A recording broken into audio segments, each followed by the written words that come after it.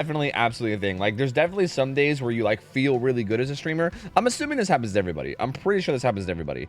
Where there's days where you're like feeling really good as a streamer, and you're feeling like you're like on point, and you're like cracking jokes, and you're actually being witty and funny, and you're entertaining, and you're like enjoying the games, and you're just enjoying yourself, and you feel like you're being a good quality streamer. And there's also some days where you're just not. You know, there's some days where just I don't know, shit just ain't hitting. You know, like the games suck or something, and you're in a bad mood, and like.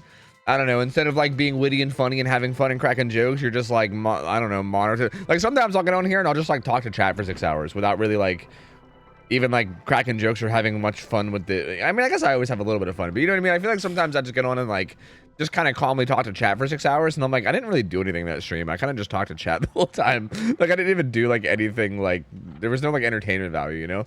And I don't know, like yeah, that happens. I think that happens to everybody. Everybody has their on days and off days. And there's really no way to like deal with it, dude. You just deal with it. I don't know. Like it sucks, right? If you think about it, it's like shit. People will come in and that'll be their first impression of you. And like first impressions are huge. So like if somebody gets a bad first impression of you, they might just leave and never come back. So that sucks. But at the same time, you also got to keep in mind that there's like literally like millions of people on the internet. So like who gives a fuck, right? Even if one person has like a bad first impression of you and they like leave and never come back, if like somebody decides they want to stop watching your stream forever or something, who gives a fuck? Who cares, dude? There's millions of fucking people out there. Who gives a fuck? You know, fuck them. So that's really how you deal with it, honestly. You deal with it by just not giving a fuck. Like who cares, dude? Like literally who gives a shit? You just get on, you grind, you do your thing, you try to have more good days than bad days. And if you have bad days, whatever, you deal with it and you just keep on going. That's basically it. That's essentially it.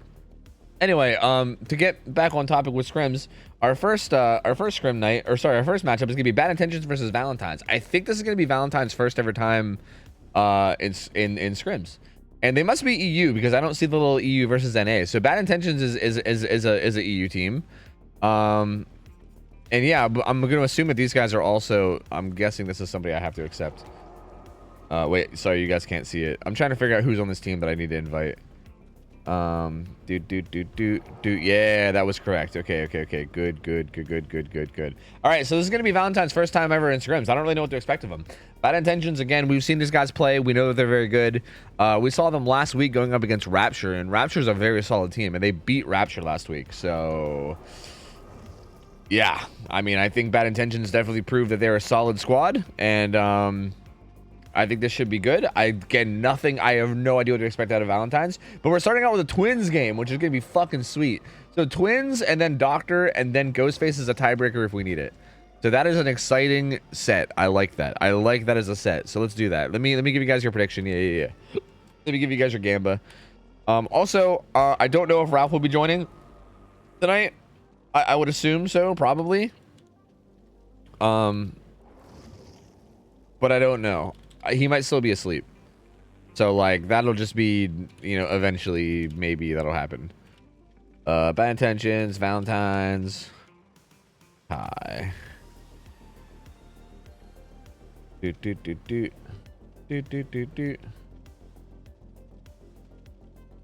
Okay. Here's your guys' gamba. There you go. There's your gamba. There's your gamba. Erica, thanks for the reset for 9 months. Welcome back. Appreciate it, buddy. Said, hey, dude, I got the job I applied for, and now I'm joining the workforce after 2 years. Yo, fuck yeah, dude. Let's go. Sick. Yo, good for you, man. Good for you. Also, keep in mind that, like, if you're going back to work after, like, 2 years of not, keep in mind that, like, at first, it's going to be a bit of an adjustment. As somebody that's done that at some point in my life, through, like, I got injured at one point, and I couldn't work, and I had to, like, take time off, and then I went back to work. It can be weird, dude. Like taking a lot of time off and then going back to work can be a bit of an adjustment sometimes. So even if like a couple weeks or a couple months in you feel a bit overwhelmed, just hang in there, because like I'm sure it'll be all right. By the way, congrats. Wait, what the fuck was I just doing? Oh yeah, I was making sure that the map was correct, because I'm sure it's probably ARP, right? I feel like we don't have twins on any other map pretty much ever. Yeah, it's gonna be ARP. Yeah. It'll be twins, ARP. There's a ton of restrictions on what the survivors can't run in terms of like healing perks and stuff. They can't run like boons. They can't run power struggle. There's a lot of stuff that they can't run because twins gets cucked over by a lot of different perks. But this should be exciting. Why don't you guys do a tiebreaker? Well, we were actually considering setting up a 1v1 tiebreaker. We were considering setting up a thing where, like, if teams tie, we basically have them send out their strongest warrior, you know? You guys ever watched the movie Troy? This is I mean, honestly, this is the thing that happened in history sometimes, you know?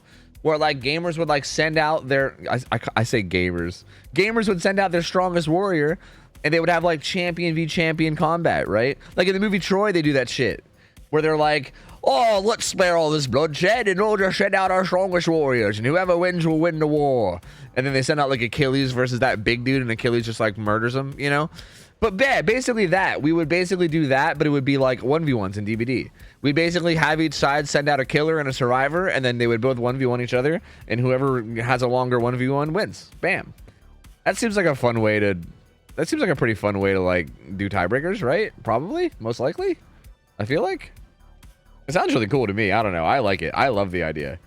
I think it's a really, really cool idea. I just need to set up the actual stuff. I was kind of playing around with the W-split or whatever. No. You would, like, the killer would have to be from the teams. I would have nothing to do with it. I would have absolutely nothing to do with it. Wait, what was the split thing called? Oh, shit. I know I downloaded it.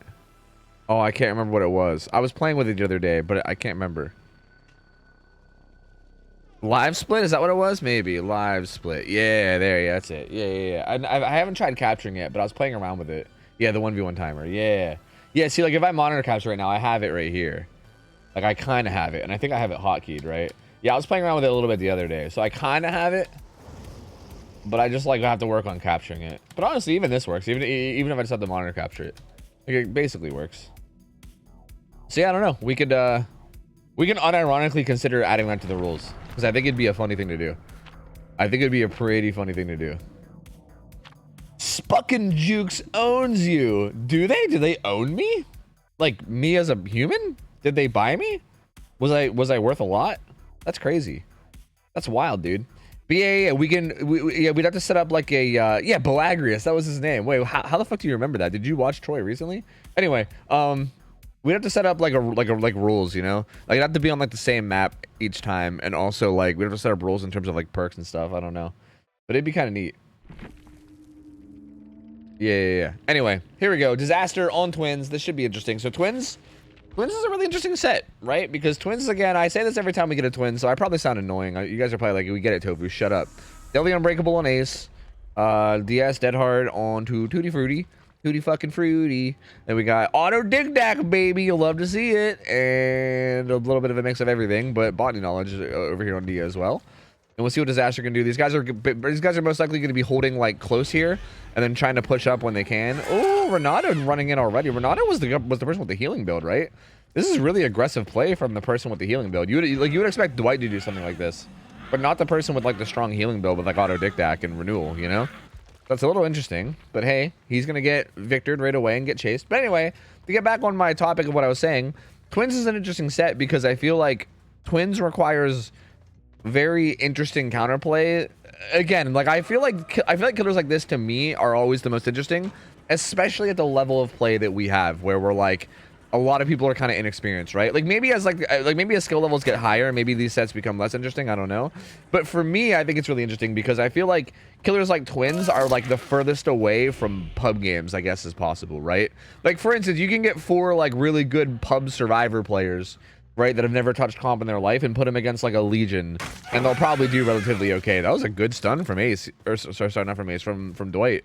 He's doing a good job of like buying a lot of time here without taking damage. But anyway, Twins is not like that. Twins is a killer where I feel like you can't just play the way that you would play in like a pub game. You can't do that. Everything is different, and I think it's really interesting to see how people adapt to that, and like whether they adapt to it or not.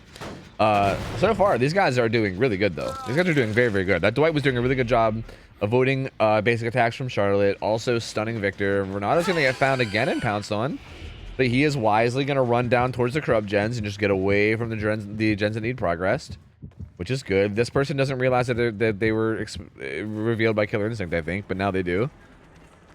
And they're gonna get out of here. Sloppy Butcher so far getting no value because he hasn't got a tag, but he will get one now. So there you go. So Sloppy Butcher is a little bit of an interesting decision here because I feel like in my opinion, Twins to me kind of reminds me of a killer like Oni, if that makes sense. Where I feel like there's like a powered up version of the killer and then a non-powered up version of the killer, right? Like Charlotte is the non-powered up version. You're just girl with shovel or whatever. Girl with sickle, girl with shovel, right? And then Victor is the powered up version. You're like little guy with 6.0 move speed and a pounce that goes over walls and fucking windows and pallets or whatever the fuck. Like, so in my opinion, it's very similar to me as like Oni, where I feel like you really need to make sure that you're not letting yourself get basic attacked by Charlotte, because if you do, this will happen. Like literally exactly what happened to Nia will happen to you, right? You get basic attacked by Charlotte, she could very easily just follow up with Victor, and then bam, you're down just like that. And Disaster did manage to do this Nia. There was no teammates around to help her out, so she's gonna go down and get hooked on this top side. And there is a 3-gen here, because these were the ones that were blocked, so there is currently 3 gens here that Disaster might try to defend, right? Yeah, yeah. There's got to be. I didn't see them, but there's got to be. So they managed to do the bottom right gen. This mid gen still being progressed a little bit. Disaster's gonna go ahead and venture out pretty far. He's got Victor on the hook, but if these guys know about that, they can just kind of crouch walk up and unhook.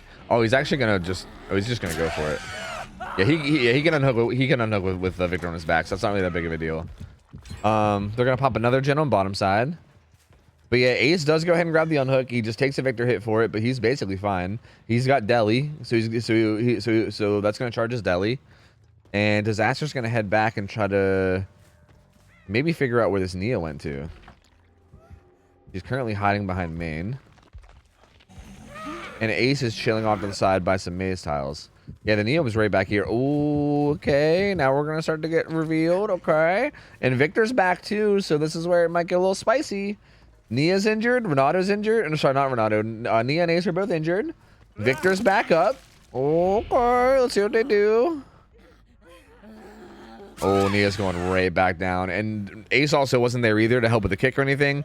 I feel like these guys maybe should have grouped up, perhaps.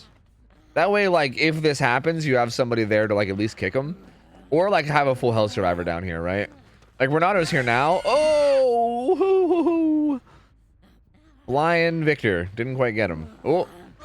Didn't quite get him. Oh, no, but no, not gonna get kicked either, though. Looks like Ace healed up. They did manage to heal up Ace. Disaster's just, okay, yeah, Disaster's gonna come back and just secure this hook now. Yeah, he definitely doesn't want to give up. Like, he does not want to give up this hook stage that he has here for free. This should either be a hit or a pallet use. Yeah, Renato just gonna give up this hit for the sake of keeping this pallet up, which I don't know if that's worth it. I feel like you should probably just throw the pallet there and then accept, like, I don't think you're getting that save, right? Throwing that pallet's not that big of a deal. I think you make sure you don't take damage and you just get out of there. But Renato is gonna eat is gonna eat that tag, and then also Sloppy Butcher is gonna be in play. No more pain res on Nia, so that's already been used up. Ooh, but they managed to do one of the gen. That's so big. That's huge. This was really smart from Valentine's to double up on that gen. So Disaster seems like he's pretty dedicated to holding down this top side 3-gen. And that's he kind of like spent a long time there messing around with Renato, like missing Victor pounces and everything on him. And also like fucking around with the Nia. And yeah, they actually managed to get rid of that 3-gen.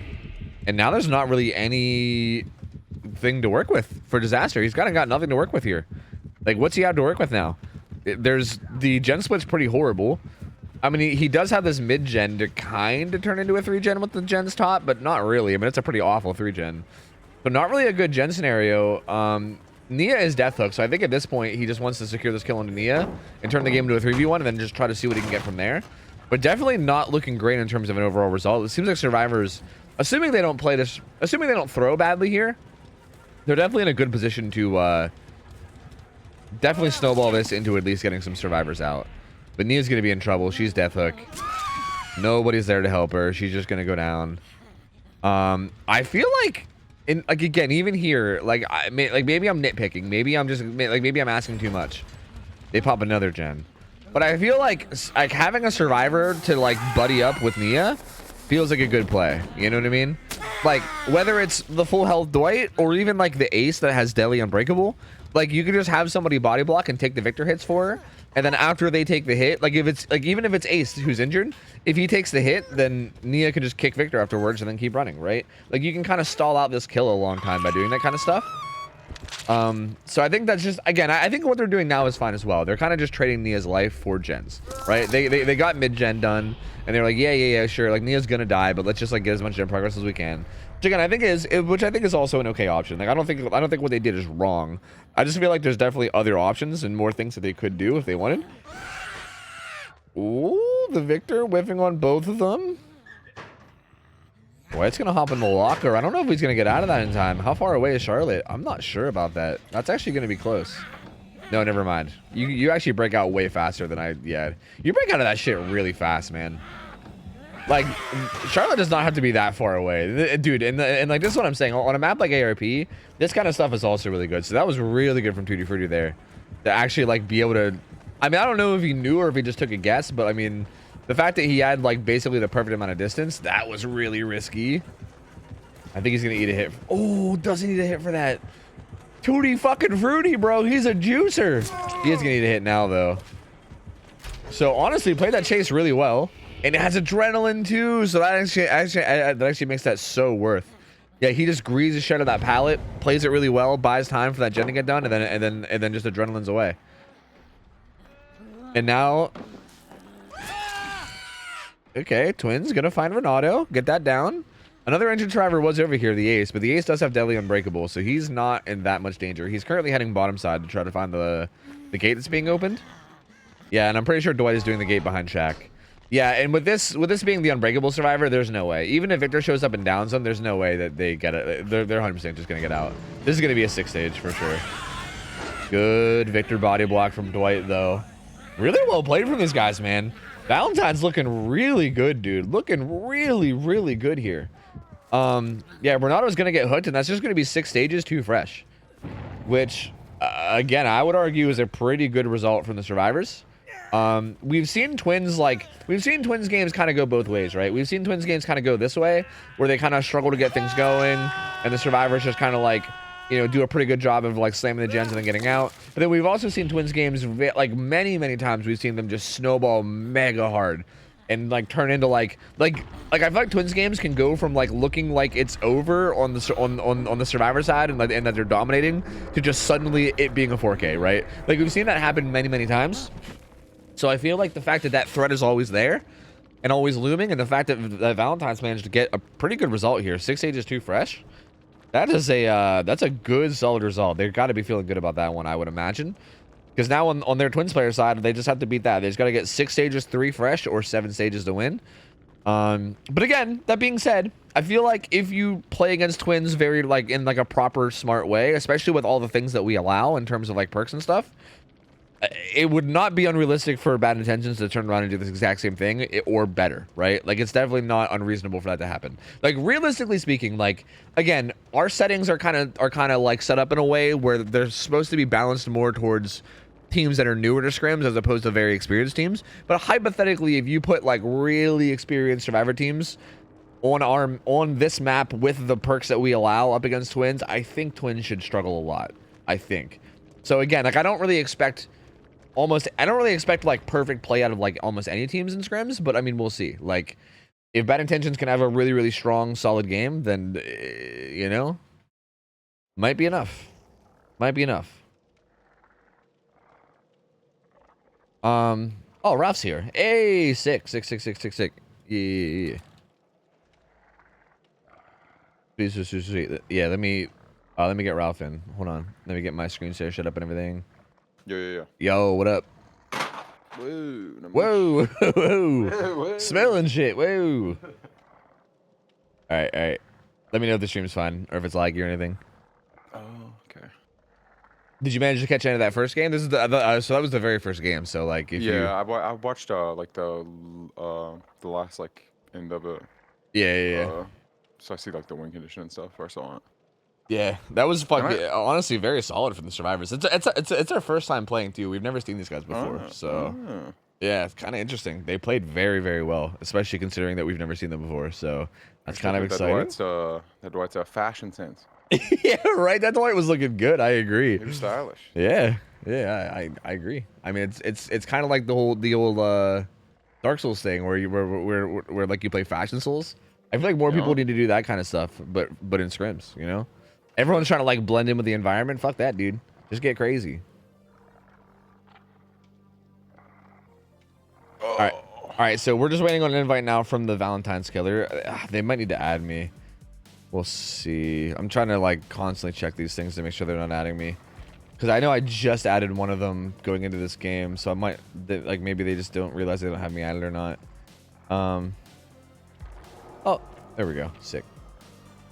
But yeah, this should be interesting because, again, all he needs now, all this Twins player needs is 6 stages with 3 fresh hooks, or, oh shit, disaster rejoin. Let's go. Or 7 stages. That's it. Which again, I would argue is not a crazy hard win. I don't know. I'm torn on this. I'm very torn on this because I would argue that that's not a crazy hard win condition, but I would also argue that if the survivors play like really well, then I would say it is actually a really hard win condition. Like, I don't know. It's really tough because I feel like Twins games in general feel like they boil down a lot to just, like, again, especially with our rules and everything, it feels like it boils down a lot to the survivors and how many mistakes they make and how good you can take advantage of those mistakes, right? Like, obviously it's not all survivors. Like, survivors that make, like, if survivors make a ton of mistakes but you don't take advantage of them, then, you know, you're still gonna lose anyway. Like, there's still a lot of killer skill that comes into play, but at the end of the day, if the survivors play like really well and really tight, then it might not matter how good you play Twins. You might be cucked because, yeah, I feel like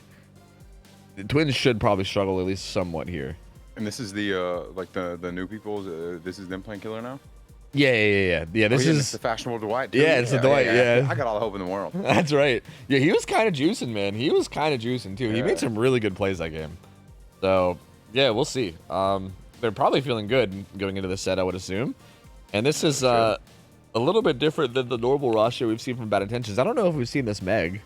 Usually, I think like Disbalance is usually their 4th from what I remember, but we'll see how this goes. And yeah, these guys are going to play really well. Like, this is going to have to be a really strong performance from them. Otherwise, they're going to be going down 0-1. And what's the next killer in this set too? It's Doctor. Yeah, I was about to ask, if I could see the schedule screen? Yeah, I just pulled it up. Yeah. Shit, I mean, fucking unpush your stream. Yeah, so it's going to be Twins, Doctor, and then Ghostface if we need the tiebreaker. Again, so many Doctor picks, dude. All weekend, it's so weird, man. Like, on Friday, we saw so many Doctor games. Today we have 2 guaranteed sets and then 1 tiebreaker possibly as well. Just so many Doctor sets, which is so interesting. But oh, yeah, I didn't know you had a team, Tofu. Are you sponsoring them? Wait, what do you mean? Is that like your team? Oh, OhTofu's waifus? You got your waifus? Yeah, they're my waifus. Yep. I respect that. Oh, yeah.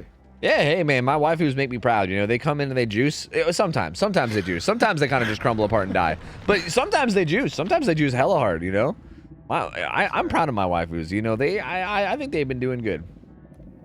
Do you punish them when they don't juice? You don't have to answer that. You don't have to answer that. Yeah, okay. We don't need to know. Yeah, it's you're your right. private matters. You're right. Take that up with your waifus. Oh fuck. All right. So here we go. I think in that last game, I'm curious to see what this person runs on Twins. Because I was actually like, I was a little surprised to see Sloppy Butcher on just on Disaster's Twins. Because I think, again, did he not pick the map or something? What happened? Or did he like, I'm not sure what happened. Was there no map choice? Rutrow. Well, yeah, this is a build that would be more like what I'd expect, I guess. That's interesting. I'm not sure if they forgot the map or what exactly happened, but I guess we'll see. First time mistakes. Makes sense. Yeah, it happens. They're new faces, you know. Yeah. They're used to the order of things. Makes all sense in the world. Yeah, they definitely don't seem like they're new to comp, that's for sure though. They played that last match really well. But yeah, I mean, they might be new to all this. Okay, yeah, there we go. Yeah. That's going to be a minus 0.5 penalty. So all that really does is make it so that there's no tie possibility. That just means that the win condition now is going to be 6 stages. Or sorry, yeah, the win condition now is going to be 7 stages, and 6 stages would be a loss. So instead of like 6 stages, 3 fresh being a win, the win condition now is just going to be 7 stages, no matter what. Just 7 stages, no matter what, under any circumstances. Which again is not that big of a deal. It's still pretty reasonable to get to if they have a good strong game. So we'll see. But yeah. Just to talk a little bit more about what I was just saying, I think the build that this guy's running seems like it makes a little bit more sense to me. I feel like, to me, Sloppy Butcher on a killer like Twins, because again, I said this like during the last match. I feel like you treat Twins similar to how you treat Oni, right? How you like really don't want to give a hit for free when he's in like his not powered up stage, right? Like I feel like Twins is the same way. They have like the not powered up stage, which is just Charlotte walking around with a sickle, and then you have the powered up stage, which is Victor, right? It's like the same thing as Oni with like the with like the demon dash and all that shit. Basically, if you're just giving up hits for free to the non-powered up version of the killer, then they're just gonna shit on you with their powered up version. And I feel like Twins kind of works the same way. Like I think proper play against Twins, like assuming that the survivors play correctly, they're most likely not going to be giving Charlotte a lot of M1s. Like, don't get me wrong, I'm sure you will get some tags, but like for instance in that last game, I think Sloppy Butcher maybe kicked in like twice, maybe towards the end, maybe it kicked in like a third or a fourth time, but like throughout like the early to mid game, Sloppy Butcher barely played a role at all. Like they just did a really good job of like playing pallet safe and not eating hits. And pretty much the only time they took damage was from Victor, which doesn't apply it. So yeah, I thought it was a little bit of an odd choice to see Sloppy in the build, because I feel like that kind of relies on the survivors playing badly. And I feel like if the survivors are playing badly, then you're probably going to win no matter what, right? Because like, who cares? So wasn't a big fan of that. I do think the build from Tutti Frutti I like a little bit more. Oh, head on Disaster. That's interesting. Lots of anti-tunnel here onto Meg. Lemonade's rocking a lot of gen perks, Deja Vu and Prove Thyself. Then Unbreakable Deli is going to be on Rosen. Very fast find from Tutti Frutti too. God damn. Oh, what the fuck? What the fuck? What the fuck? Okay, it's fake. It's fake. I don't know what the fuck. I don't know what that was. That was a little weird. It's fine. It's fine. It's fine. It's fine. It's fine. But yeah, I think this build makes more sense. I mean, Force Pendants can be really, really good if they're like doing like buddy system stuff and taking hits for each other. Pain Res, obviously a strong perk. Noed, also really good for confirming things if they get all the gens done. Just, yeah, this feels like a very just strong build here. Ooh, and I just got done saying all that shit about giving Charlotte hits for free. True. And there they go. Not only that was the Deli survivor that did it as well. Like, I feel like Deli playing kind of that far up right there was a little risky. I mean, I know that like they have some survivors further up on the gens, but like, yeah, they're gonna get the heal off, so it kind of ends up being okay, but a little risky. Tutti Frutti's gonna find Lemonade. But yeah, it has this pallet. Yeah, see, like I like this. I like the not fucking around with the window and just going to the pallet. So far, playing the pallet really well as Lemonade. And this guy has the like, you know, not being known fucking aspect to him working for him as well, because these people don't know how good he is, so it's harder to make raids. Yeah, exactly. That kind of stuff can be really difficult until you can kind of like feel it out, you know. Lemonade's doing a really good job in this chase though. Like, these tiles are not exactly the strongest. Oh, he is getting to hit there though. Yeah. Good. I mean, it's a matter of time there, right? Like you can only buy so much time. Finally recalls Victor. Like, Disaster was holding on to Victor for so long there. But now there's two people injured. Lemonade's injured. Disaster's injured. He's going to be sending Victor after Lemonade. Maybe, actually. Ooh. Okay. Nice little snipe there onto Renato. Gonna spread. Care. Yeah, gonna spread the injuries around. This guy's also the Deli survivor. But this is interesting, though, because I feel like him going after Renato opens them up to just be able to reset. Right? Like, I don't want to step away from this chase in case he gets the down. Rosen doing a good job right now. But yeah, I imagine the others are probably healed. Never mind, they're not. Never mind. Don't worry, forget it. Forget it. Never mind, forget it. This is actually working out fine. Oh, God, where's cool when you need it? Oh, that's right. In there, you have no stacks. If this was Numi, that down. Oh, okay. Well. Down comes in, though. And this is Deli getting tunneled out, which is definitely not what you want. Deli being the tunnel target. Yeah, that's very, very unfortunate. So that's crazy. To be fair, though, this down did take a while, and also the fact that they're doing this like not healing up strategy and just slamming gens means that they're gonna get a good bit of gen progress here. This will probably be pain res. This will probably hit one of their gens. Seems like it hit Meg's, I think. But look at all this gen progress, right? 3 different gens that are all like 60, 70, 80. The problem here, though, is again like this Victor thing. Okay, they're all so far away from the hook, though, that if Victor shows up, they can just... I mean, Meg's the only full health survivor, so she doesn't have to worry about it. These injured survivors can just jump in lockers. Like, if Victor shows up, they can just jump in lockers. And they should. Yep, and they will. So, there you go. And Adam should do the same thing. They should be able to say, yeah. So basically they called out that Victor was there, which is why Adam immediately like got towards the locker. And he was like, yep, fuck that, I ain't taking any chances. So this is really smart play from these guys. Not even fucking around and giving them a chance to slug and get the ball rolling. Just immediately gonna hop in lockers and be like, nope, and doing it again. So good, smart play from the survivors. I like it. Meg is most likely rotating for the save now since she's the only full health survivor. The problem here is that Meg might have to just die for this. Oh, Charlotte, the fucking linebacker. And he goes struggle. That was so good. He just made sure that she couldn't make it to save before going back. Yeah, that body block was massive. Good awareness. He's gonna go ahead and grab this pain res hook real quick onto Meg, and he'll most likely still be able to follow up on this on Renato too. So he's gonna go ahead and grab that pain res, and he's gonna keep following up. He has Victor over here. He's gonna try to cut him off. He does find him. Hey, well, they're close enough. He needs teammates there to body block it. I think he needs some teammates to come body block it. Is he gonna get that? I don't think he is. Yep, he's not gonna get that. Oh no, disaster, dude. That's horrible. They're on death hook too. Yeah, that's yeah, because they went struggle. Yeah. That's really bad. It was looking kind of okay for bad intentions, but yeah, I think forcing struggle onto that survivor, and then also this happening right afterwards too, makes this really bad, man. That's really unfortunate.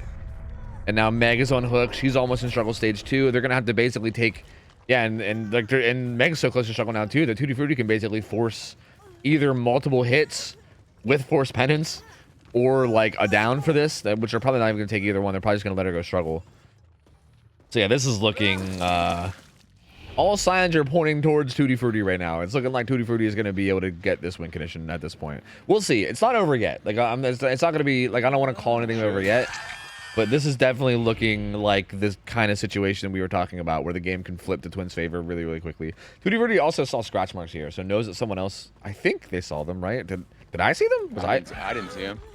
Was I hallucinating? Yeah, I must have been seeing shit because he's not even there. Never mind. Forget that. Just forget everything I said.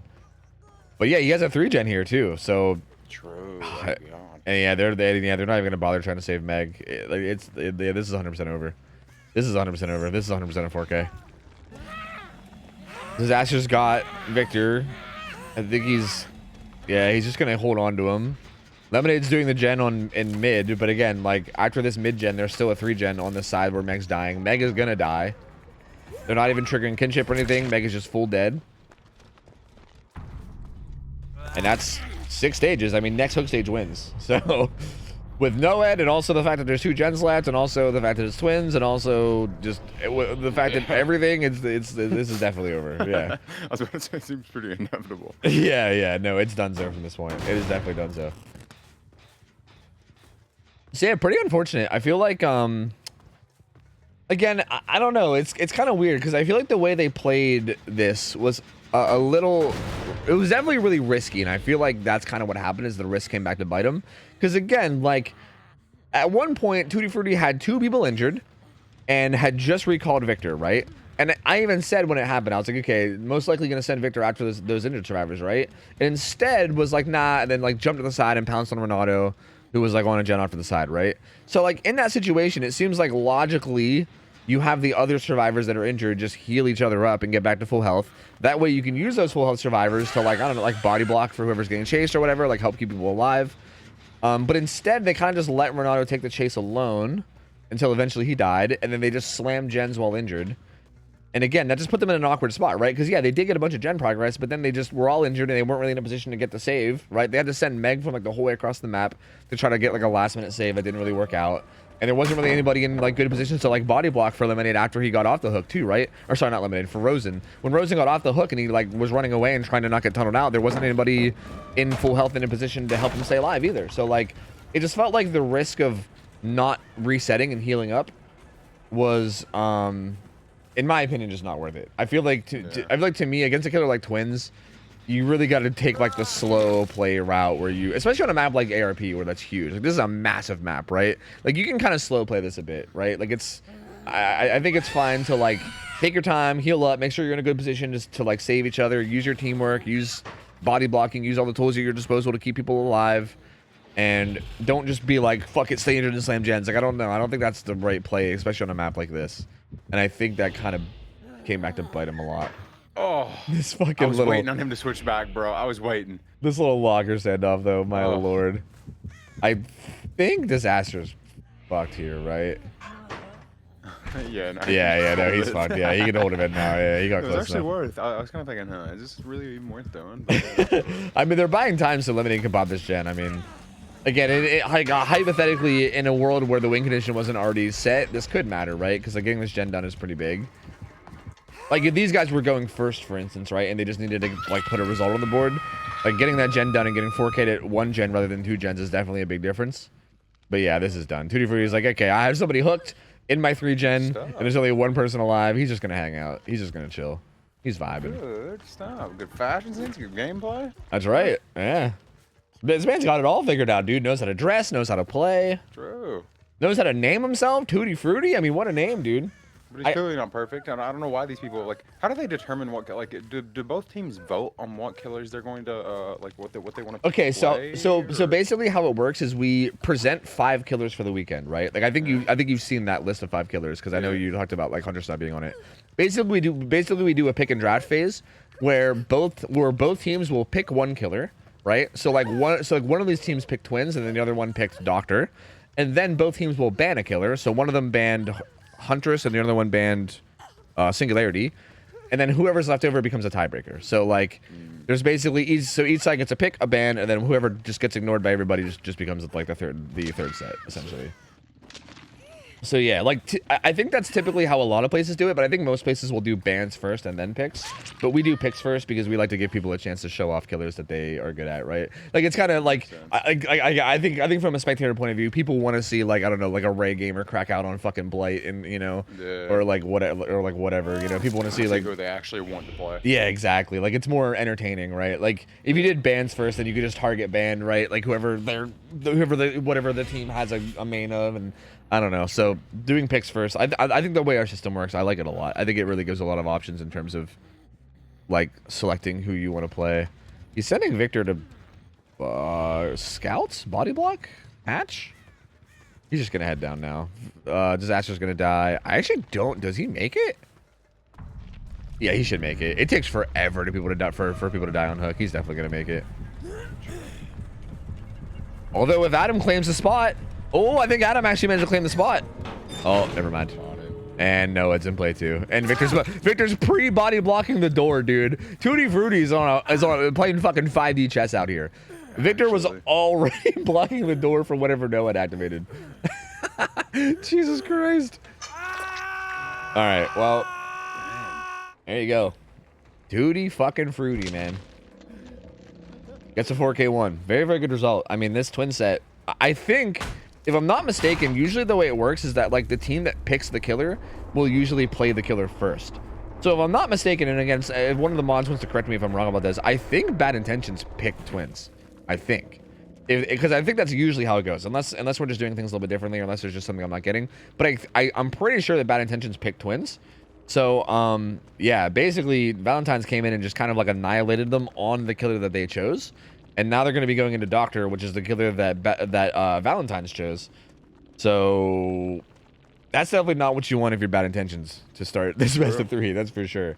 But we'll see. Anything can happen. I mean, we've had a ton of games go this way. We've had a ton of best of 3s where like both sides will just get annihilated on the killer that they chose, and then we're like, wait, what's happening?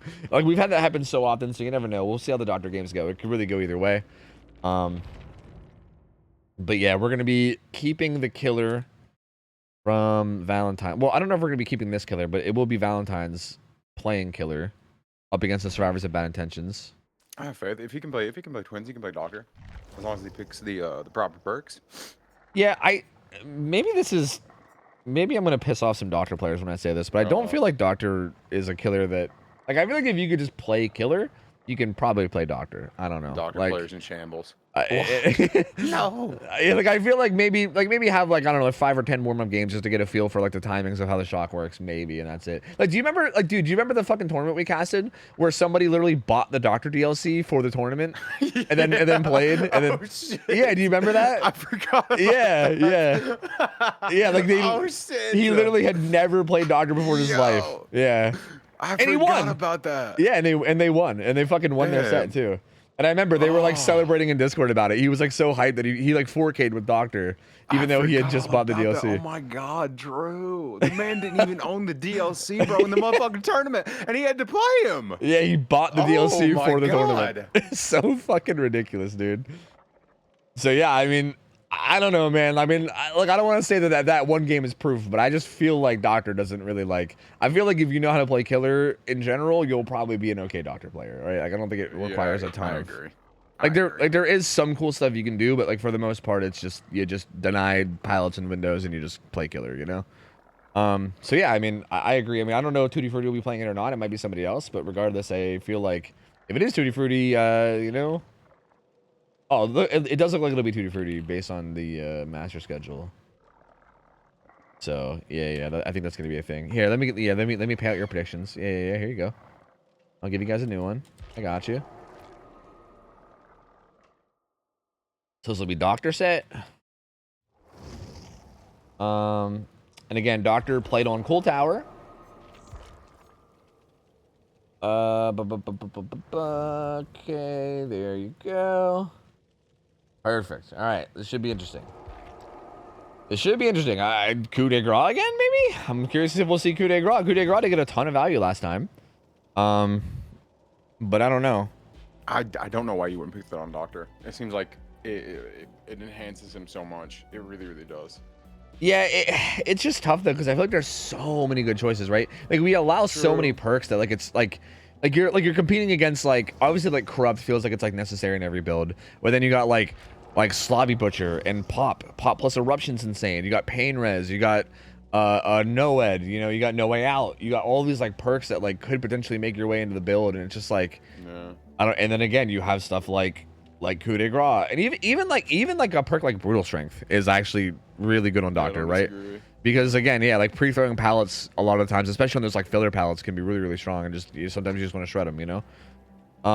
So yeah, I mean, I don't know, there's just a lot of options in terms of perks, and I do agree that coup did seem like, again, especially in the games that we saw, like I think it was Numi, right, who just got like fucking like value like 6-7 different times in the game. It was just insane. So and then we watched the Doctor not use it and like not get anywhere like near as nearly good results. Yeah, and then we also I think we even commented on a couple times where Coup would have been strong on that other game too. So yeah, I mean, it did feel like, it honestly feels like it unironically might be a really like S tier choice on him. So I guess yeah, we'll see. see. I think that perk might just be bullshit. I actually do. Yeah, it really might be. Yeah, especially now that you get 2 stacks for like per gen. It's kind of wild. Yeah, because I feel like at least before it was like, okay, it only kicks in a maximum of 5 times per game, right? Like, and he also gets it every time we do objectives, so like whatever. But yeah, now you're just getting it constantly. Like you're just constantly getting it. Like it's, I don't know, man. Like they pop 2 gens and then you have 4 massive swings like that. I don't know, dude. It does seem kind of wild. So I mean, it's another one of those perks that's even better in a comp situation too. Yeah, because again, it's weird for Co, but it's just like you can just pub stomp with Co. Yeah, I mean, pub stomp in normal games. So like, say you're playing Huntress and you have it and you never use it because you dominate. Yeah, because you don't need to. Exactly. It's like ultimate weapon. Like the information it gives is great and whatever, but people are so predictable and it's easy to track people in pubs. Exactly. So a lot of the time they'll be in a bad position and you're actually aware of it, but when you have that perk, you walk up to them and they scream and you let them know that you know. And it actually bodies you. Yep. Yeah, like half the time I put an ultimate weapon in pubs, I don't even use it. Like I feel you. Yeah. Nope. And I agree. It's kind of the same way. He does that. He has Merciless Storm, which is interesting. But anyway, I mean, I agree because I do. Oh, the head on. Oh shit. From Disaster. Okay. I do feel like. Oh, we actually have Elder on Killer, by the way. We didn't even actually talk about that. It's not 2D Fruity. It's actually going to be Elder. But yeah, like I do think that, like, again, against like very high tier like good survivor players, the main issue, right, that always comes into play is getting the hits and getting the downs, right? Like that's the difficult part. So again, like in a pub setting, Q might not matter because everyone just gets fucking hit from anything because they're bad, right? But yeah, if you're going against actual good survivors, having a perk that can just get you hits that you normally can't get. I mean, that's like End Fury basically, right? That's why End Fury is so strong. Ooh, doesn't quite get that one though. Has to reshock. That's actually big. This buys a lot of time because now Disaster does like a whole nother loop around. Should get it now. He will go down under pallet now too, but I don't think anyone's in position for this. Nah, no one's in position. So the Deadly Survivor. Oh, rip. Merciless Storm too good. Merciless Storm too strong. Damn. Deadly Survivor does that for the people though. So there's definitely something I want to see out of this game, and something that we have not seen out of some of the previous Doctor games, and something that I'm hoping to see is that if Elder, that's assuming Elder goes for like a tunnel out strat here, right? Like this down came in at 5 gens, and it was also a pain res, and he's also near a hook, so it does seem like it might, right? Elder is definitely in a spot where he could maybe try to tunnel out Disaster here, and if he does, I want to see some like body blocks. I want to see some fucking for the peoples. I want to see like some stalling out the kill a lot more, because I feel like a lot of the games we saw over the weekend, we didn't see that enough. Because Doctor is definitely a killer that is very like susceptible to that kind of stuff, right? Like he's very easy to just like body block, and like it's very easy to take hits for your teammates. Ooh, does get that vault. Can pre-throw that pallet too. Okay. And Elder is going to stick around. And again, here, like, I would like to see somebody here. Is that what Meg's doing? No. No one's going. I mean, there's more potential for this Clouded Twice a shit ton of time. He has no co, so it's like he's not gonna get any nonsense hits. He has to get a normal hit. But it seems like it might be coming. So. I just feel like with all this, if you just put someone in this door right now and then take a hit and let her run down the map, that's wild, right? Yeah, because she's just gonna go. Oh, she tried to dead hard, so yeah, she must have dead hard. Yeah, you're right. No DS though, which is interesting. They could have actually ended up wasting a lot more time. Yeah. Just by taking a hit. Yeah, and again, especially because Rosen has like for the people as well and everything, right? Like I don't know, like there's so many plays. Like you can send that survivor and then either go for the people play or just a body block, and like either one would be fine, right? Either one does work. But instead, they instead decided to trade Disaster's life for gen progress. They do pop that gen bottom side where the hook comes in, so they at least got the gen done near the hook, which is good. But only 2 gens done now. Disaster's going to be in struggle.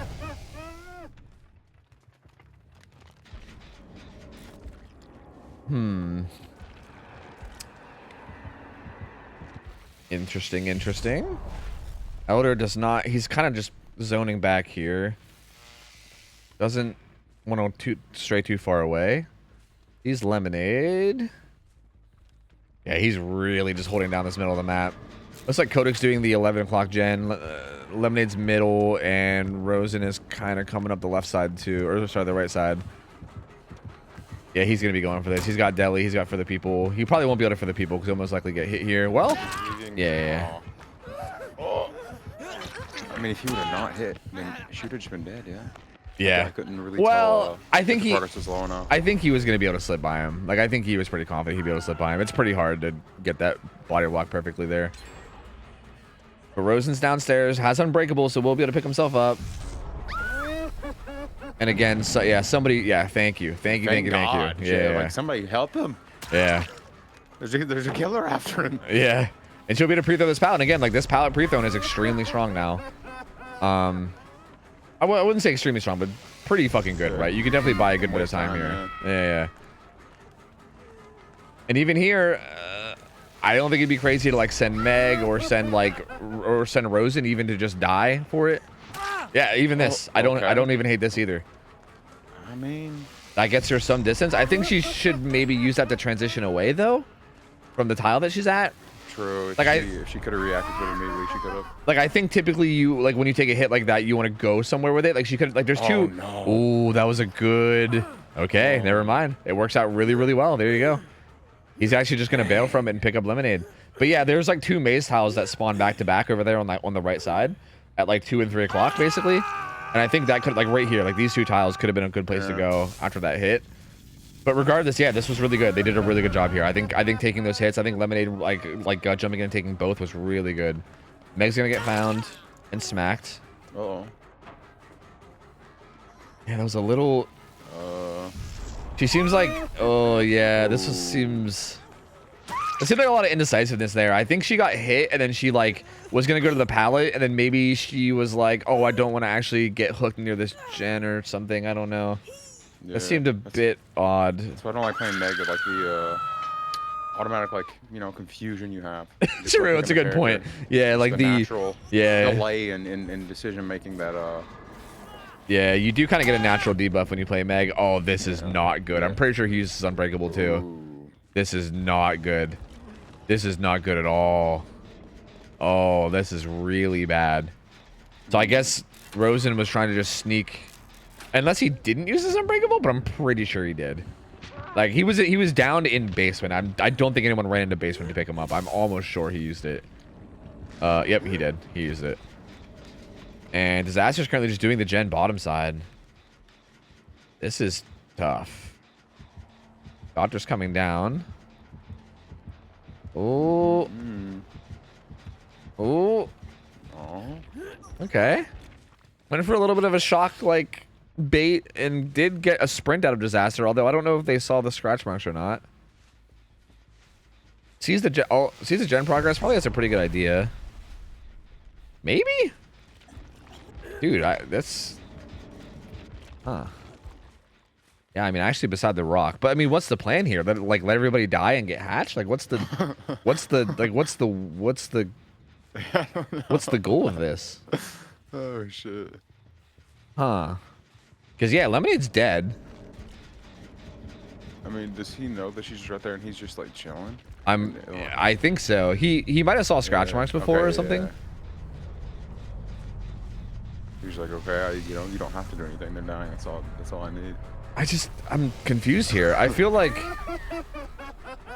I mean, I don't really think Disaster had very many plays to make, because, like, ideally you want to sneak over without getting hit, right? Because, like, if you 1-for-1 on any of these unhooks, then you're probably fucked anyway. Because you can just keep slugging. Okay, though, that's good, though, but Meg's still gonna die. Like, again, it's too little too late. Meg's still gonna die. And that's 2 people dead. That was just so much snowball pressure there. Man, that's so unfortunate, because I feel like they were doing such a good job. Right up until the point where they all fucking died. Like, it was going so well up until that point. When that happens. Yeah, that happens. same. Doing great until you just, you know, start doing bad. Yeah, until bad things happen. Oh, probably in a locker. I know. Oh, actually, no. I was gonna say I know Disaster had Quick and Quiet head on, so I thought maybe they were in a locker, but no. Currently crawling around on the right side of the map, kind of just ratting it out at the moment. But yeah, I mean, this looked like it was gonna, like, it literally looked like it was about to be like a 5, 6, 7 stage game for Doctor. Like that, including like Noed, right? Like including like the Noed that he falls back on. It kind of seemed like it was gonna be between like 4 and 7 stages, right? Maybe, with how well they were like handling the tunnel out, and now it's a 4K at 1 gen left. It's like that's what led to the downfall too, is them actually coming to protect Claude. Once that happened, everything went downhill. To me, it feels a lot like, again, I hate doing this because I hate like pointing out one player because it just feels rude. But like, yeah, but it's the Megan. Yeah, the Meg. Yeah, it's the Megan. I think like to be fair to her though, as someone that has fucked around in Survivor scrims a bit and stuff, it felt to me like it was a calm issue more than anything else. Because she like seemed like she wanted to run somewhere, like she like got hit and then she ran towards the pallet at 4 lanes, and then she like was like no, never mind, and she like turned around and ran the other way. Which, like, that feels like one of those situations where, like, you're being told to, like, take the chase somewhere else or something, right? Yeah, like, somebody was like, don't come to blah, blah, blah, don't come to blah, blah, yeah. blah. Oh, God. Yeah, exactly. Like, I feel like it seemed like one of those types. It's hard to say, right? It's hard to say because we're not in comms. We don't know what went wrong.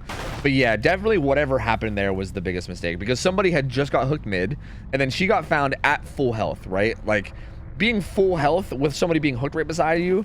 And she was also at 2 maze tiles. Like, going down quickly in that situation is just not really acceptable, and that's kind of what snowballed it, right? Like, she kind of went down near the hook, she got hooked, and then they didn't even get a chance to unhook the first guy by the time she even, like, I think all of that too. I mean, we can't even blame just her, because even her going down and getting hooked, somebody should have ran up and unhooked Lemonade while she was getting hooked too, right? Like the fact that like he was able to hook Meg and then go back to Lemonade's hook and catch off the deli survivor before they can unhook. Like it just felt like it just felt like there was a lot of like out of positionness, and there was also just like, again, with the chase also happening the way it did too, it just seemed like it was a lot of mistakes all kind of happening at the same time. And yeah, Elder snowballs off of it really hard and gets a crazy good result there with a 4K1. So yeah, interesting. Very interesting way for that first game to go. That was not how I was expecting that to play out. Yeah, no coup, right? Yeah, exactly. I think Merciless Storm only got value that very first time. From the, I think it got value. It did. It did get value. You're not wrong. It did. But hey, imagine how much value coup could have got. You know, imagine. True. You know, you never know. So unfortunate. They were doing. I mean, God. If Claudette would have just died and they would have all stayed on gens, I wonder how it went. Or how it would have went. See, I feel like it would have went okay, but I feel like, again, I don't think them taking hits for Claudette was the bad play, because I feel like that was really good. It wasn't the bad play. It's just they crumbled after they made the decisions. Yeah, it felt like afterwards they kind of just fell apart for sure. And I feel like, because again, they were in such a good spot. They got Claudette away, and they were able to like heal her and get her back to full. A person that was fresh hook got hooked, which was fine. Like they can kind of just let that hook happen. And then they had Meg at full health, and they had 2 injured survivors, which was Claudette and whoever else. That were able to, it was Claudette in the deli survivor that were able to like run off and heal each other. Basically, all that needed to happen was that they just needed Meg to not die quickly, and then that's the opposite of what happened. Like that's basically it. Because I'm pretty sure what happened is they probably like ran really far away to heal Claudette because she was death hook and injured, right? So they probably wanted to heal her somewhere really safe. So they probably ran like way down by Shack. I didn't see where they were, but if I had to guess, they probably were like way down by Shack or something, or like way on like the way opposite corner, like healing up just to make sure that they can get her back to full health. And then when Meg died quickly, they were so far away from the hook that they were like, fuck, we got to go the whole way across the map to get this unhook now. And then they couldn't do it in time, you know? So yeah, it's just tough. And just the natural delay in communication whenever you have to like communicate with your Meg player. It's like talking to a tribe that's never been contacted by like civilization. It's like Tarzan trying to talk to a monkey. Megan, true. Go that way. No, Megan, go.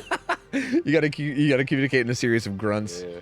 Ooga boog, ooga boog, and then she's like, oh yeah, I understand. Yes. Oh shit. Just for the record, we're flaming Meg the character, not the person playing Meg. Okay, just FYI. All right, I just want to make that clear. All right. Like even the best player in the world, you put Nightlight, you put fucking Xeno, you put you put anybody on Meg, bro, and they just instantly get a debuff. That's just how it works. You just get a debuff when you play Meg. Like it's just how it's a built-in passive that isn't really like shown anywhere, but that's just how it goes. You know, that's just how it goes. Try it for yourself. Try it for yourself. Yeah, play like go play some games as like Cheryl or Ada or something, and then go play a few games as Meg and just see the difference. You know.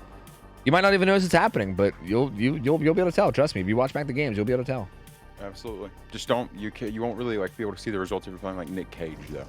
Yeah, true. That's a good point. Yeah, or like Leon or Bill or something. Yep. True. Yep. Yeah, like none of them. Because those are kind of just like bully Megs. You know what I mean? Like yeah, when Meg goes to the family reunion, she sees them. Yeah, true. Exactly. Yeah. Oh Lord. Hey, real quick. Tess, thank you for the resub for 31 months. VG Man, thanks for the 72. Good to see you, dude. 72 months. God fucking damn, dude. Good to see you, buddy. A roll, thanks for the 4. Arcane Dan, thanks for the 53. Appreciate you guys, man. Thank you. All right, these guys are all in. These guys were looking really good in that twin set too. So this is looking this is not looking great for our homies' bad intentions here, because yeah, like they need this doctor set to stay in the best of 3, right? Because they lost that first twins game. So they need this to stay in it. And to be honest with you, like if I'm just going to keep it real with you guys, in my opinion, I don't think there's any way that they win this set. I think best case scenario, and even this is, I think, looking grim, is a tie. Because getting a 4K2, like there is a massive difference between a 4K1 and a 4K2. Like those are, like, again, like maybe like a 1 hook stage difference might not be that huge of a deal in a lot of scenarios, right, or whatever. But I feel like the difference between getting a 4K with 1 gen left and getting a 4K with 2 gens left is fucking crazy big. Like it's a massive difference. So again, even a 4K1 as Doctor is a very extremely strong result. But I feel like a 4K2 with Doctor should just not happen. Like, that should not happen unless the survivors fuck up extremely bad. I mean, even though survivors last game, I would say fucked up pretty badly, and that's how the 4K1 happened. The survivors would have to fuck up even worse than that for it to be a 4K2. So like, I'm not gonna bank on that happening. I feel like there's a very slim chance, like almost none. But maybe if they fuck up a bit, maybe Disbalance can turn this into a 4K1 and at least force a tie, which I think would probably be like best case scenario here. But it's going to be tough. I mean, this is all they got to do is finish all 5 gens. I mean, that's it. Like that's literally it. Like realistically, I don't know how Doctor stops that. Like that last game snowballed because he was going for a tunnel out, and then they tried to like body block for the tunnel out, and it kind of snowballed from there. But like, for instance, if Disbalance goes for a tunnel out, they could just not do that. They could just be like, yeah, whatever, just go ahead and kill him, and we'll just sit on gens. And then like, I don't know, I just don't know, like as Disbalance, I don't know what your strategy is here. I don't know how you win this. I'm curious to just see what perks they picked that caters to the win condition, because obviously no wood. Yeah. If it's that far, the game's over. And whatever else. So I'm curious, because we like last week we saw, or Friday we saw. Nui picked Coup, and then the next one picked Save the Best for Last, yeah? Yeah, Stabiffle, it got no value, right? I'm pretty sure. Well, I mean, like, it didn't get any, like, I don't think he was ever at a point where he had max stacks. He got, like, just small benefits from just the, naturally hitting people and getting some stacks. I can't remember which game it was, but I remember one of the games someone brought Stabiffle, and then they ended up finding the Obsession and, like, tunneling the Obsession. So like it just didn't. That was a Doctor. That was a Doctor game. I'm pretty sure. Yeah. He started off with the Obsession and just got unlucky, but he was getting like just minor value naturally throughout the game, just having 2 to 3 stacks. I mean, to be honest though, like I would say that's like risky, right? I would say like running Stabiffle is risky, but I feel like with a win condition like this, that's probably when you want to take risks, right? Like if something is like high risk, high reward, this might be the time for it. Because I don't know if Stabiffle's worth it though. I feel like Coup is far more worth it. I feel like that's more it's more consistent. Yeah. All the value you're gonna get from it. It's more consistent, but I mean, they kind of both take time to get going. I was gonna say it takes longer to get going because you have to actually lose gens. But is that even true? I mean, Stabiffle takes a while to get going too. So like, I don't. And there's a chance it like never really gets going whatsoever. Because if you you just have to be able to hit them. Period, and also it has to not be the Obsession. Yeah. So sure, even when you're getting like 1 to 2 stacks or whatever, like there's a little bit of value you get just from the lower recovery or whatever. But is it really that crazy? It's not leading. It's not like unless it's giving you a down, then meh. Yeah, exactly. Devour Hope. Ooh, imagine. Downs. Imagine Devour Hope. Dude, if it wasn't Cool Tower, then maybe. I feel like totem spawns on this map are not good. It's too. The map's too. If we were on like Dead Dog Saloon or something, then maybe. But there's no way, not on this map.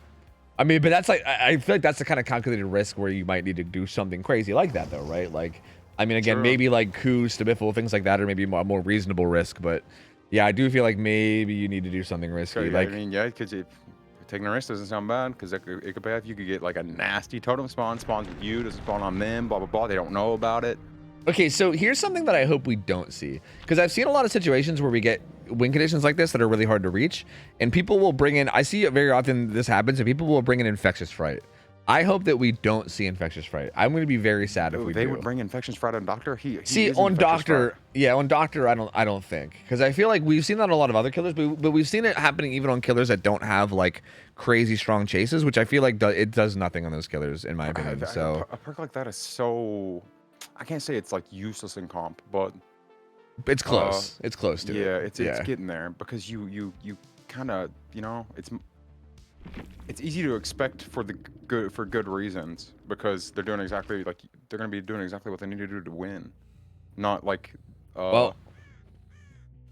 easy to expect like people's positions in pubs because they're the deuce, Yeah, and also they'll most likely be like taking the chases purposefully away from their team. So like there is always the chance of like the random hidden like flashlight juicer, but yeah, but even then you're just gonna scare them off. On top of that, yeah, like all you're gonna do is scare them off, and you're not gonna be able to actually follow up with a down in like a quick way at all.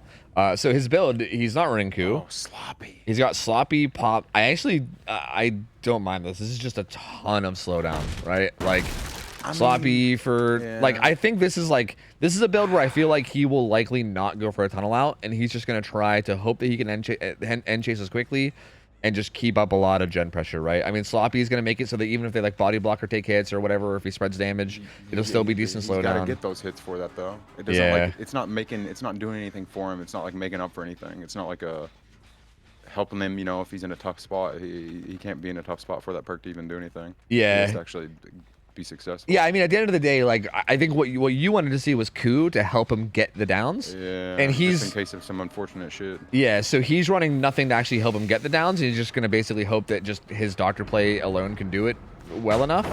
Oh, I don't know how he doesn't get that. I actually can't believe that. I looked like it should have landed. Wow. I agree. But yeah, I do think it's an interesting assessment. I think you're right, because I feel like he's running perks where, like, assuming that he's able to get downs decently quickly, then he'll be able to use these perks to, like, keep up the pressure and win. But yeah, he doesn't. With that, bro.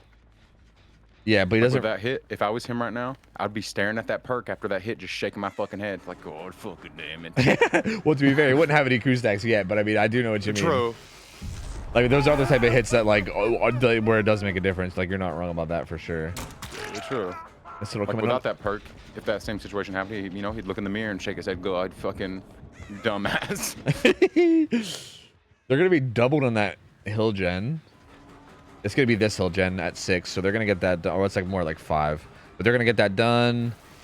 Ace's deli, so like getting him hooked first would be nice. Good shock and firecracker dodge. It doesn't. That might not seem like a big deal, but that's actually like pretty awkward movement to do, and he actually he handled it really well. So that's why I like that you guys add that shit, because it does. Yeah. I'm surprised it actually adds more to engagements and interactions, and it's great. I'm kind of surprised he's not prioritizing a. Maybe he didn't have one near. But I'm surprised he's not prioritizing a scourge hook here.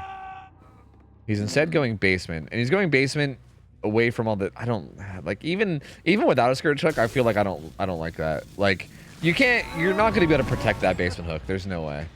Like there's no world here where you can protect that basement hook. You might as well just hook him like mid map. Cause yeah, it's like where the only gen that popped was right beside it. I guess he's gonna go try to defend it, but all he's gonna do is get one hit out of this, which is basically the same that he'd get if it was mid map too. Maybe he'll try to tunnel out Ace, but that's not gonna work either. Ooh. And yeah, 2 gens done already. Renado's gonna be here to take a hit. They're currently doubled on the hill gen that's top mid. Okay, shot comes in to deny the window at least for a minute. He's gonna smack Renado real quick just to get him out of here. They do pop that gen top mid though, and again, no pain res value yet. Did he even kick a gen with pop? I don't think he did he? Ooh. Yeah, he did. He kicked the hill gen. Oh, okay. So he at least did get some pop value. And again, Tutti Frutti's here. They take a hit, and again, this is exactly what I mean about like, just bring a buddy, you know, just bring a buddy. Why not? Just bring a buddy. Keep, you know, just go on and keep your friend alive, you know? Because, yeah, he gets his whole W here, and then, like, no matter what, if Dwight's just in position to take the hit, then it's just going to get him distance, and he'll be able to make it wherever the fuck he wants. And he can stop in this doorway to force it, too, which he will. And, yeah, this balance is, yeah, the camera movement, you can tell he's like, fuck, shit, god damn it, fuck, what do I do, you know? It's tough, because, again, yeah, like, a killer like Doctor, you're already, like, you're already such a weak killer, and he needs such a good result. It's so difficult, man. I feel for him. Ace is playing this really well, though. He's doing a really good job in this chase. No, don't leave him. You might as well just commit now, bro. The camera. He's just like, what do I do? Yeah, I don't know, man. He needs to get some downs, get some pain reses. Like yesterday. He's gonna find Nia up here, who's the only full health survivor. She also has balance, so she'll be able to bolt away from this. You know what would have gotten him that down on Ace faster? Coup de grace, baby. That's right. That's right. Yeah, I mean, you're not wrong. Like, I honestly think you are like 100% correct with like what you said about it, because I do feel like that's what it boils down to with a lot of these. Is like, it's the fact that you just can't get the hits and downs fast enough, like no matter what, right? As long as the survivors play well, you just can't do it. And it's the same with Sloppy. So sure, it's like making them feel longer. So whenever you're off, you know, chasing somebody else or doing whatever, they have to spend more time doing that. But if you can't get it down during that, you know, time you're being given, like it doesn't matter. Yeah. He whips that swing on a Nia. Dude, Nia's got like a fucking. That's the second time that he like had a hit that looked like it was gonna land on Nia, and they just didn't. Nia's like a fucking got a goddamn force field. And yeah, poor his balance. You can tell by his camera movement that he's just like fuck. You know, like I feel like you can see the like emotion in his camera movement. I feel like it's a strange thing to be able to like depict, but I feel like you can see it. And yeah, this Nia's just going to circle Shack and buy as much time as she can. She's just looping really far away from the gens. I think they're currently doing main building gen. Yep, they're doubled up on it. Oh, Ace, or sorry, Dwight trying to give him a chance. Hey, maybe he gets a Scourge Hook. No, well, they even have friendly competition. Yeah, he's taking a basement. Yeah. 1 year, bro. Fuck Scourge Hooks. Yeah, the fucking RNG of Scourge Hooks. Yep. To be fair, Scourge Hook wouldn't have saved him here, probably. Like, I mean, maybe because it would have regressed it. He could have maybe got down and kicked it with Pop. But even still, it would have left it at like 70% ish. And he still only has two stages. So like, I don't know. Out either. I mean, I guess it didn't matter. Yeah, it's over. Yeah, it's over. The fact that they finished all 5 gens. Yeah.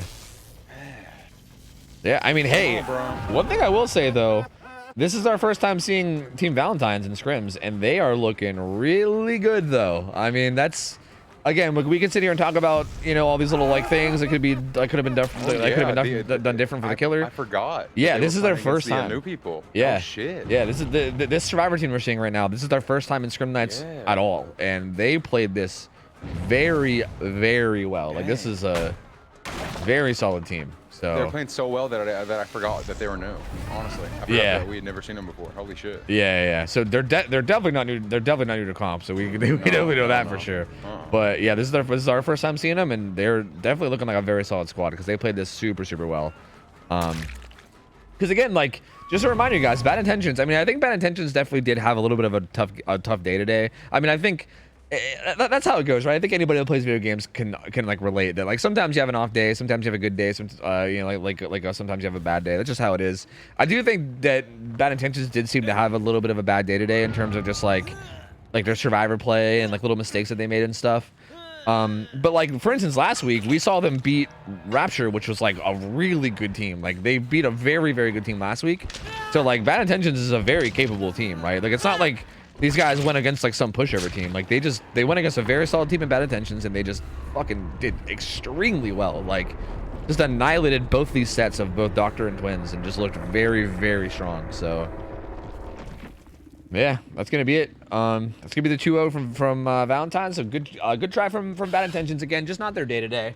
I mean, like, again, we know they're capable of better. I feel like they just had some slip ups. They had some bad games. They had some mistakes.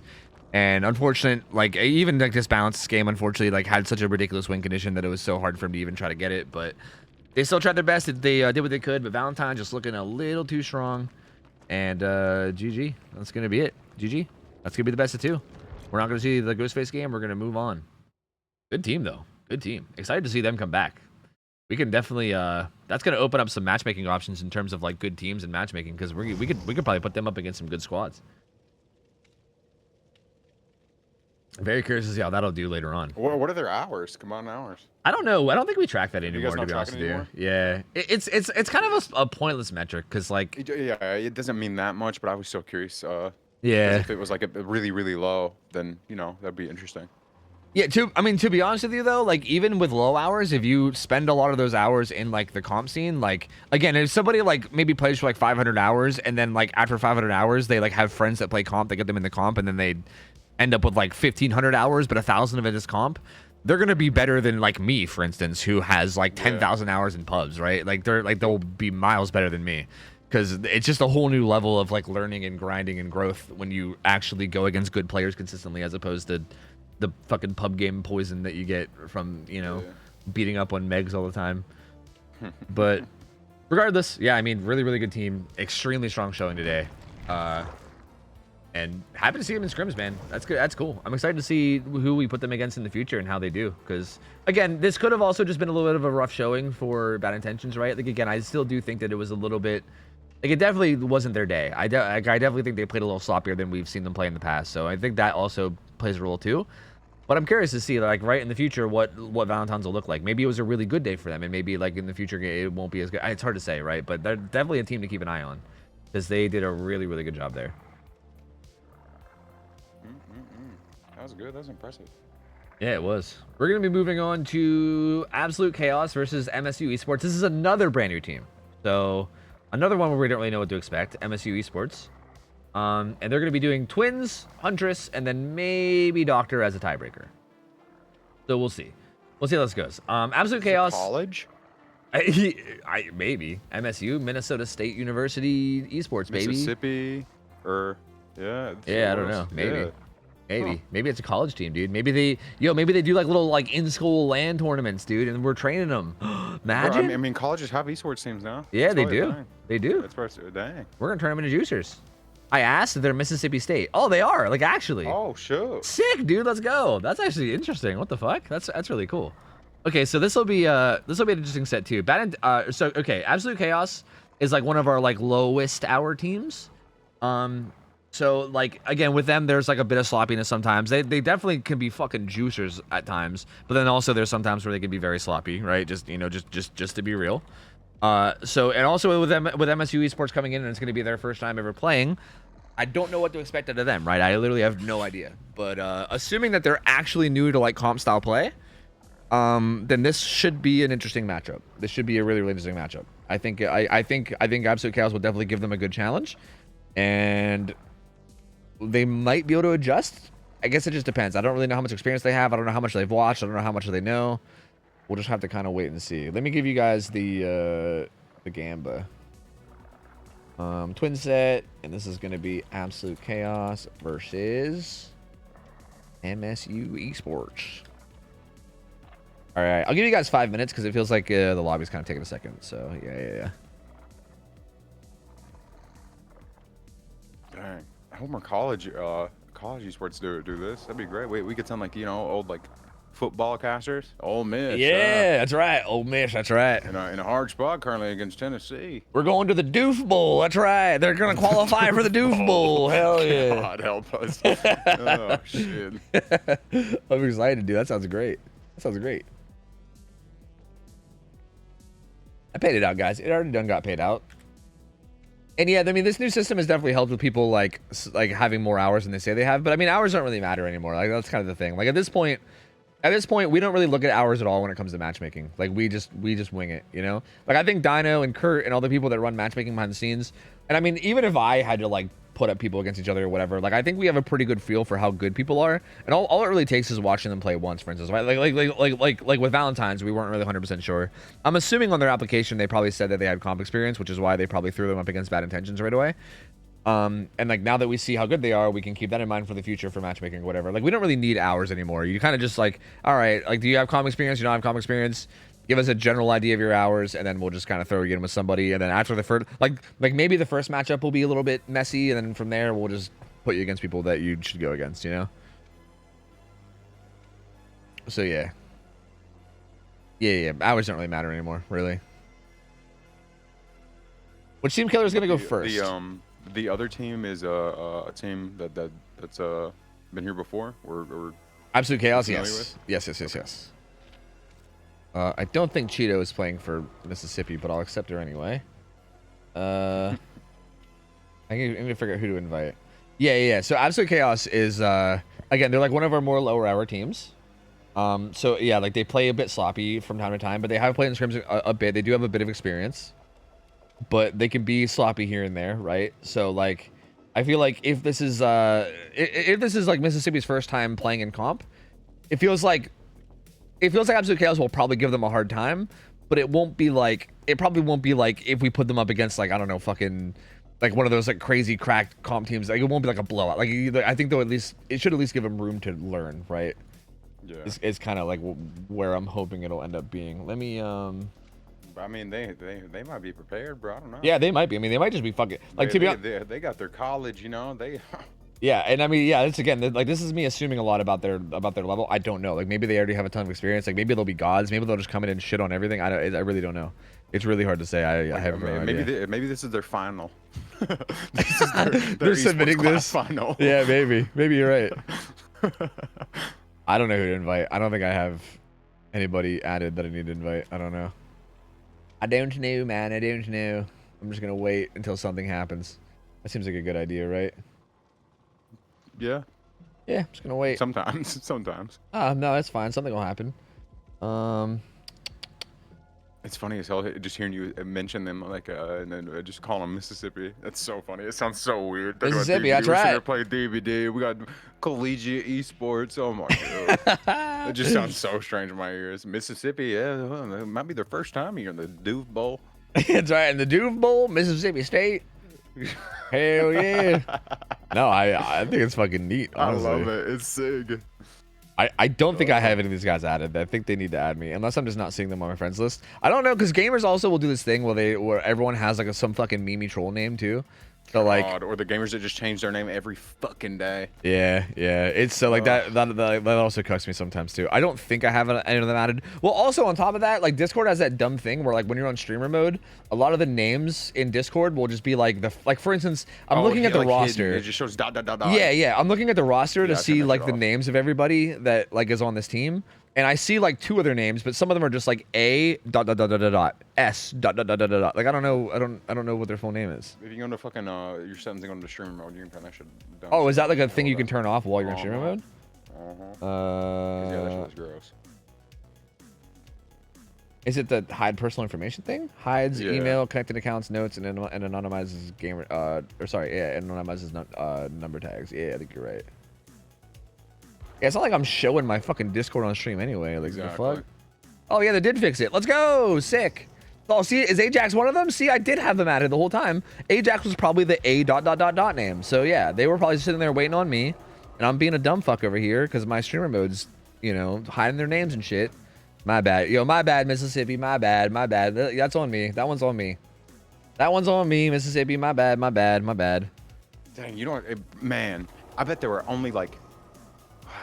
Like if this is actually part of their esports college nonsense, they were only able to even actually like do this because you do these scrims. Like they're only able to like present this as an option to do this for their esports nonsense. Dude, there's no way. I want to ask them, but I feel like it's not going to be true, and then we're going to get let down. So maybe we could just maybe we could just pretend it's true, and then just not ask any questions about it. But yeah, imagine that'd be so cool if they like presented it to like their people, and they were like, look, like this person runs like competitive stuff for this game, like let's make a school team, and they were like, yeah, let's do it. That'd be so sick. I don't know if it's true or not, but I'm gonna pretend it is. That they're gonna do for their esports nonsense, and they can only do it because look DVD esports, we can do this, we all love play DVD, yeah. I think the esports scene is ran by students. Oh, yeah. How's that work though? But like, doesn't it go through the? I don't know. I'm not a very good person to ask about school stuff. I'm a fucking dropout. I don't know.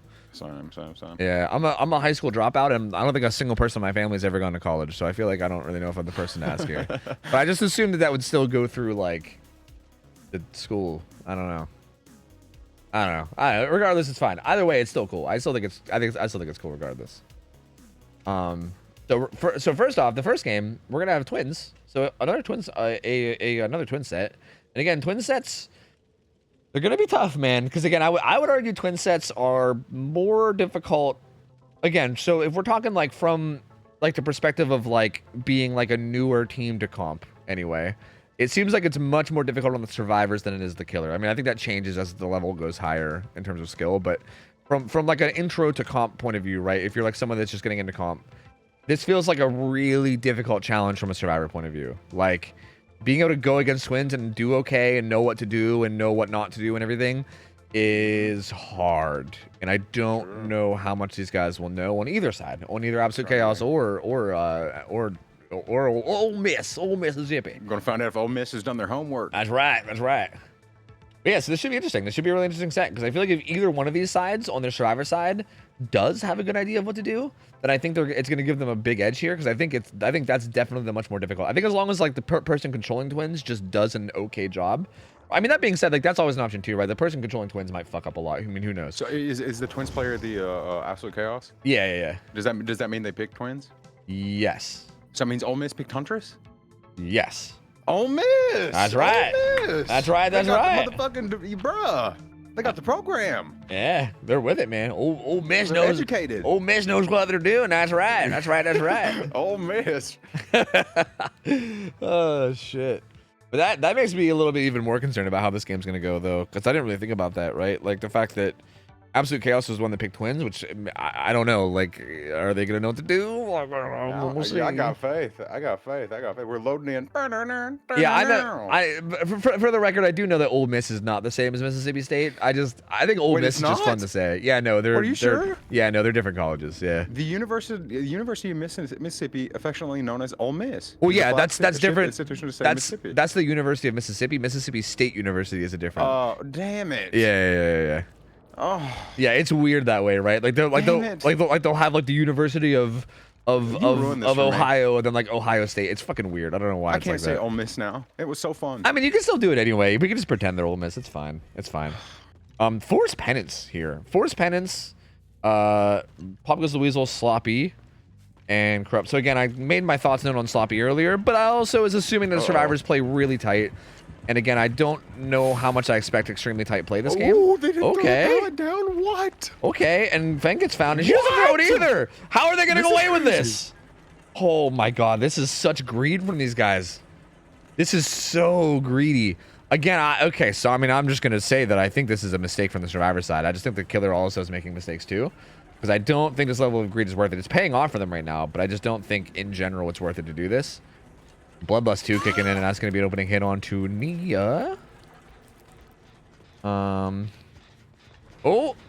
Ace is going to get hit here for free too? Uh-oh. Jeez. Lots of M1 hits coming in for free here. So yeah, this is definitely not the ideal way to start a match versus twins. And now Nia's, she's not even going to use Victor. She's going to chase her down. Oh no. Oh no, oh no. She's just going to go down in this corner near Shaq. No Victor even used. Oh no, not like this. It's not looking good for Mississippi State. Sending Victor into Shaq, getting Killer Instinct onto the survivor. What is Dino wanting to do with this? They heal up Ace, but this is right beside basement. So this is probably going to be a basement hook, yeah. Basement in Shaq. Victor's also sitting on top of it. Maybe that's what Dino wanted, was just to park Victor on top of Shaq for this hook. But this is definitely not the start that you want for sure. Like, again, so I feel like, again, I don't know the level of survivors that we have here, so I don't want to like ask too much, I guess. But something I will say, and something I've said before, is that I think against a killer like Twins, you definitely need to, like, first and foremost, make sure that you can play Chase against Charlotte without just eating hits for free. Because so far, every hit that's come in, I don't think Victor's even gotten a hit yet. Every hit that's come in has been Charlotte. It's been 3 hits. Like, Nia got hit twice, and I think Ace got hit as well. And it's all just been from Charlotte, just walking around as a 4+6 killer, which really just can't be happening. Like again, I feel like that's, like, just at a very basic fundamental level, that's something that you definitely need to work on before anything else can be worked on. Because I feel like as long as that's happening, nothing else can really improve, right? Like, pretty fast redown onto Nia, though, from Dino. Yeah, if I was a coach, I'd be calling for a timeout, bro. Calling for a huddle up? Right now. Do they have a coach? I don't know. Is that... Do you have... I don't know. Maybe. I don't know. I'm not sure. I don't know either. Mega's Probably, still like, here. in their like little computer lab. He's probably like blowing the whistle. Okay, Meg's gonna get pounced on. She's kind of just chilling over there, and Dino is really far away from that Nia. So again, I think wants to tunnel out this Nia, but it's taking a kind of a while to do it. And actually, yeah, Feng's gonna be able to go over and pick her up. And actually, Dino's actually not even going for her at all. It's actually just gonna stay top side. Okay. Well, we'll see how this plays out. I feel like that was a really good, like, redown onto Nia, like, so quickly. And I feel like, to be honest with you, I think Dino should have went down just immediately, to be honest. I don't feel like I know what's going on. Yeah, me neither. It just seems like it's such a weird, like, position for everybody currently. Yeah. Where I'm just so, like, flabbergasted by, you know, it being a state thing still, that I'm just not paying attention. I don't know. You're still so flabbergasted that Ole Miss and Mississippi State are different colleges. That... Well, that too. My heart's fucking broken, number one. My dreams ruined. My fantasy world is crushed. I just don't like it anymore. Ace is in trouble here. He's gonna go down. Ooh. Yeah, he's done. So he's gonna go down in this corner, and that's gonna be another. See, but again, but like now this is just a fresh hook onto Ace. I feel like this was a pretty big mistake from Dino here. I think, and now sending Victor the whole way across the map. So if the survivors, so again, this is one of the spots where the survivors know twins, and also if they're calming well, they can just jump in lockers right here. I mean, this is fine too. I guess just eating Victor, that's not the end of the world. But like, even here, right? Like, if I'm just gonna nitpick, if you know that Charlotte is the whole way across the map, like Ace got down here, he knew Charlotte was right here. He knows that his teammates are at Shack way down there. And he, right? Like, if he's like, damn, she's still controlling Victor, he can be like, hey, her body is like way down on this side of the map. So like, if Victor shows up down there, just hop in a locker, you'll be fine, right? Because yeah, like that, like even eating that damage state could have been avoided. Like you didn't have to, because like now you got to heal up this Fang, right? Like it's not that big of a deal, but like if this keeps happening over and over again, it could become a big deal, right? Like it's best to just avoid all those if you can. A little bit of a mispounce there. Oh. Nia with the with the Enos, but still does get hit though. And Nia has been hooked before, so she's down a hook stage. Then it comes in from Meg. Eats an endurance hit, and Ace is gonna head mid-map. Oh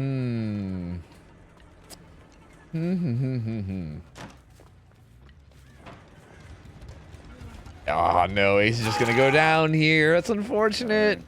Again, these chases just like it's really there's not really much else I can say about it. It's just I feel like you can't really be getting in situations where you're just letting Charlotte run you down as a 4x6 killer. Like it's just so it's so difficult to play any kind of a strategy around twins if that's happening, right? Like I feel like all strategy goes out the window if that's what's going on. So yeah, Dino once again able to just kind of run down Ace, puts him on hook for a second time, so he's gonna be on struggle now. So he gets off hook one more time, and he's going to be death hook. Fang does have deli. We actually didn't really check out the survivor builds that much either. Actually, I think I forgot to do that. But like, they're definitely a little bit more off meta from what we usually see too. So maybe it's worth commenting on that a little bit for the sake of them knowing builds later. The unhook comes in. I'll get to that when I can. Ooh. Ace booking it up to, or sorry, booking it down to bottom side. Oh. Oh, can they body block? Oh, no. Okay. Can get the kick now too. Nice. They can maybe even finish up the heal on him. Yeah, she will make it. She'll get the heal off on him too. Nice. That's really, really good. Oh, will she get this off? She actually has the body block. Just barely can't. Yeah, I don't hate that. That's probably smart for them not to risk that. Because I don't know if she would have got that or not. That would have been really close. Yeah. But I do think Meg staying with this Ace and body blocking would definitely be the smart play. Like the way they handled that situation right there was really good, and they should really keep that up. That's a hit. But yeah, they don't. And unfortunately, Ace is gonna go down, and he's gonna be death hook now. I do think they did good with Gen Macro though. Yeah, they did do well with Gen Macro, which is good though. There's currently no. Okay. And they're here to pick up. Okay. Can Nia get that before the twins comes over? The Nia bailed, but I think they might. Yeah, they think they can get him up. He'll be back on his feet, at least for now. True. And Fang is still cranking a gen. And hey, you know what? I mean, they're doing a good enough job right now. Like, again, like obviously I'm always nitpicking and trying to like point out things that can be done better, but they're doing a good enough job right now. Dino needs to be way more patient with these pounces as well. Like, I feel like that's another big thing that's going on here as well, is that there's been a ton of mispounces from Dino. And like Victor moves so fast. Like he's like 6.0 by default. I think Force 2 makes him like, I don't even like 6.8 or something. I can't remember what it makes him, but he goes so fast with Force 2 that like you can take your time, man. You can get like real close. Ooh. That was a good stun from Ace. Absolute chaos feeling the pressure against the Magnolia State. The Magnolia State? Is that a thing? Yeah, it's a Mississippi State nickname, and their state bird is the mockingbird. Oh shit! What's their state flower? The magnolia. That's wait. Magnolia oh State. wait, is magnolia flower? I didn't even know that that's what a magnolia was. I'm gonna be honest. Downco stays in mid though. Jesus. He's under pallet. They're what are they? They're trying to decide whether they want to try to heal him or again. These pounces are just very, and there's only one gen left. I feel like this like tunnel out on this Ace has just been going for so long that these gens are flying. Like Meg's gonna have the final one done. All the gens are gonna be done. This tunnel out means nothing at this point. Like at this point, this is the target you don't want because he's worked the least amount of hook stages.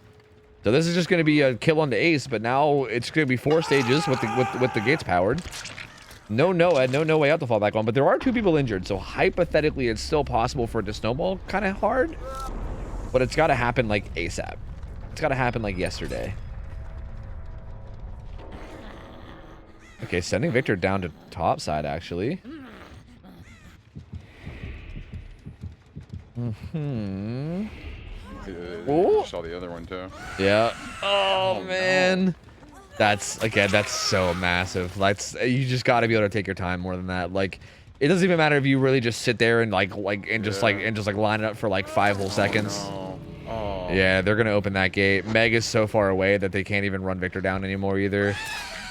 Well, actually, I'm pretty sure the way this works is that you walk up with Charlotte, down her, and pick her up, right? I think they made that change at one point, right? Where I think... It's gonna be close! Oh! She no! Wait, did she... Nope, she got out. I think the fact that she took Victor off and then went down, I think was the difference. I'm pretty sure, if I'm not mistaken, I think they made it so that if you go down with Victor actually on you, then like the spikes that block the gate stay up for like 5 seconds. Yeah, there's a little bit of a delay to actually let you get it. Yeah. But I think the fact that she actually like threw Victor down and then went down, I think is what made it kind of okay. But that was really close. Yeah, that was really close. And that would have been big because that was a fresh hook too. So that would have turned that into a 7-stage game instead of a 4-stage game. So that was actually really, really close at the end there. But this ends up being a really, really strong result for MSU here. Because, yeah, that's 4 stages against Twins. 4 stages too fresh is extremely strong. Because, again, I kind of do expect a lot of mistakes from survivors at this like level of play. And I feel like Twins is a really good killer at taking advantage of mistakes from survivors. And I feel like, again, it's one of those things that can snowball really hard. So I was, just to be honest, just to be blunt, I was expecting that to go way worse. But the survivors, again, at the very least, got the better of Dino pretty much every step of that game and managed to get a really, really strong result there.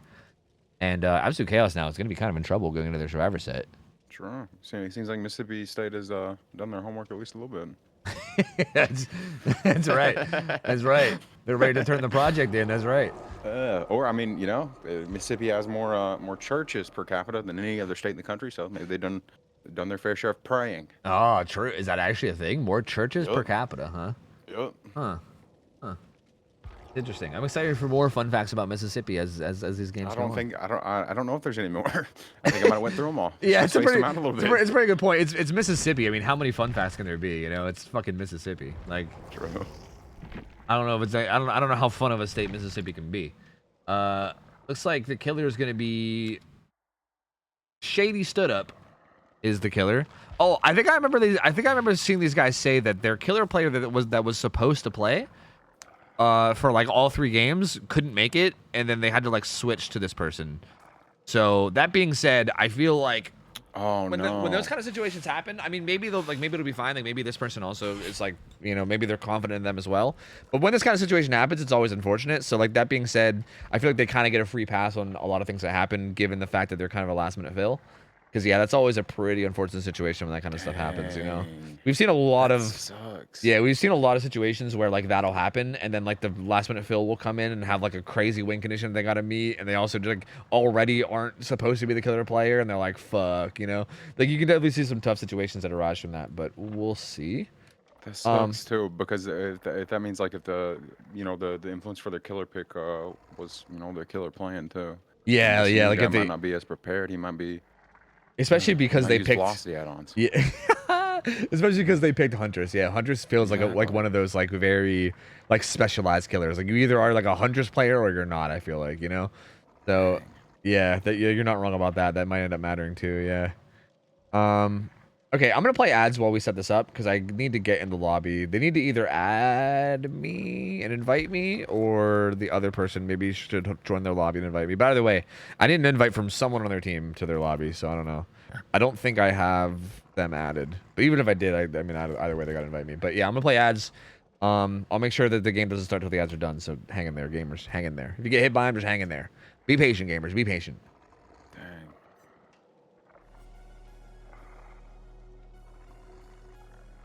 But we'll see. Yeah, B, we actually literally just talked about that earlier. We actually just commented on that earlier about Doctor. But that's also Doctor. Doctor, like we brought that up because Doctor is an example of a killer that I think isn't hard to play.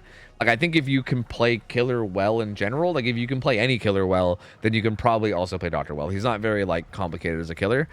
I feel like that's the exact opposite for every killer in this set, or at least these first two killers. At least I don't know who's the tiebreaker.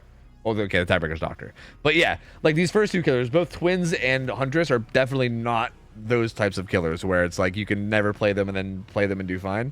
These are like kind of, especially Huntress being like a really like mechanical killer and requiring a lot of like muscle memory and practice, and you know, I don't know, they feel like they'd be really tough to just hop on and immediately do well I'd with. say Twins and Huntress, but like I have to say they're on the same place as far as like if you never play them, then Yeah, you know. true. Yeah, Twins is definitely pretty awkward Because Victor's like a little hatchet, and then just having the you know, the minds being able to actually make proper decisions with Victor placement and, you know, just positioning, stuff like that. Like, yeah, true. It's not impossible to do without any experience, sure. Yeah, I guess to me it's like, I feel like with Twins you can play them at like an acceptable level without being like crazy cracked. Like Huntress is one of those killers. Like Huntress kind of reminds me of Nurse in that way, where like Huntress being 4.4 and having hatchets, she's almost reliant on her hatchets, right? Yeah. Like if you have like, just say you have like dog shit aim or something, right? Like you're gonna just struggle to get hits constantly because that's all you have is your hatchets. Like with Twins, at least you're 4.6 with Charlotte. Victor, even though he does take some adjusting, he's still like, you can spam him off his cooldowns and he just has that really big hitbox on his pounds and everything. Like Huntress, it's like, yeah, like if you can't hit hatchets, you're fucked. You're fucked. Sure. Like you're boned. True. So yeah, I don't know. These guys are already all in lobby. They're getting their build set up. So Absolute Chaos needs. So yeah, I guess the thing that makes this better for the killer player here is that he doesn't need a very good result. Or sorry, he doesn't need a very big result. Like the last result was 4 stages 2 fresh. So this killer only needs 4 stages 3 fresh or 5 stages. That's it. So not a very difficult win con. Like it, assuming like, again, and with him being like with him being like the last minute fill killer, hopefully he's not like, hopefully this isn't one of those situations where it's like he's never played Twins before, but whatever. Because if it's like something like that, then yeah, we might be fucked. Like they might be in trouble. I'm curious if he was like, you know, he was very predetermined as the backup, and he's not like really random, or he's been preparing as much as the actual team. Yeah, maybe this is one of them like Tim Tebow moments or whatever. Was Tim Tebow that person I was thinking of?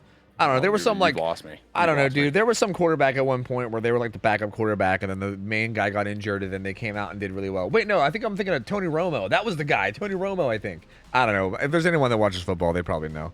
I don't know. Somebody was like a backup, and then when the main guy got injured and they filled in, they did really good. And then you're talking about Bobby Boucher.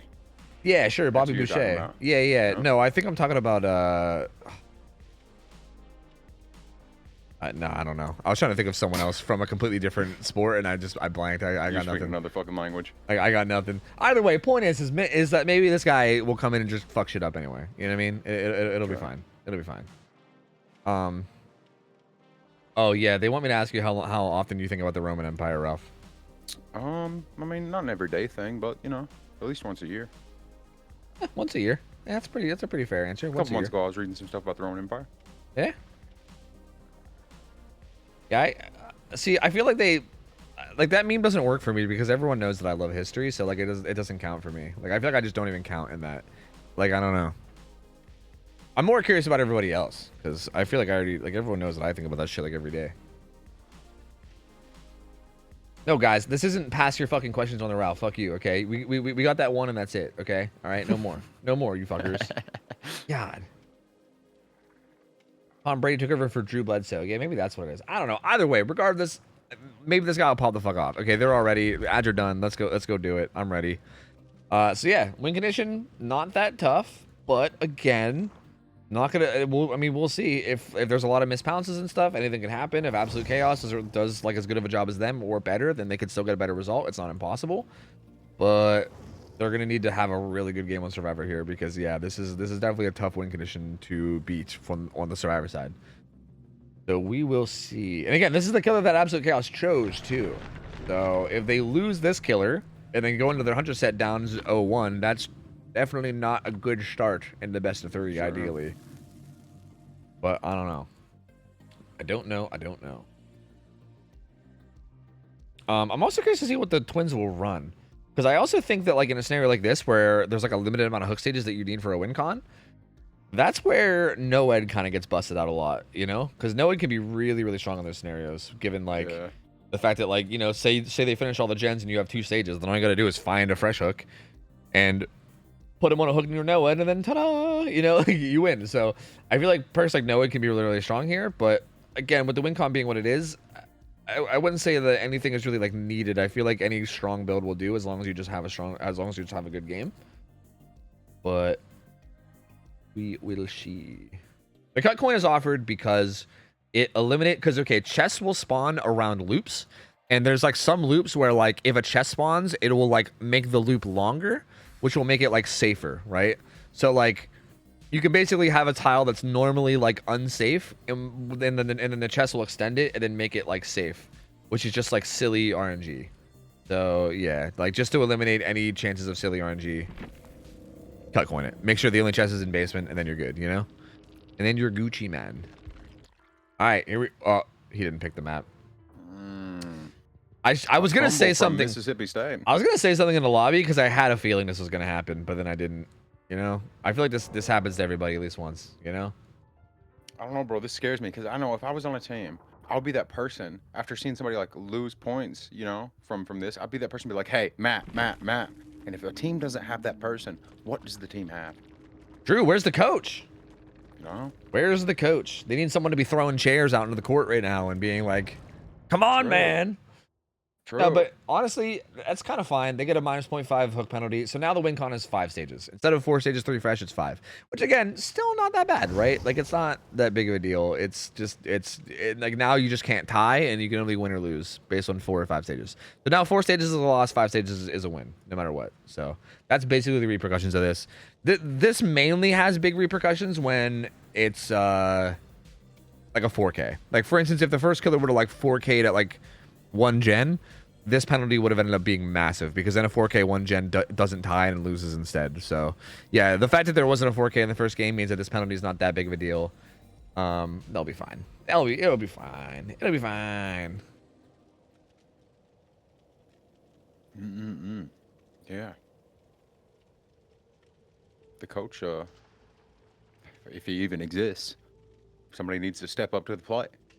There should be coaches. I think every team, like unironically, like I know we're memeing because they're like a college, you know, like esport team or whatever, but like unironically, I think every comp team should have a coach, dude. Like they should just have people sitting in their call and. Yeah, well, I mean, somebody naturally probably ends up being in the position even if they don't have like a formal one. But yo, what are your thoughts on like people like gamers in tournaments and stuff, like a killer player having like a somebody like in their ear whenever they're actually playing, like oh yeah, we help them with decision making and stuff. Yeah, we have that. We allow that. Do you allow it?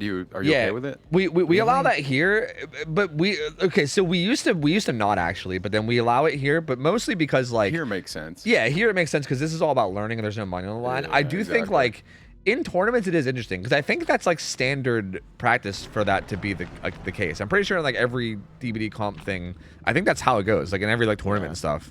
Which I do find a little strange. Like, yeah, I don't agree with it. Not in actual tournaments, whenever there's something of value on the line. I don't know. I also feel like there's also no way. I feel like a big reason why there is it's probably because it's impossible to regulate, right? Like even if you have him like a Discord call with you, maybe they just hop in like a fucking I don't know, like a Microsoft Teams call on the side, and then they're talking to them, right? Skype.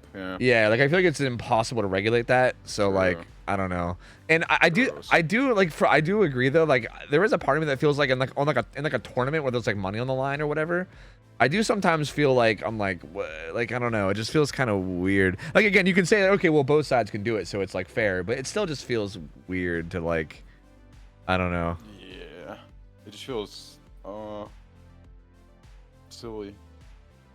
Yeah, because like, it feels like you have a whole team of people playing killer instead of just one, right? Yep. Exactly. Like you have one person controlling the mechanics, but you have like a bunch of people. About you, your skill, blah blah blah, not you and your fucking aide, your assistant. Yeah, I think the main argument against it though is that like it's a team v team thing. So like having the whole team be able to chime in for killer is fine because it's like team v team, right? Like you have a team going against a team. But it's like the normal game itself. Like you don't have that. Like. Yeah, like, The killers, they're all that is playing alone. Like, I don't know. Yeah, no, I mean, I agree. I'm kind of torn. Like, I feel kind of both ways about it. Like, Yeah. like there's things about it I like, and there's things about it where I'm like, you know. But yeah, again, I think what it really boils down to is the impossible to regulate thing makes it so that, you know, fuck it, no matter what, you know. All right. So, okay, yeah. So apparently Ajax is their team captain, by the way. So they do have a team captain, but I don't know if that's really the same as a coach. And I saw that, and yeah, I saw that another team has a coach too. I kind of like the idea of coaches. I dig it. I dig it. There should be more of that. I think that should be a thing. Zed Batman is gonna get found right away. Doesn't get hit immediately, at least. Again, this build, not bad. Again, I already have made my point about Sloppy a bunch of times, but I do think, I feel like at this level of play, we might see some Sloppy value for sure. Like, I feel like I think Sloppy's bad when survivors are playing like near perfect. But I don't really expect near perfect play here, just to be like blunt. Like, I'm not trying to, hopefully it doesn't come off wrong, but you know what I mean? Like, these aren't like the highest godliest teams we have. Like, they're still learning, so there's definitely gonna be mistakes. And I think Sloppy actually ends up, will actually probably end up being a pretty good perk here. But we'll see. I mean, we'll see. Absolute Chaos definitely might end up being absolute juicers here and play this really, really well. Yo, Mimic. Changing their name to Mimic so that I stop calling them Mimi. I love to see that. I've called Mimic Mimi for like months, maybe a year now. But now actually changes their name to something that I can stop being an idiot about. And yeah, Mimic gonna get pounced on immediately, but that's only just to see, like, this is what I mean. This is a little, like, this is the kind of stuff that you just can't afford to give up, man. Like, that's the kind of stuff that you really need to try to buckle down on and not do. Because if you're just giving free hits like this a lot, like, that's just so unfortunate. But yeah, it's gonna be 2 health states. And again, even here, like, I feel like Cheryl leaving this gen really late, right? Like, she didn't get hit there, but I think she could have. I think if the twins didn't prioritize the gen kick, I think maybe could have hit her before she made it to this pallet. Like, staying on these gens until the killer's like right up on your face, you really shouldn't be doing that. They do pop a gen though on, what was that, this side of the map? Was that right over there? Sending Victor again though. So far, not a lot happening for the killer. Dang. Good stun too. Okay, so the killer needs to follow up on one of these injured people though and get it down. Because yeah, right now I actually love what Absolute Chaos is doing, because they're basically just taking these injuries and they're just running them down and they're just resetting them. And they're like, yeah, whatever. Like, they're not going with the like stay injured and slam gen strat. You just take your time, heal up, keep people full health. Very important. It's very, very important to do that. And I love that they're doing it. And Impossible Kid's gonna definitely have to eventually, oh no, commit to something. Misses that, but Rebecca doesn't kick though. Rebecca just bails. She got lives. She's gonna get some distance. She's gonna make her way towards Shack. Well, kind of just staying on this bottom left side. Oh no! Oh, again, these pounces being rushed a little too much. Mississippi putting the miss in Mississippi. Hey-o. Ho. I feel like a good practice for all these Twins players that are missing these is like, again, just get right on top of people's asses, dude. Like, you're so fast, especially with these add-ons, dude. Like, you're fast as fuck, and you also charge your pounce really fast. You can just get right on top of someone's ass, right? Just like literally be like humping their back before you start trying to pounce, and it's gonna make it really hard to miss and make it way easier to actually land your pounces. Because again, they keep going for these like 5 meter, 6 meter away pounces, and then they just turn a corner and they don't get it. It just keeps happening. Ooh, like that one lands. Thank God. Yeah, but again, even that one was kind of risky there, right? You shouldn't ever really be feeling like you're taking a risk with a pounce. Yeah, yeah. And Victor movement. Yeah, I agree. Yeah, like Victor is strong enough, especially with these add-ons, where you can basically guarantee hits. Like you can, like there's very few, like there is a couple spots that are like pretty safe against them, but most spots you get basically guaranteed hits. You know. Robin Egan M1 here, but they have 3 gens on and they're still not a single hook stage. So. I mean, again, the win condition's only 5 though, so it's not that far off. And Robin will be able to make this. Victor's up though. Just send Victor, send Victor, send Victor. Do it, send Victor. Yes. Just follow up one of his injuries and get it down. I think this is something that he maybe should have done earlier. Oof. But hey, it's not too late. It's never too late. Oh, so, okay. Okay. Does get this down though. So there you go. First down coming in. This is saw somebody else too as Victor, yeah. Not near them, but they were kind of out in the distance. Yeah. But he's gonna choose to just keep Victor here and take this hook. Good job from Absolute Chaos to heal everyone else up. Take that hit. That's what I was about to say. Yeah, like right there, like even right there, like that was a free hit onto Yui. Like imagine you hit Yui there, and then you get this hook, and then you immediately come off the hook and then use Victor to follow up on Yui and get the down on her. Then you're suddenly in a really strong spot, right? Like I don't know. There's a lot of missed opportunities here, just not going for hits that are in front of their face. So that hook's not a pain res, and also this was pretty smart from Absolute Chaos. They made it a point to run up to this side of the map and to go down, which was the opposite side of the 3-gen. So again, the twins now being down on the side, getting the hook, and kind of spending a lot of time here means that they were able to go down to the other side of the map and do that gen for free, and that breaks up the 3-gen. So now there's no potential 3-gens. There's 2 gens bottom side and 1 gen top. So no potential 3-gen to hold for Impossible Kid. It's rough. Yeah, gets a pounce on the Mimic and is going to try to follow up on Robin now. He's going to get this down. Again, still has a pain res here, too. Actually needs it, because this gen's about to pop real soon. So this needs to be pain res. Oh, I think I've been saying that the win condition's been 6 stages when it's actually been 5. Oh, that is pain res. She actually got off the gen early to go open the gate. And I think that actually cucked them, because I think if she would have stayed on it, yeah, I think if they would have stayed on it, they would have avoided pain res. Oh no. Yeah, that's actually kind of huge. See, again though, the win condition here being so soft. Oh wait, no, sorry, it's 5 stages of the win con. Wait, waiting for endurance. Oh, okay, going for Yui.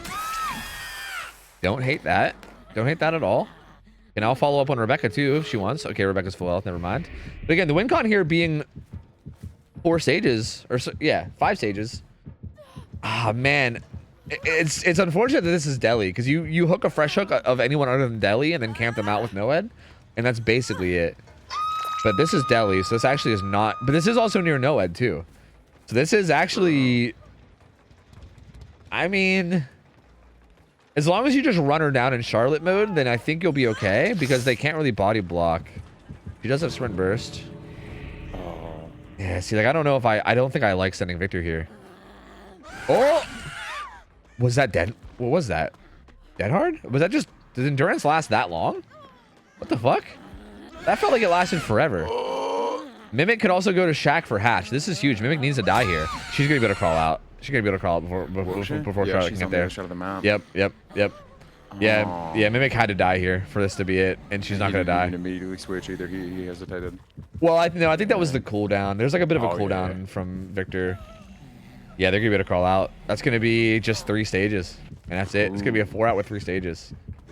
So man, hey, I mean there it goes. I mean, like I said, this killer player. Keep in mind, this killer player was not the intended killer player for these guys. They were meant to have someone else play, and they couldn't make it. They had to last minute switch to Impossible Kid. So again, they're kind of getting thrown in last minute to handle the killer role. So keep that in mind too, right? Like that's also a thing that surely is playing a role here. But yeah, that was.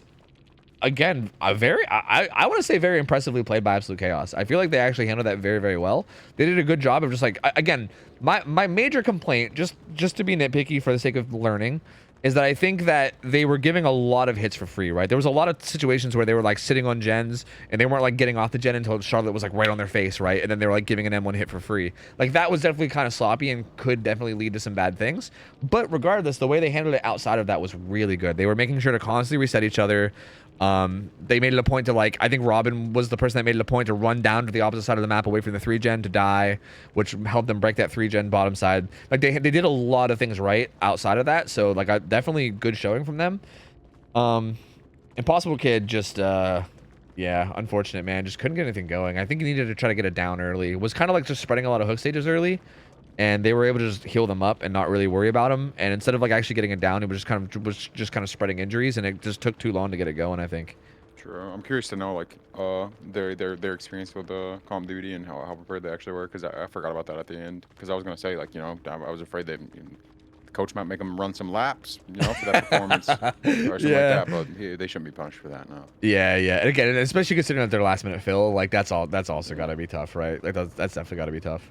But yeah, I mean, very, very good showing from the survivors. Good try from Impossible Kid. I mean, again, that win condition from Absolute Chaos was hard to beat. Like, I think MSU's survivors did a really good job, but then Absolute Chaos's survivors just came out and did an even better job. So I just honestly, very, very impressive. And that's going to be taking us into set number 2, which is going to be Huntress. I do think, though, like, just one more note, is I do think that also would have been way different had the killer just ran Yui down with Charlotte instead of Victor.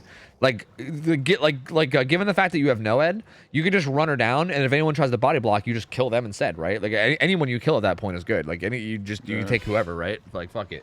I mean, maybe Rebecca wasn't good, but like, regardless, like, almost anyone that you kill is fine.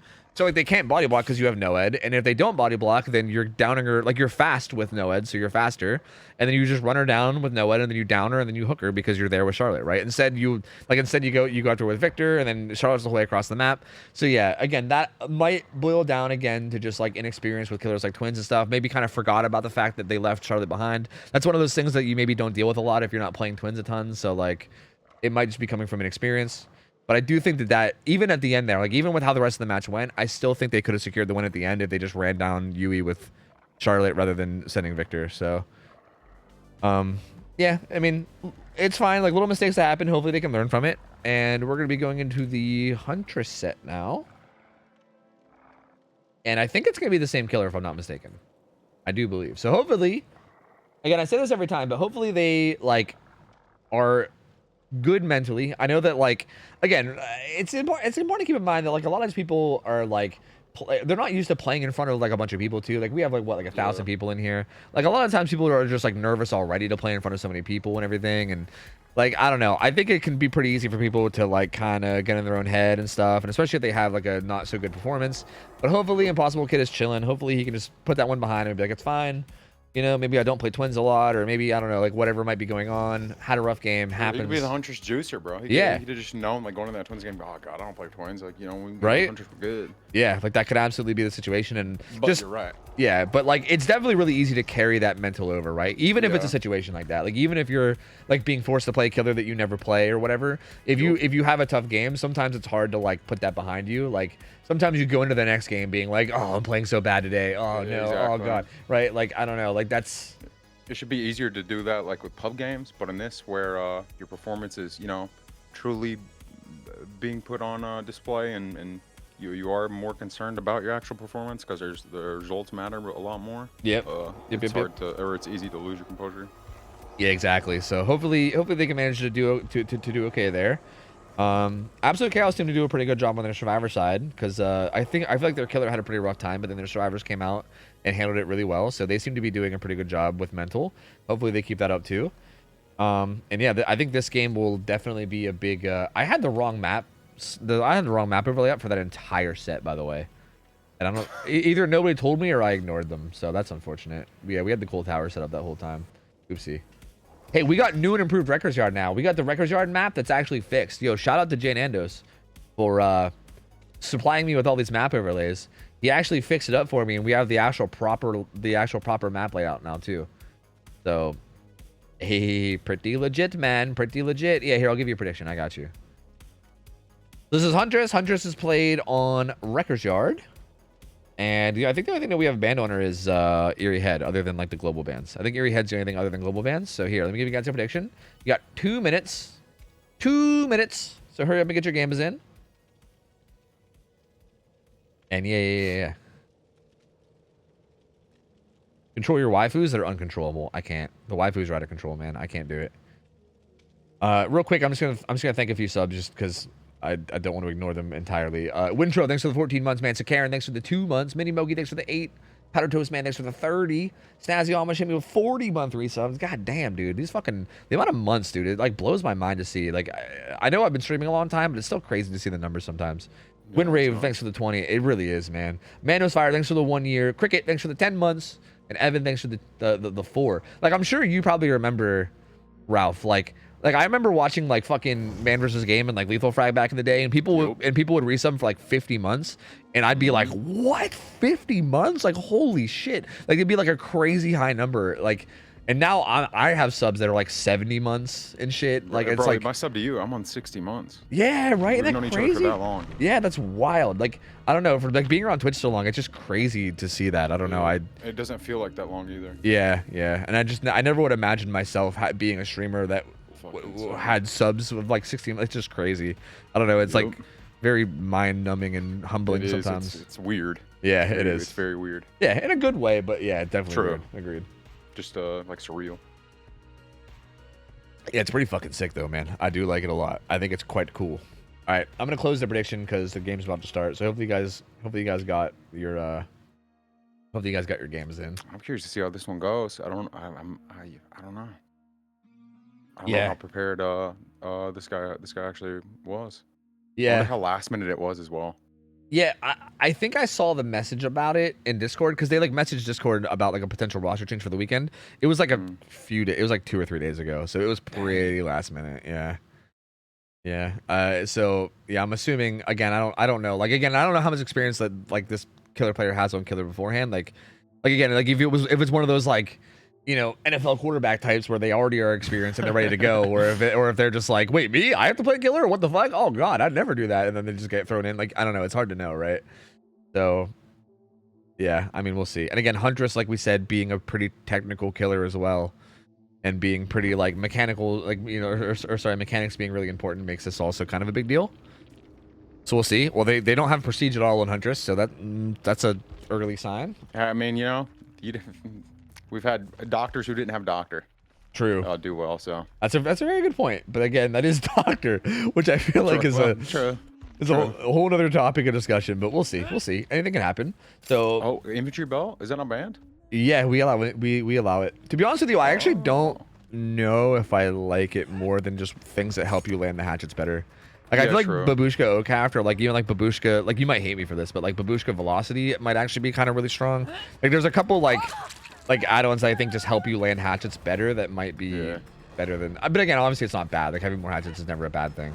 It's a pretty. No, I actually don't hate Velocity in comp. I don't think.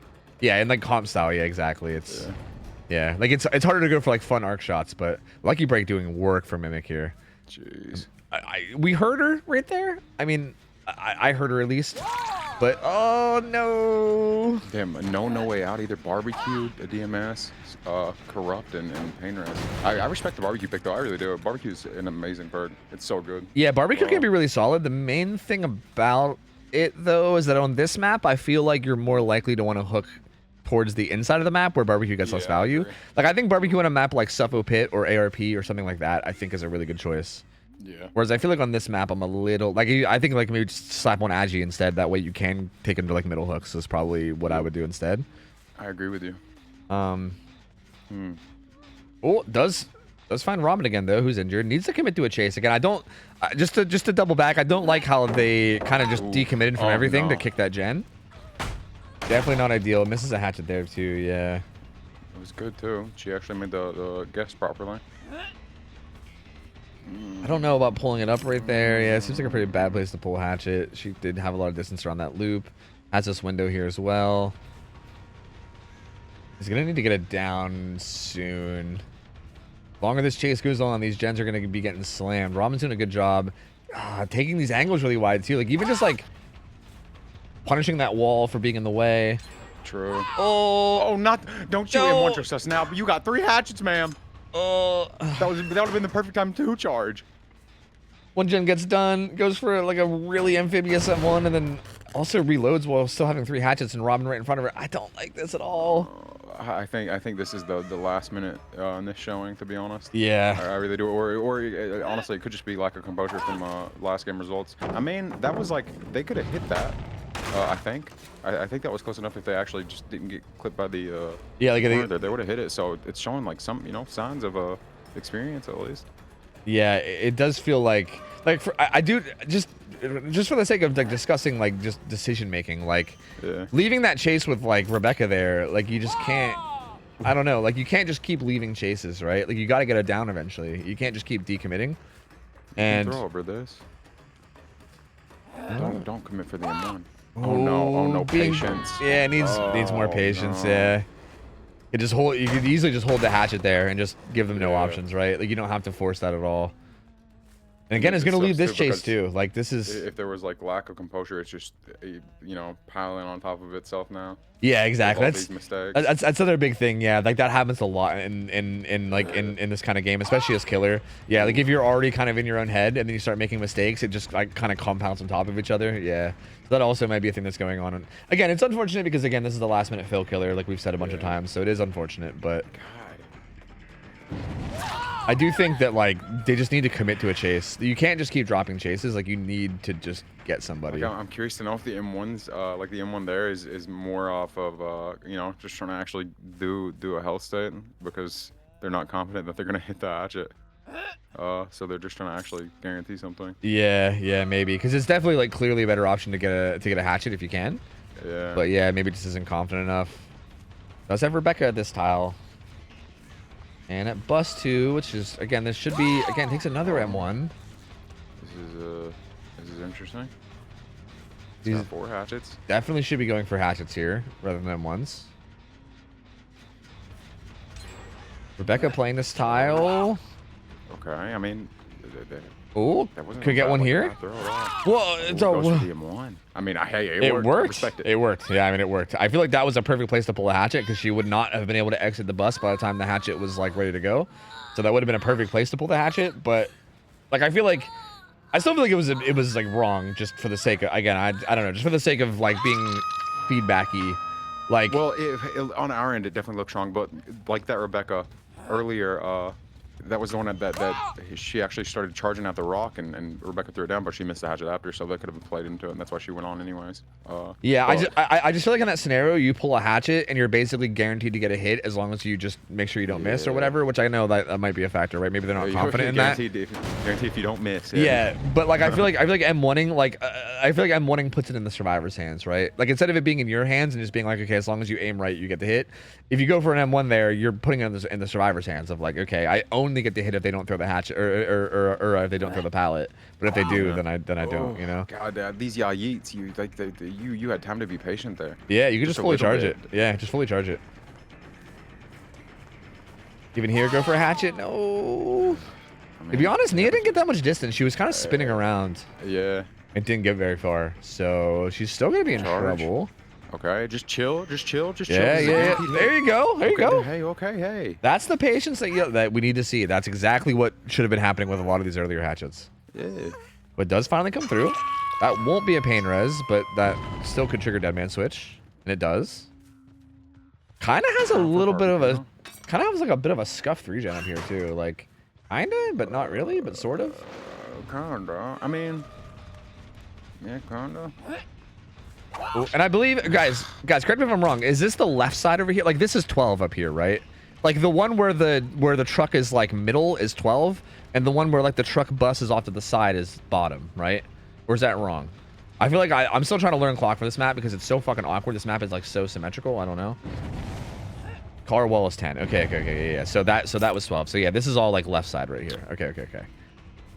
So yeah, it kind of does have a little bit of a 3-gen like left side-ish. True.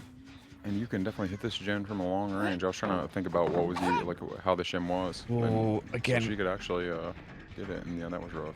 All of this just comes down to patience, man. Like I feel like both of these killers too, like both twins and Huntress. Like I feel like just I don't know how that missed. This one will land though. So still does get the down. Yeah, I feel like both these killers, both the twins and the Huntress games, I feel like both of these, like I think Impossible Kid can improve his game like 10,000-fold if he just exercises a bit of patience, right? Just chills out. Like before we're going for a pounce or a hatchet, just chill, hold it for a minute, make sure you're like really lining it up, right? Like don't rush it. Like I know it can be frustrating, like sometimes, especially with Huntress, where like you maybe are taking your time and then they turn a corner or whatever, but you just try your best to at least be a little, even if you're just taking like a half a second, right? Just don't release it right away. Just take a second to see what they're doing first, and then decide. You know what I mean? Yeah, it's rough though. Like I remember back in the day, like getting better, like being in those moments and the pressure of wanting to get a hit. So it's so hard to like keep your composure when you are being patient. Yeah. You want the hit so bad. Yeah, exactly. Yeah. Oh, actually, well, Final Jet does get done. Robin has Adrenaline off hook. Currently currently sitting at 3 stages. Cheryl is a fresh hook, so hypothetically, if he can down Cheryl and put her on hook and just get 6 stages out of it, that would honestly be kind of like the ideal way to end back this. him with like a charge or anything here. Just you might as well just to keep him here. Like that was a interesting time to throw out. Oh, could get a hatchet there though. Oh man. Yeah, I think to me it just seems like an experience on hunters because yeah, there's like it's very clear where there's like certain times where you want to pull the hatchet and certain times where you don't. There, like that, they needed to be patient there, right there as well. Like, yep, they have so much room. It's not like they're gonna make it behind anything very quickly. Yep, dang. That's gonna be hatch. So there you go. It's gonna be 3 stages. 3 stages too fresh from Impossible Kid. Unfortunate. Again, like you gotta give him credit. Like thrown in last minute, wasn't even meant to be their killer player. Seems like he doesn't play a lot of Huntress. He doesn't have Huntress prestige at all. We definitely saw a lot of signs of inexperience. So, again, I feel for the dude because I feel like, I feel like being thrown into a game where you're playing in front of a bunch of fucking people, right? You have like 1,000 eyes on you. You're being thrown in last minute on a killer that you don't even really play, right? Like, I mean, I feel for him, man. It's got to be stressful as fuck. And kind of like we said with the whole mental thing, where like when you start fucking up, it probably builds up that mental, right? And you start fucking up more. So yeah, I mean, hey, it happens, man. Like I feel like he definitely didn't have a great game, but it happens. Hopefully, you can at least like look back at this and maybe through like some of the stuff we said can take some feedback and learn and improve a little bit. But yeah, hey man, good try. It is what it is. Did his best, but 3 stages is going to be the result. And I mean, it's not necessarily over, but that's going to be not incredibly hard for Absolute Chaos to match. But we never know. I mean, they did struggle a lot in the Twins game, so anything could happen. Yeah. And yeah, fucking Mimic made with the name change. I appreciate that. Like, I appreciate that a lot. It used to be Mimic, and then afterwards it was like UUL. So I thought it was like Mimi, and then like I don't know, like cool, like Mimi cool or something. I don't know. And then I was told after months of calling them Mimi, everyone was like, hey, actually their name's Mimic. And I was like, fuck, dude, fuck. My whole life's a lie. God damn it. Dang, that was rough. That was so rough. That sucks. Yeah. It just feels bad because they're the fucking replacement. It feels so bad. Yeah. So gross. Yep. It is really unfortunate. Like it's such a tough spot to be in that situation. So again, like regardless of how the game goes, I gotta just give them credit for even just like coming out and playing and doing their best in front of everybody, right? Like again, it's got to be not easy to do that, like knowing that you might be like, you know, getting judged or whatever the fuck. Like there's got to be a lot of like thoughts in your brain that make you hesitant in that situation. But yeah, the fact that they just came out and tried their best, it's definitely commendable. So I respect them for it. Not over. Like their survivors are all, you know, the survivors that are meant to be there, and they could fucking juice the hell of this Huntress. Yeah, yeah, exactly. Yeah, like it's definitely not over by any means. It's going to be really hard. Like it's going to be very, very difficult to beat this win condition, especially if Dino decides to play. Because realistically, like Huntress is really, really good at like camping out hooks, like we've seen. Yep. So also hypothetically, like if Dino gets 1 hook early and then just gets like another fresh hook on somebody else and then just stands in front of it with a hatchet, for instance, that's just it, right? That's just it right there, basically. So yeah, I don't know. I mean, it's definitely going to be difficult. It's not going to be impossible, but it's going to be like extremely difficult at the very least. But yeah, I'm trying to find who was the gamer that I was inviting before, because now I'm not seeing him. Am I dumb? Am I dumb-sh? I mean, I am dumb-sh, but I still don't know where the gamer is. Shark Wizard. You got some interesting Ajax. Names in It was friends Ajax. List. Holy shit. Yeah, well, I mean, these are all the people that played Brazilian scrims. Shark Wizard. Oh, yo, you know, our boy Scotty that played Oni, he got put on a team already. He's already on a team. Damn, I saw it. I saw it in Discord. Yeah, he went in there, was posted. He was posting. He was looking for a team. I saw a couple of different people were hitting him up. Yeah, he's already on a team. You'd love to see more it. college fucking group. We're gonna start doing a DVD draft. Yeah, dude. I sometimes that's why I love those like scuff scrims and those scuff scrims, and that's why I always like want to try to get people that we don't already see, right? Because I know every time you call them scuffed, and they're not even scuffed. Yeah, I think they're fucking great. I mean, I call them scuffed as in like we're just kind of winging it, right? There's no schedule. We're just like fuck it, just throw in whoever versus whoever, right? Sure. But yeah, I mean, usually when we do that, it's like people immediately go like, oh yeah, let's see like Numi play Wesker, which like, don't get me wrong, like I love watching Numi play Wesker. He's a beast. But we see that all the time already, right? Like we see these players already play. Like I don't want to just watch people that we already see play scrims all the time. Like it's really, I think it's really interesting to get like new people in that haven't played. Because yeah, sometimes you'll find some hidden gems where you're like, oh, this person's got potential, and then suddenly they're like getting into scrims more. You know, like teams are looking at signing them, and then you know, bam, you're like expanding the fucking the scene, you know. So yeah, I that's FYI, that's a big reason why I'm always being a stickler about who plays in the scuff scrims, because I really love when that kind of stuff happens. It's really cool to see.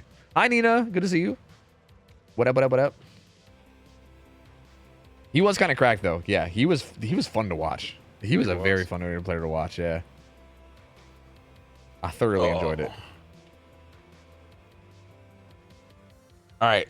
So Dino 100s, we got the survivors in here again. They know their win condition is going to be crazy hard. Something I'm going to talk about a little bit. So if you don't mind, I'm like, okay, Ralph, I'm just gonna address the elephant in the room here. If I ever talk too much, feel free to just tell me to shut the fuck up. All right.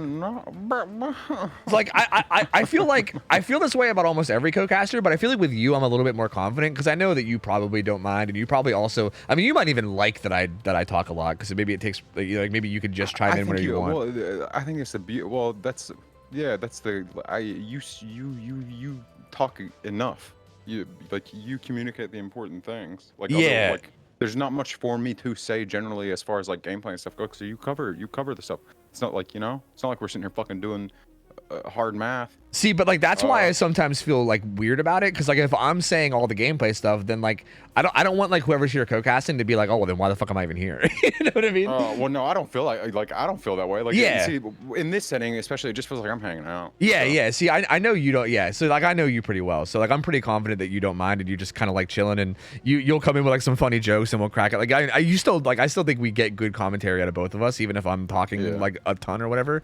But I do feel that way about other co-casters sometimes, like, especially when I bring on people that I don't know too well and stuff. Like I brought on like Hens and Laser, and like sometimes I'd sit there and go like, wait, am I just talking constantly? Like, can these guys even get a word in? You know what I mean? Like sometimes well, okay, not Laser. That motherfucker loved to talk. I feel like I couldn't get a word in when Laser was here. I loved it for it though. In more like formal like casting settings, usually I feel like they go in with a plan as far as something like that goes. Yeah. They'll like split it up to throw it to each other basically. Yeah, but there's like even then it's like I've heard weird with DVD. Yeah, I've heard the terms like play-by-play caster and like color caster, right? Where like the play-by-play is like covering everything, and the color caster will come in and just like, you know, give some like quick insights or crack a joke or like, I don't know, like be funny or whatever the fuck. Yeah, like, I definitely heard that kind of stuff before. Just for the record, just gonna throw it out there. If you ever want to like get something out and I'm like talking, just feel free to just interrupt me and I'll just take the hint. Just FYI. Yeah, no. So just gonna throw it out there. But the reason I wanted to bring that up especially was because this is going to be like potentially maybe our last time seeing MSU for the night if Absolute Chaos wins this. I kind of want to talk about their builds a bit, because I saw that their builds last game against Twins were like, again, there's a bit of like there's at least like somewhat of a meta of builds that I've seen, like at least a few builds that are very common and kind of obvious that people will put together, and they didn't have any of those kind of builds. So I kind of want to just talk about it. And again, not forcing them to run anything. They can run whatever they want, but I want to just talk about some builds that we see often and why we see them and like why they might be good to run. So that again, if they like watch back their games, maybe they can, you know, take that to heart and, you know, do something with it. Wait, what is that perk on the far right? That's Forced Hezi. That's the one you down somebody, people within like 10 meters get slowed down a fuck ton. That perk is gross. Yeah, it's actually their movement speed. Yeah, they look like they're moving in slow motion when they get hit with that. Yeah, it really is. Oh my god, that's a good hatchet right there too. Oh, shiny pin gamer, bruh. Yeah, yo, shiny pin gamer getting a fast down like this. Ralph's in heaven. Ralph's in heaven right now. Okay, and Forced Hezi in basement too is gonna be gross. There's someone here, so yeah, they can't go basement. Ooh. Hill is pretty much just as bad though. Hill is pretty much just as bad. Yeah. This is gonna be a nightmare to unhook against if Dino plays even remotely close to this. Like, God. Dude, good luck ever unhooking here. Like, you unhook, you're gonna go down. The person that gets off hook is gonna go slow motion and go nowhere. And the result they need is not that crazy either. So this is so fucking rough. Like I don't want to be that guy, but this is basically over. That's a really fast start, especially with this build and everything around it. Yeah. So this gives me a chance to talk about the builds. Go for it. They don't. So like for instance, currently they don't have deli on anybody at all, right? Like deli's one of the strongest perks in the game. So like typically like builds that you see very often, you'll see somebody with deli unbreakable, right? Because deli unbreakable, which is like deliverance unbreakable, means that survivor, as long as they don't get chased first, whoever does get put on hook. I mean, like this is kind of an interesting situation because it's Huntress, so this makes it a little bit less reasonable here. But like if it's any killer that isn't like Huntress or Bubba or someone that can't defend a hook really well, typically if you have deli unbreakable, you could just kind of bum rush the hook, right? You could just bomb the hook and just like and basically get the unhook, killing yourself in the progress or sorry in the process. Because once that happens, you could just save yourself, right? Like you'll get deli from the unhook, assuming they don't go down in like 10 seconds. And you also have unbreakable. So if the killer slugs you, you pick yourself up with unbreakable. If they hook you, you pull yourself up with deli. Like you basically can get the unhook and your team does not have to worry about you. You can just save yourself. So that's an extremely strong build that you see ran pretty much every game where it's available. Typically people run sprint burst with it so they can rush up and get the unhook quickly if the killer mispositions ever. So that's like a good combo to run. So yeah, like we don't see that in their builds, which is unfortunate. Another pretty good thing that Hunters did there was so smart. What was that? Like, didn't like actually try to commit to that chase there. Try to do anything fancy. Try to get hits. They literally just made sure they stayed in position to really guard the hill and guard the hook, just to guarantee it. Yeah, only didn't give anybody room whatsoever. Only 2 hatchets now. That's all they need. That's all they need. Oh, the whole squad's here. This is gonna get ugly. This is gonna get ugly. This is not it. This is not it. This is not it. This is not it. This is. Wait a minute. Dino actually hesitated a little bit too long, and the unhook came in during the hatchet. But a down does come in though. Yeah, I was about to say like, yeah. Yeah, like either way, you're probably taking it down here. Unless you execute this like perfectly, you're probably taking it down from it no matter what. So. Taking them back to the hill. They go to a scourge hook, I think is what this is. Yeah. That's gonna be a scourge hook. Deep in the corner. No, because when they were all grouped, man, he should have went ahead and went for it down because they would have all been slowed too. Yep. Yeah. See, well, it was actually kind of a fuck up from Dino because again, yeah, like Meg went for the unhook right away, and Dino kind of hesitated, and then like the unhook came in as the hatchet landed. But if she would have hatcheted the Meg and interrupted the unhook, and then followed up with either an M1 or another hatchet, yeah, everybody would have been force hezzied. And then it just like there's just like a bunch of fucking like goddamn lambs of the slaughter all around you, right? You just basically do whatever you want from there. Regardless though, this is so one more hook stage of any kind basically wins the game at this point. 2 gens are done, and yeah, I feel like at this point it's. Oh yeah, they're actually screwed if they go into second phase. Yeah, and how do they stop them from second? There's still 2 people injured. They'd have to heal up to even try to save. Yeah. They did kinda, but. Because they do, they should at least just try something. Yeah. But all right, so if this person gets down, they're screwed. Yeah, it's over officially. So I'm just gonna talk more about builds. Anti-tunnel is huge, right? Like, obviously a big thing you see in scrim games in comp is tunneling, right? If somebody gets downed early, especially, and the killer has an opportunity to tunnel them out with still having some gens remaining, they're gonna tunnel people out. It's an extremely strong strategy. So like having anti-tunnel is huge, right? Like these guys don't have any anti-tunnel, I don't think, at all. There's no DS, there's no dead hard, there's no kinship. We don't allow off the record anymore, so you can't run that. But typically you want to have those on some survivors. Like a really good combo is like Decisive Strike Dead Hard, right? Like if you're getting tunneled off hook, even if you get put into deep wounds off hook, like if they hit you off hook immediately deep wounds, you just let yourself go down. Like, well, you loop for a while, but eventually you go down, you dead hard, which resets your deep wounds, and then you can dead hard again and put yourself into deep wounds again. You get like potentially like 3 additional health states with it. It's kind of wild. It can be wild, and it's just really good for buying time with tunnels. Kinship can also do that really well too. Like if you're just camping a hook and they have kinship, you can stall out that hook by a lot and get a lot of gen progress. There's a lot of stuff like that you can do to help with tunneling, and those should probably be in builds somewhere. Like at least Dead Hard DS should be in builds probably somewhere against like almost every killer other than, I don't know, like Legion or Hunt or sorry, like Legion or Slinger or something. But yeah, just a lot of like potential stuff there that's missing, I feel like, on a lot of these builds. Oh, Huntress is leaving Meg though. She actually did a pretty good job on that chase. Yeah. Like I do like this. Like this Fang has overcome Lucky Break. That's a really good combo. Right? You get hit and you fucking bolt away really far, and then you leave no scratch marks or blood. It's a good combo. It's a very, very good combo. Still from Fang, damn. And like it almost is getting value here, but unfortunately Dino is still keeping good line of sight. Ooh. Ooh. Baba Yaga? both like. Can you throw through that little gap right there? Like, it seems like you might be able to. I think like she was. That chair might be gross. Yeah, like she was crouching right there. Yeah, that chair might have a weird hitbox. Like she was crouching right there, and it kind of looked like there was a little gap, but I wasn't sure. The hunters just need to be patient at the with all those hatches in that situation. Yeah. Being on the other side of that palace, you just need to sit there and watch. Yep, with those low walls, especially with shiny pin too, you could just circle it with your hatchet drawn, True. and like it's basically a guaranteed kill. Feng is doing it. I mean, Feng is doing a good job of getting the better of the hunters right now, though. Is gonna eventually die now, but did a decent job in that chase.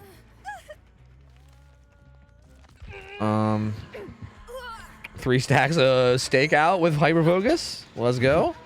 Last gen's gonna get done too, so that's honestly not bad. What perk even is this on the right? Is this odd? Is that the? It's a cat. Is that the Ripley one where your footsteps are silent? Because that's a cat. That's I think that's the cat from Alien, right? Yeah, I think that's the new one where your footsteps are silent, which again is like seems like a bit of a strange choice. I think it's because she has a go Maybe wants to try to go for sneaky flashlight saves, but yeah, a bit of an interesting choice. Yeah, this Nia has nowhere to go. Would dodge the hatch. Oh, she doesn't have this. Okay. Oh, good dodge. The schmooze. Yeah, I mean, like, yeah, they got some schmooze. Like, you can tell that these guys are like not bad gamers, right? Like, yeah, I that's what I was gonna say earlier. I kind of assumed like where they also picked Huntress that they were prepared for Huntress too. Yeah, yeah. Ooh, good hatchet there from Dino though. Very, very good hatchet. Yeah, like. I guess I really don't hate this. I don't like Dance With Me Live is an interesting combo, but I mean like Deja Vu is good. I mean Live is obviously good. Distortion against Huntress can be not bad. So yeah, I mean like I do think some of their builds are okay. Like I think some of their perks are like I think Meg's build seems fine. Ideally, I mean I guess like there is some stuff that feels kind of out of place, like Quick and Quiet just kind of thrown in there like somewhat randomly. But yeah, I mean I think some of their builds seem okay, but I definitely think you need to have certain things like maybe like having like the Deli Unbreakable Survivor feels really important. Having some people with anti-tunnel feels really important. There's definitely some things that I think could be done better with the builds as well. So just to make a note of it, just for the sake of them maybe reviewing things and trying to come back with something. Or I mean, again, and if they're watching this back and they're hearing me say this, feel free to also just completely ignore me too. Like if you guys want to run whatever builds you want, you want to say fuck me and fuck the meta or whatever, I mean, yeah, feel free to do so. Like I'm just kind of throwing out my thoughts, and you can do whatever you want with it. But hey, there you go. Very, very good performance from Absolute Chaos. Dino played this Hunter's game pretty solidly. And yeah, they're gonna take the 2-0 there. They're gonna take the 2-0. Old Mississippi State couldn't quite keep up with the chaos. Couldn't quite keep up. Old Mississippi State.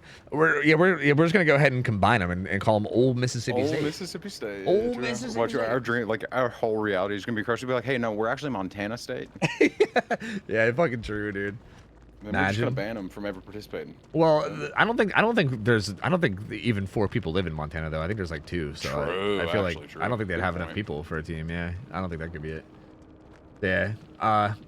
Good try from MSU. I mean, this was their first time ever playing in Scrim Nights. Again, I'm assuming they probably don't play much comp. So this is probably just them giving it a try and, you know, trying to learn it. And again, you can tell by watching them, like, especially in this Hunters game, you can tell by watching them that they, like, are pretty good at Survivor, right? Like, this feels like the type of Survivors where, like, in a pub game, they probably do really well, right? They probably juice. Like, they seem to, like, they definitely seem to know how to play chases, like, solidly, right?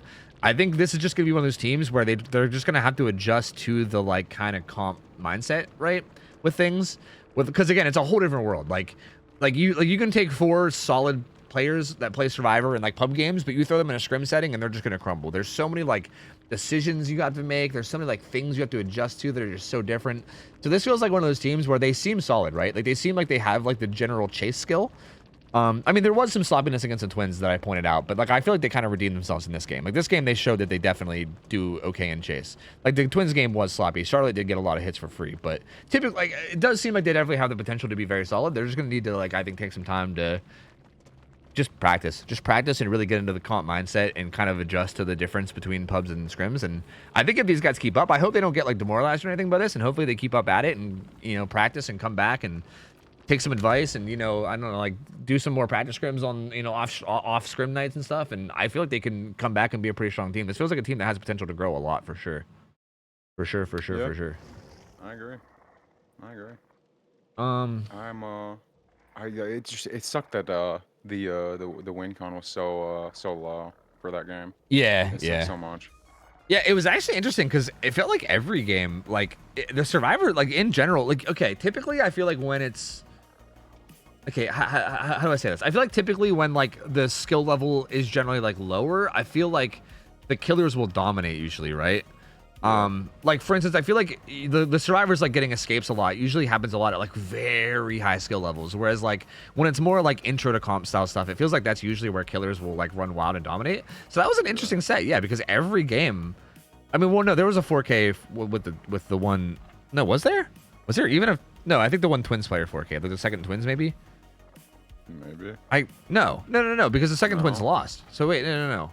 Yeah, I don't. Yeah, I think every single game that set was like a really good result for survivors. I think they got people out every single game, which is again like kind of wild. Like I was kind of going into that game expecting each match to be like a 4K or like close to it, and yeah, it was kind of the opposite, which is very interesting. It's very interesting how that played out. Yeah, I'll give you guys your money. Don't worry, I'll give you guys your money. Yeah.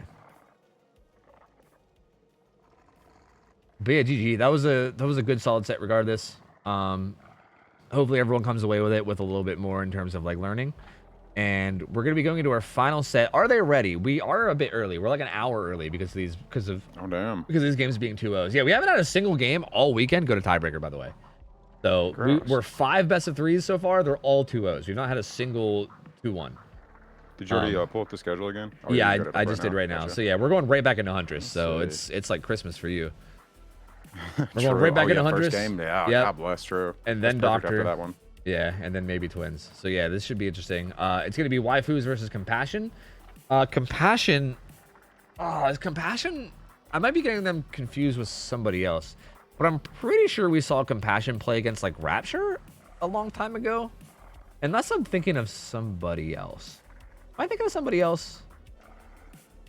I'm pretty sure we saw them play against Rapture a while back, and they seemed to like hold their own pretty well. I think Rapture got the better of them and they beat them, but I think they held their own pretty well and they seemed pretty solid. Unless I'm thinking of a different team. Maybe I'm an idiot and I'm thinking of a different team, but I'm pretty sure we've seen this team before and they seem pretty solid. And the waifus, I'm gonna be honest because like they're my waifus, right? So I can be honest about it. I can be brutally honest because they're my waifus. Waifu bias. They are like one of the most hit or miss teams that we have. They sometimes will come out and look like fucking gods, dude. Sometimes I'm like, Jesus Christ, these waifus are good today. Like, goddamn, they're juicing. Like, these guys are they're fucking shit up. Like seriously, like sometimes they look like unstoppable, and then sometimes they'll come out and just play like really sloppy and like be a little bit all over the place, and then they just like kind of fall over and die, and I'm like, whoa, waifus, what happened? So. I don't know, man. They're like very wild cardy to me. Like they are definitely capable. Like they're very extremely capable. Like when they're on their they're very capable waifus, trust me. so like when they're on their game, it's like they will pop the fuck off and be very impressive. But it's just they're not always on their games. So I guess that's just going to be something to look out for. And again, Compassion we've only seen once. They seem solid, but I didn't really get a solid read on them. They went against a pretty good team. It was EU versus NA, I think, though, so it was high ping. And they also went against a pretty solid team, but they seem to be at least like good, solid gamers. I can't really tell exactly how good they were because it was only one set, and I don't know, it was a little funky, but I guess we'll see. I think it should be a pretty good best of 3, though. I'm hoping they're hit today. They were playing Huntress. Who's playing first? Oh, yeah. These fuckers picked Huntress. Oh, yeah. Let me go look at the schedule real quick. I might have to run some ads to get some coffee, too. That's also assuming we might have to fill with some scuffed games as well. I'm not sure. It's going to be... So, Rollo, from Compassion is going to be playing against waifus, and then Z Slasher from waifus is going to be going up against Compassion. So those are going to be the first 200 games. I don't know if we've seen... I think we've seen Rollo play in the previous games, but I'm not sure. Z Slasher usually does pretty solid on most killers, but Z Slasher I think is console, right? Is he gonna be a console Huntress? Z Slasher he impresses me though. He plays like console blight and shit. I think like he'll play killers on console that have no business being played on console, and he'll like do pretty well. So I don't know, man. I mean, we'll see. Console juicer Huntress. Maybe he'll be able to pull something off with the console Huntress, because I mean, if he does do well, that'll make it even more impressive to me. So I guess we'll see.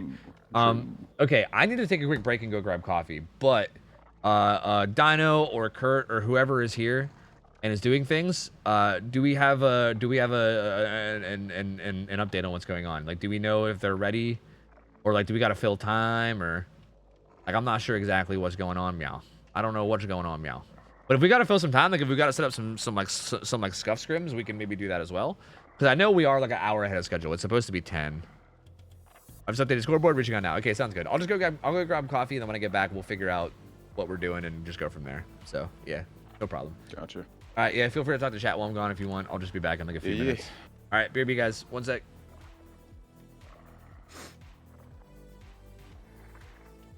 Hello, competitive gamers. Hello. Hello.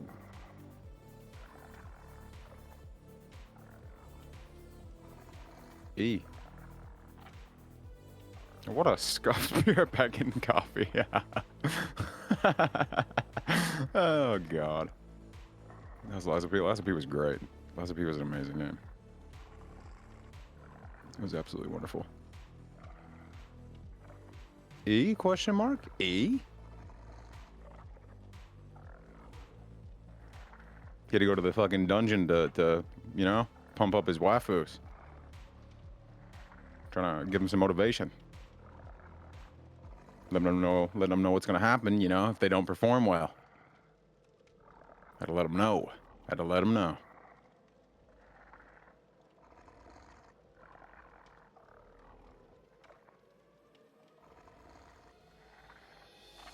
You can't pump waifus on Twitch, that's TOS. Well, he's not doing it on stream, so like he knows the rules. Tofu's been around, you know.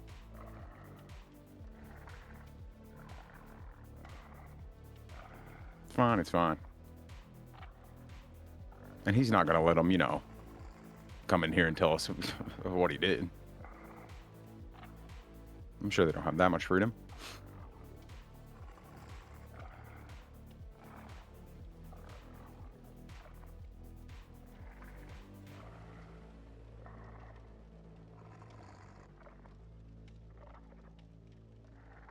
That's what you think? Yeah, hey, luckily I'm not one of his waifus. So, you know, I can think on my own.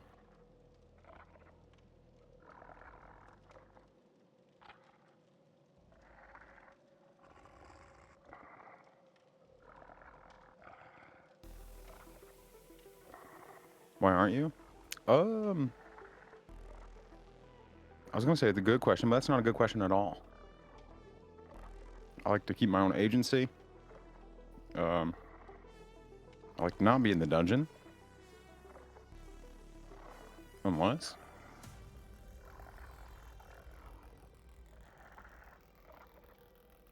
Your question? I missed it.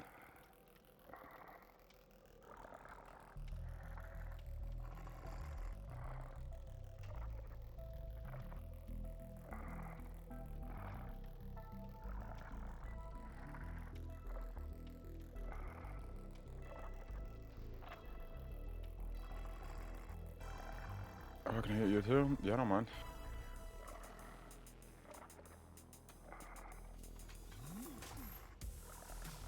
She's not very nice to his viewers, so unsure. You know, shut up like a boss.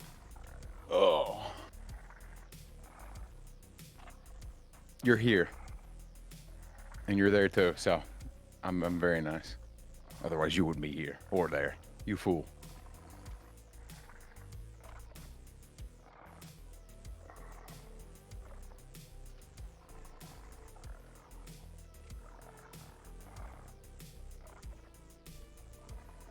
Damn, Tofu must have to be harvesting the beans, bro. You know, like that like exotic coffee that they have where they get like these cats to like eat the beans, and then they wait for them to like, you know, give them back naturally through bodily functions.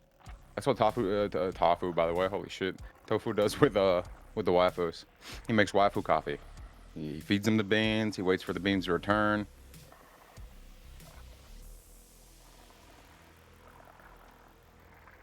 Which bodily function? Sorry, I'm not a coffee doctor. I see. Oh, is it lemurs? Was it not cats? Is it lemurs?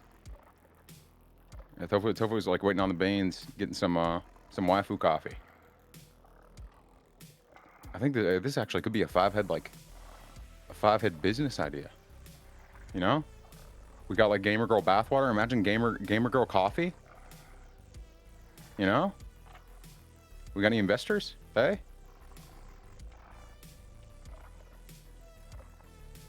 Oh, genius. I'm a genius. I am a genius.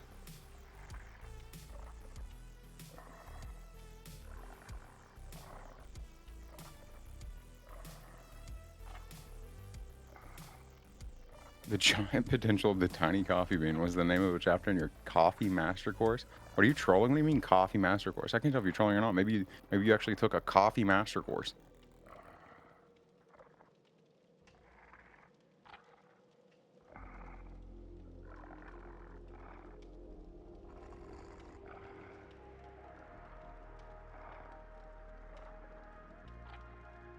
All right. All right, I'm back. Welcome back. What up? What up? What up? What up? What up? I said, you know how you ever heard of like the coffee where they like get like it's an exotic coffee where they get the animal, it's like a cat or a lemur or something to like eat the bean and then you know Then you like shit it out shits it back. Yeah, I said that's what you're doing with the waifus. You're making waifu coffee because you got them in the dungeon. Yeah, had to go milk the waifus real quick. And then I realized how good of like a business idea. You know, like Gamer Girl bathwater, bro. Imagine Gamer Girl coffee. Oh yeah, like waifu coffee. It's genius. Oh, yeah, exactly. Waifu coffee, exactly. Yeah, that would sell. Genius. That would sell True. for sure. Oh shit. Okay, cool. Teams are ready, so we're immediately ready to get into the Hunters games. Fuck yeah, sick. Okay, let me give you guys a prediction then, and we can get this all set up. Interested again. This one will be Compassion versus no waifus. All right. I'll give you guys 5 minutes on this because I feel like the lobby's probably gonna take a minute to get going. But here you go. Compassion will be killing first up against the waifus survivors, and then we'll be flip flopping and going from there. Do I need to accept anybody? Probably not, but maybe. I don't know. I'm assuming they'll just invite me. It'll be fine. It'll be fine. All right, so this will be the final set. This is gonna be our only chance to have a game go all 3 games, or sorry, have a set go all 3 games. Again, every single set. Who did the tie killer? I think it's Twins is the tie killer. Oh, I would love to get there. Like a tiebreaker Twins sounds great. Oh yeah, it is. So yeah, it's Huntress, Doctor guaranteed, and then maybe Twins. So we'll see. Yeah, again, I don't know. I don't know. I don't want to say ever, but I feel like it's rare to have this many 2-0s. Like this is a lot of 2-0s. This is a lot of 2-0s. I mean, a lot of it has come from just like teams that are like brand new, where we didn't really know where where to put them and stuff. But still, even some of the other games, it seems like they should have been closer, ended up being pretty big blowouts. So unfortunate, man. I mean, I don't get me wrong, I'm not opposed to a 2-0, but like I want to see some tiebreakers at least. You know, keep some of the sets interesting. We'll see. Maybe this will be the one. I'm curious to see how strong of a showing the waifus will have today, because again, they can be kind of hit or miss. It's crazy they're going against Compassion when maybe that's what they need to perform well. Yeah, well then they ain't getting any from me, dude. No sir. That's right, exactly. Not unless they win anyway. You know, if they want Compassion from me, talking about. Yeah, they better win. The dungeon, to make sure to give them some pressure, let them know what's going to happen if they didn't perform today. Yeah, they better make sure they fucking win, dude. If they want any compassion at all, those fucking waifus. I'm gonna take their beds out of their cages. Sleep on the concrete floor. You're gonna like it. Yeah.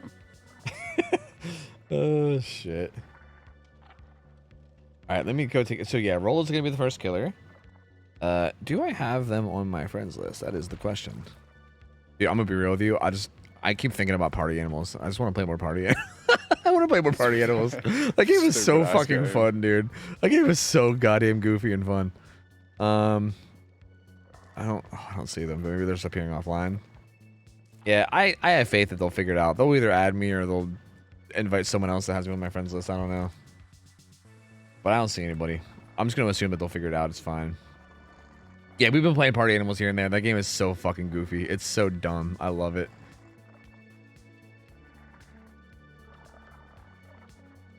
I hope they just come out with like more stuff for it. Like yeah, more that game would benefit modes. them a lot. Yeah, dude. I think every game like that, like again, like how like Pummel Party has like the workshop thing. If every game like that just had like a workshopy type thing where you could just like make even like custom maps or whatever, that would be fucking cool as shit, dude. Although I feel like that map's kind of hard. That game might be kind of hard to do custom maps because it's very like environmental, right? There's always like environmental kills and shit. Like actually, the kills are pretty much always environmental. Like that's basically the only way you kill people. So yeah, that actually might be kind of hard there. Let me get the waifus in here. But yeah, I think just getting More game modes and shit would be pretty cool. I'd be about it.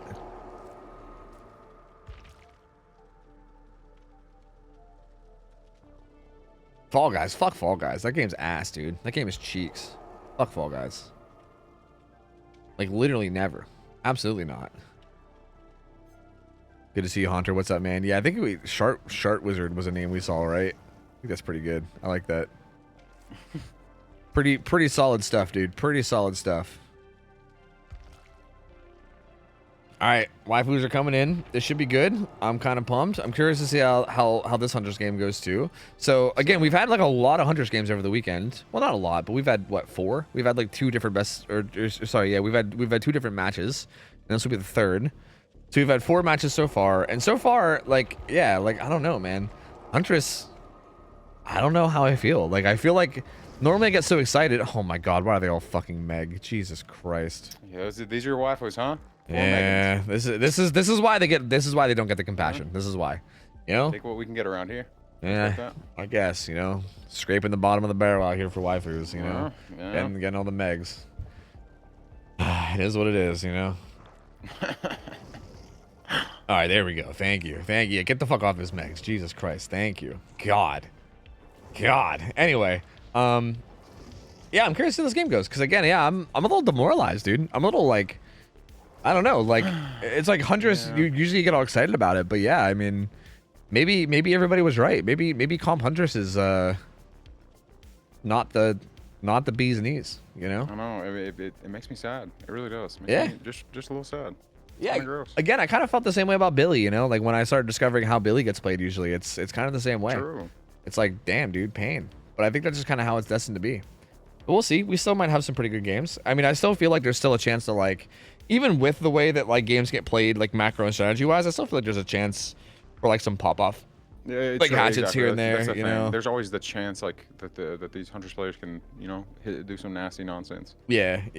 Like there's a safe way to play, but there's always the room for doing some crazy shit. Yep, there's always room for like going for like snipes after a hook on gens, or even like in the chases. Like sometimes you can see some dirty stuff, like I don't know, just like getting some sick hatchets or whatever. Like there's still room for good shit, but I don't know if it ends up just being like safe hatchet, camp hook, then that's where it's like, again, I respect it from like a competitive point of view.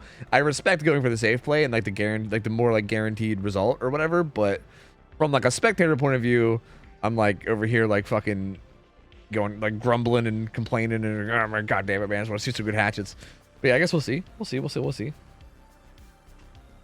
Because it plays a little bit on the survivors too. Because if they make it really, really hard, and you know, it ends up being much more intense and there's much more pressure, then it can lead to good things as well. True.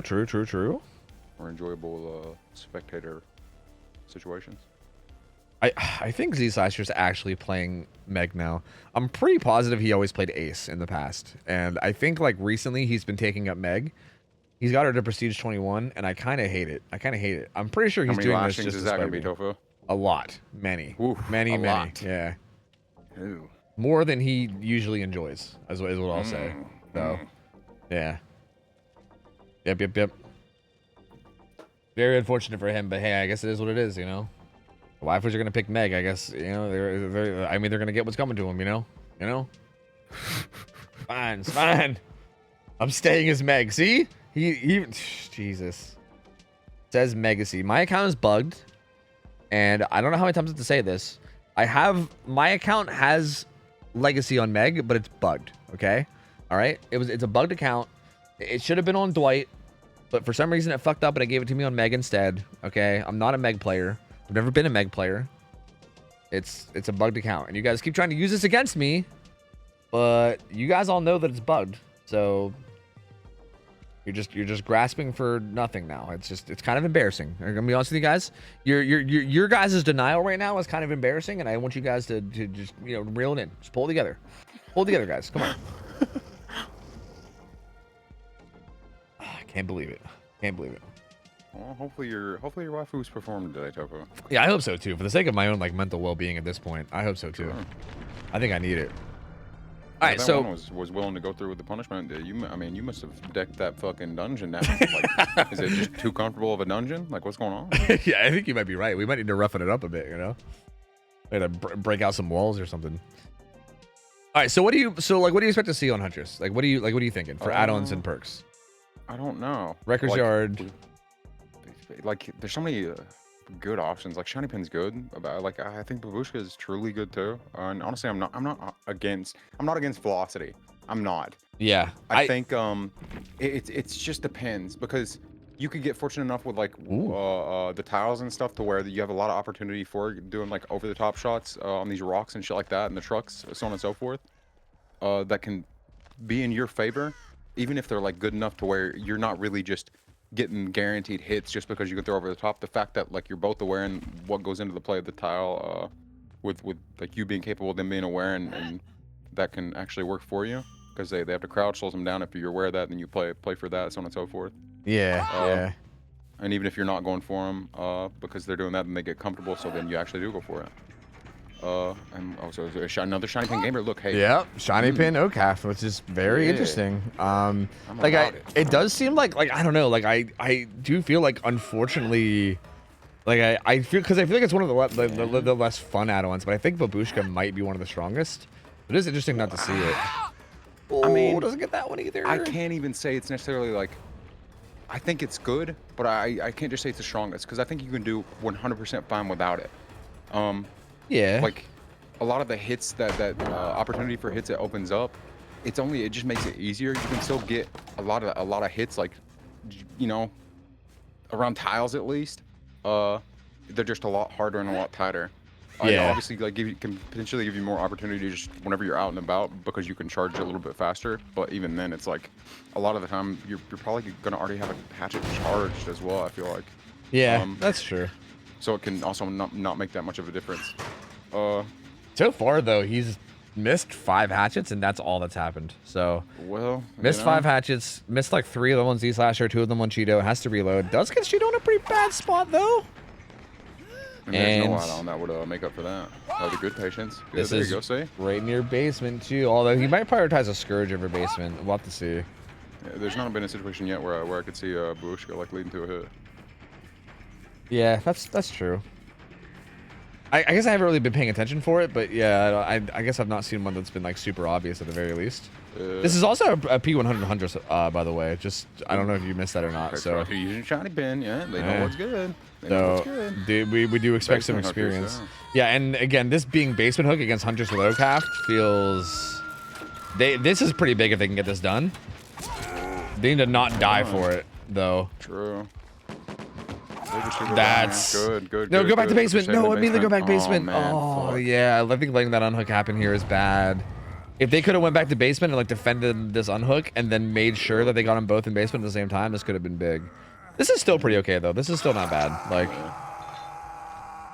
and Deli was actually the first hook, so Cheeto was the Deli survivor. So that's first. Bro, I've never seen so much. Like, how unlucky. Like, it's crazy. It seems like most of these killers, every single game, they get the Deli the first one. Like, what is going on? Like, what the yeah, seems so insane to me. It is a little bit of, I would say, misplay on the survivor part, just from Deli being a little bit too aggressive, as well as like there can also be some like maybe not necessarily this game, but like a lot of the games. Ooh, that was a good hatchet. Good hit.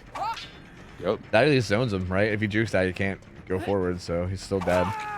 Down he goes. See, like this is why like OhTofu and freaking Babushka like do similar things, letting you do things earlier because recovery from OhTofu and then increased wind-up speed from Babushka. Yeah, but true. Babushka doesn't like. There's just things you can't do without OhTofu, obviously.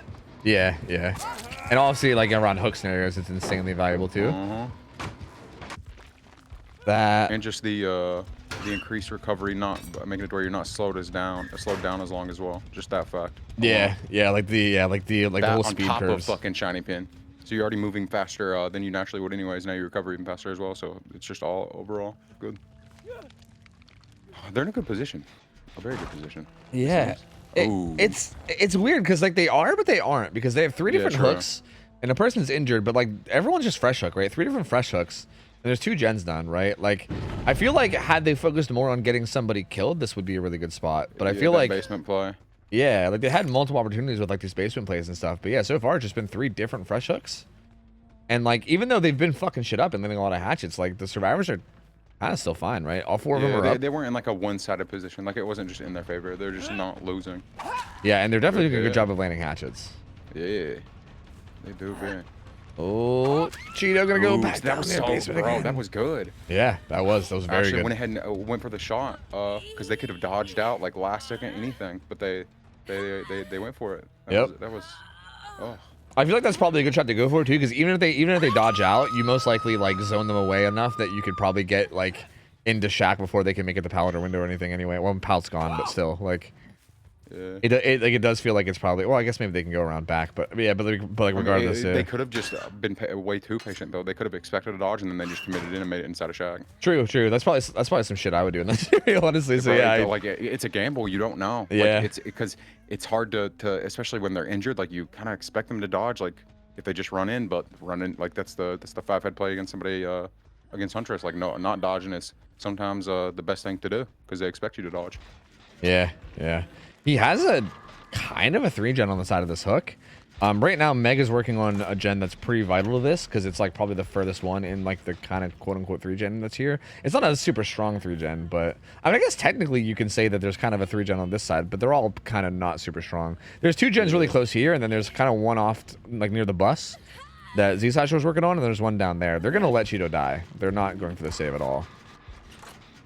I think I agree with you on about the like barbecue on this map. I think they should just use No Way Out, especially as the first like whenever you're playing first. Yeah. I think that'd be much safer and smarter. But I mean, barbecue is still good. It's just not as good as on this map. Ooh. Oh, the whiffs. Whoa, relax. This also feels like a situation where like the positioning here from Monkey Burrito felt pretty off. Like he was kind of at that hill gen, which is kind of a dead zone, right? Well, actually he had balance, he just didn't use it. That's interesting. Okay, I was gonna say unless he had balance, it's a dead zone. He just had balance, he just didn't use it. So now I'm even more confused because he should have just went up on the hill then. I don't know, I'm confused. By the way, like you either go up on the hill with balance and use that speed boost to get somewhere safe, or you like pre-leave very heavily, right? Like he didn't do either one. And instead the Huntress just kind of got like free god positioning on him, and just like she even missed like 3 hatchets and still and like still gets it down because he was that far out of position, you know? Definitely not ideal. Save. Yeah, only 1 gen left. Yeah, because he was doing this gen. He could have easily went up the hill. Yeah, I don't know. I'm very confused about that one. The White avoids that one. I think the smart thing to do there would just be to hold it no matter what. And let them dodge like as much as they're gonna dodge to dodge themselves to death. Basically. Yeah, while just holding W. Yeah. Like being 100% efficient, but I would have went for it too. Takes him one on that rock instead of trying to force a hatchet, which is interesting. Not necessarily safe while pre-thrown. I think if they even just... Ooh, okay. Good. Nasty hatchet. That was really good. See? You don't need no babushka. Nothing at all. These guys are doubled up on the hill gen. I think Alcasandra's already been pain rezzed, if I'm not mistaken. But I don't actually know. Did he get basemented? I think he might have got basemented, actually. Was he one of the people that got basemented? Well, these guys didn't get pain rezzed anyway, so I think they're fine, yeah. Nah. But they're going to have to split up. Yeah, Huntress is definitely coming back. And she had barbecue, though. Oh, yeah. I wonder if that was close enough that she saw them. I don't know. She keeps looking back there, so it seems like maybe. She might have an idea that David's there. Yeah, well, she does now. She didn't know before. She definitely knows now, yeah. Just that information alone allowed her to play this way. Yep. And now this kind of makes it really awkward because anybody that goes for the save, she kind of has an idea. Honestly, I thought she should have immediately went up the hill and tried to catch out this Meg on rotation, yeah. Look at you. You're a Huntress player, you know. Yeah, dude. I just miss my hatchets, that's all. I know what to do. I just fucking fail at hitting the hatchets. Yeah, that hit the unhooked survivor with iframes, unfortunately. But it was a good attempt. Would have been pretty nasty if it hit the Meg. Kicks that. Has to reload. Monkey Burrito is just chilling. He was just chilling on the hill. He's going to trigger his balance, but not run away. Get out of there, Monkey Burrito. Okay, he's kind of gonzo. Sort of running into the gens a little bit, though. So yeah, there is like a bit of, like, again, it's a pretty scuffed 3-gen, but there's kind of a 3-gen here. Like a straight line. Actually, that's not even. I'm not even gonna call it a 3-gen. That's pretty far. Like I feel like this gen and the other gen are almost like the whole way across the map from each other. So yeah, I can't really consider this a 3-gen. think has Monkey Burrito back here, I believe. Monkey Burrito is also Deathhook, if I'm not mistaken. I believe everybody, yeah, everybody's Deathhook but Meg at the moment. So if he commits to this chase, they're gonna definitely have to make sure they trade this for a gen, because they can't go into a 2v1 without the final gen being done. There you go. Eats an M1. He throws it though. He's just going edge map. They're doubled up with Proof. He's got adrenaline too. That's good. He's just showing like this there. He's in a bad spot. Yeah, he wants to just buy time for adrenaline, which is coming very soon. And that hatchet that they got around the dumpster, like that's basically shiny. Ooh. Oh, adrenaline. Yep, there's the adrenaline.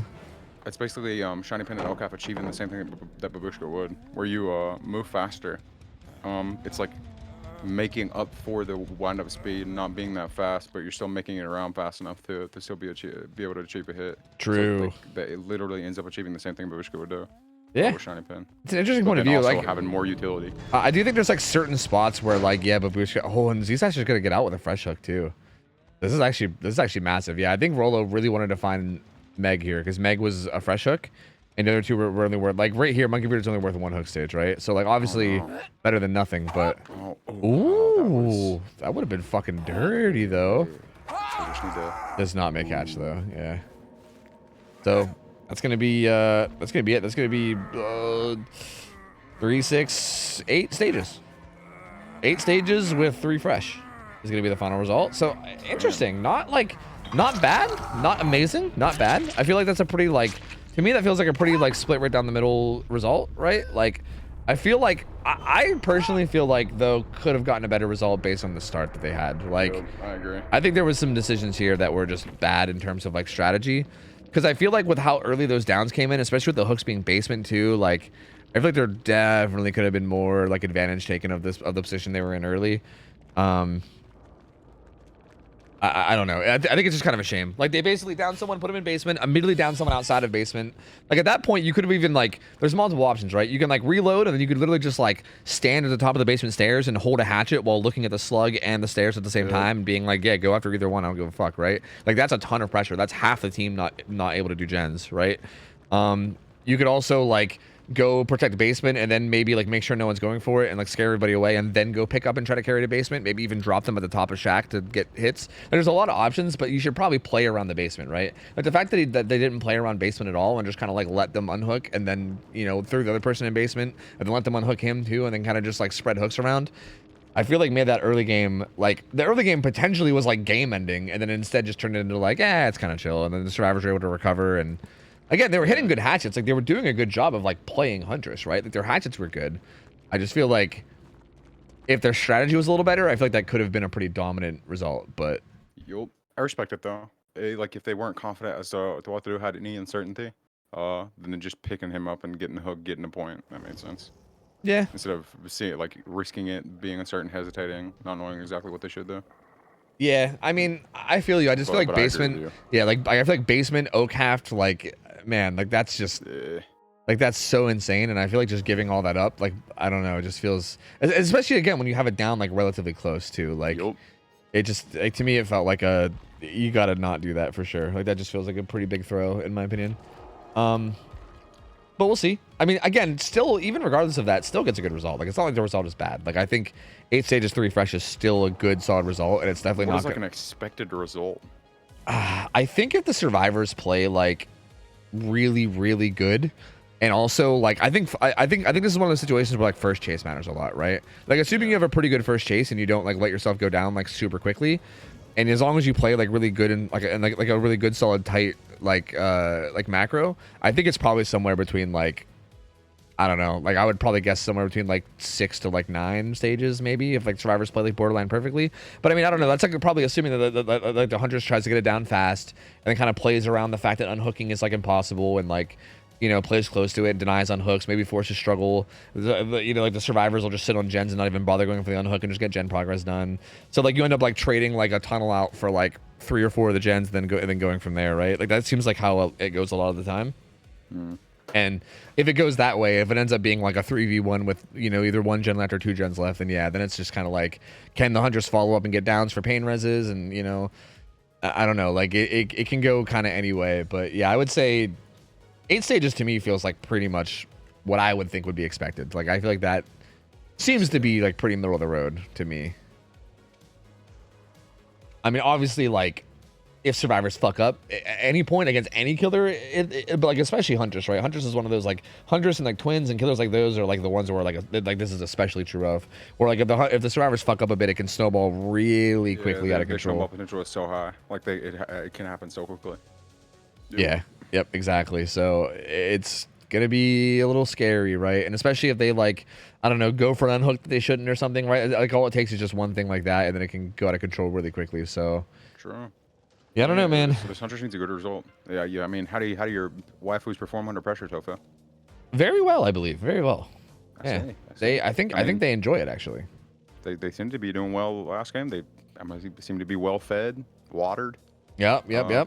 Oh yeah, and I think Z-Slasher is console, so I'm really curious to see how this goes. Oh yeah, so is it going to be a controller Huntress gamer? Yeah, I think so. I mean, maybe chat. I mean, actually, I fucking Z-Slasher's giving me shit about Megan in chat. But if someone wants to confirm 100% that Z-Slasher plays on console and on controller, I'm pretty positive that that's a thing. And if so, this is going to be interesting because, yeah, I mean, again, you would expect. Like, you'd expect Huntress to be pretty hard, but again, I've seen, like, he plays Blight with a controller, like, pretty solidly. Like, we've seen him play some killers that I feel like should be hard to play on a controller decently well. As long as you're comfortable on controller, you can be cracked. Like, you know, people have been gaming on being cracked on controller FPS type stuff for a long time. As long as if you're comfortable, you can be cracked for sure. You definitely you know, there's just the obvious limitation to controller in comparison to mouse and keyboard, but you can be comfortable as hell and have crazy good muscle memory and just crazy good control with your fucking analog stick to where you're the juicer. So yeah, that makes sense. He's the one playing killer. I mean, you know, true. You let him. You let him. Yeah, I remember back in the day when I used to grind Call of Duty, man. I mean, I feel like I had really good aim on a controller, but maybe that was auto aim. Who fucking knows? That was like fucking 12 years That's ago. the thing with controller, like in fucking games nowadays, auto aim is crazy. Yeah, who knows? Maybe I might have been asked the whole time and just getting carried by auto aim. Who fucking knows? Brutal strength is interesting. Babushka gaming. I see you don't let the waifus watch my stream or listen to me at all. No outside influences. I respect that. Not allowed. That's right.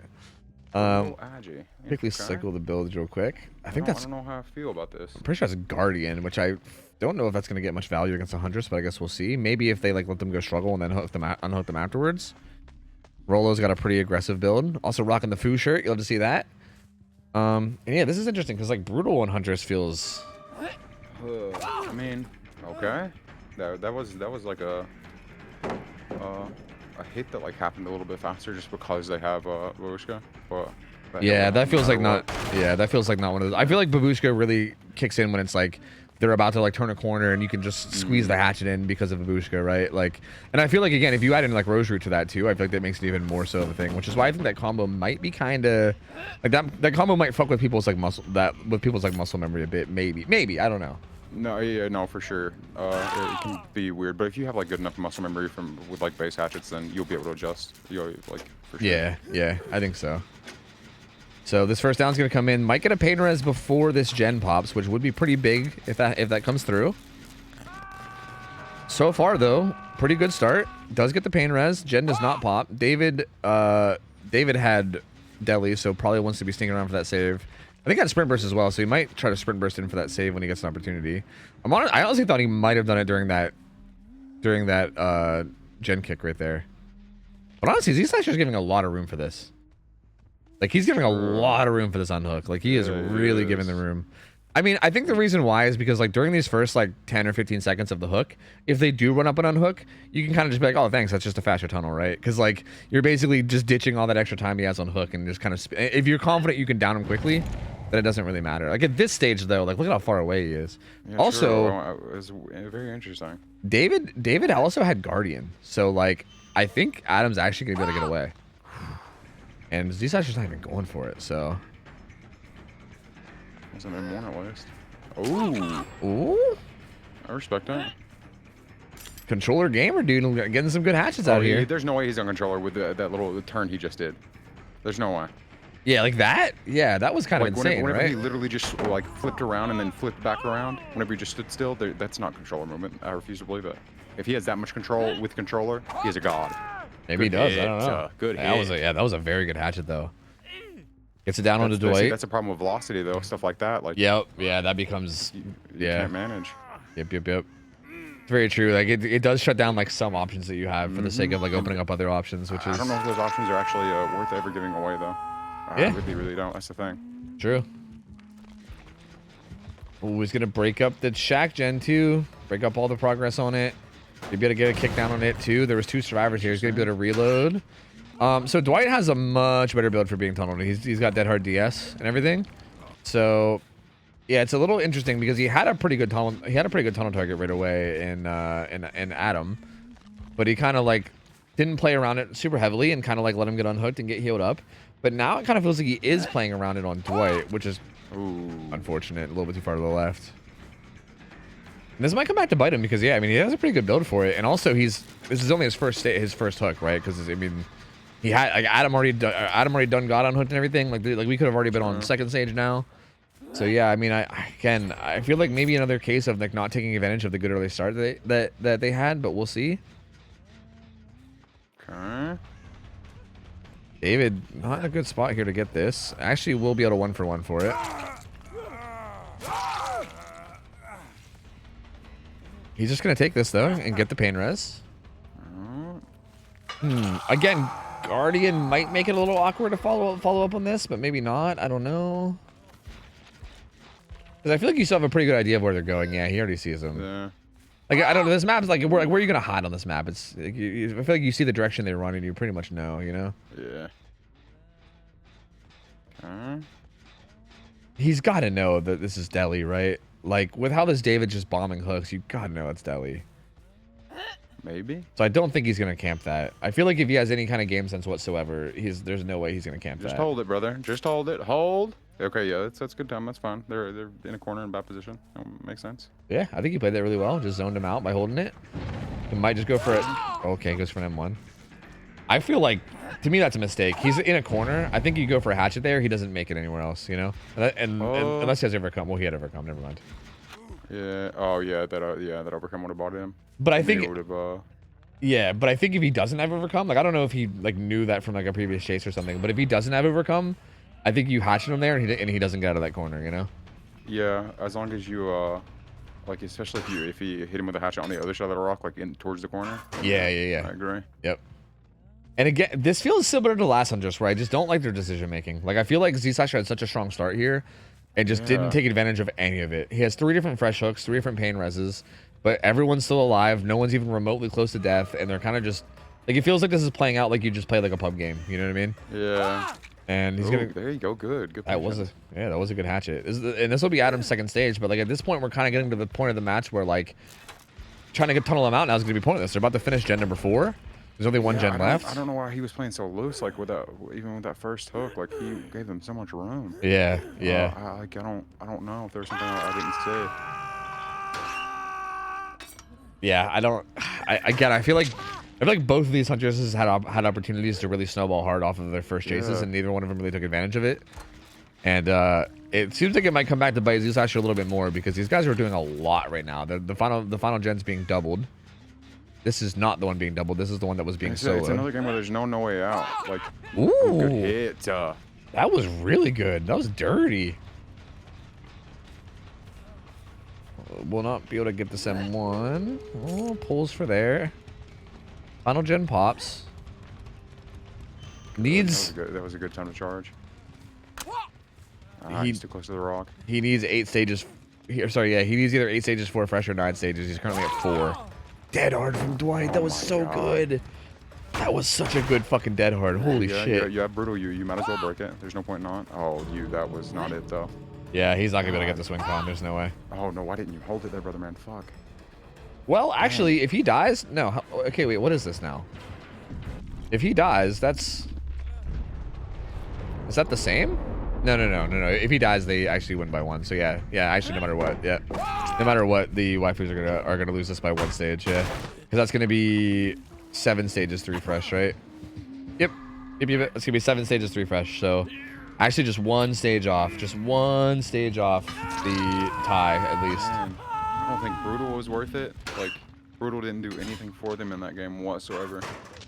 Yeah, that is true. I feel like Brutal didn't really kick in a whole lot. I do think Brutal was a very interesting choice. Like, I don't know. Like, I feel like a lot of these tiles are pretty playable, even like post pallet throw. Like there's like obviously They are like with her for sure. yeah, like obviously like there's some pallets like Shack pallet and maybe like a couple of like the maze style pallets where yeah you gotta just kick them, but like it's only like a select few. So like to take up a whole one of your perk slots for that just feels interesting. Maybe he like thought there'd be more scenarios where he can like zone people with pallets or something. I don't know, because even then he didn't even do that. He went like it feels like he just went for hatchets all the time. So I don't. Yeah, I'm not sure. The brutal pick was kind of weird. I still think even beyond the brutal pick, I think just the way he played around his hooks was not, I think, ideal. Like I think had he just stayed on Adam, I think had he stayed on Adam more, like right off the rip with how fast that first down came in, I think he would have been in a really good spot. How many fresh hook states did he even get? 3. He got 3. Because Yeah, one of the survivors I got out got hooked once. The David, I believe, did. Yeah. Yeah. Like I don't, with the win con being what it was, I don't know why you wouldn't take No Way Out. Yeah. Just to give yourself more of a chance. Agreed. I think No Way Out could have been huge here. Yeah, he could have downed that Dwight and then like either like hooked him or whatever, and then went after Yui. And if you would have found and killed Yui, then that would have been it. You would have won. You know. Yep. So yeah, I mean, or even David actually. Even if you would have found and hooked David there, you would have won. If you would have found either one, you would have won at that point. I think so. Dang.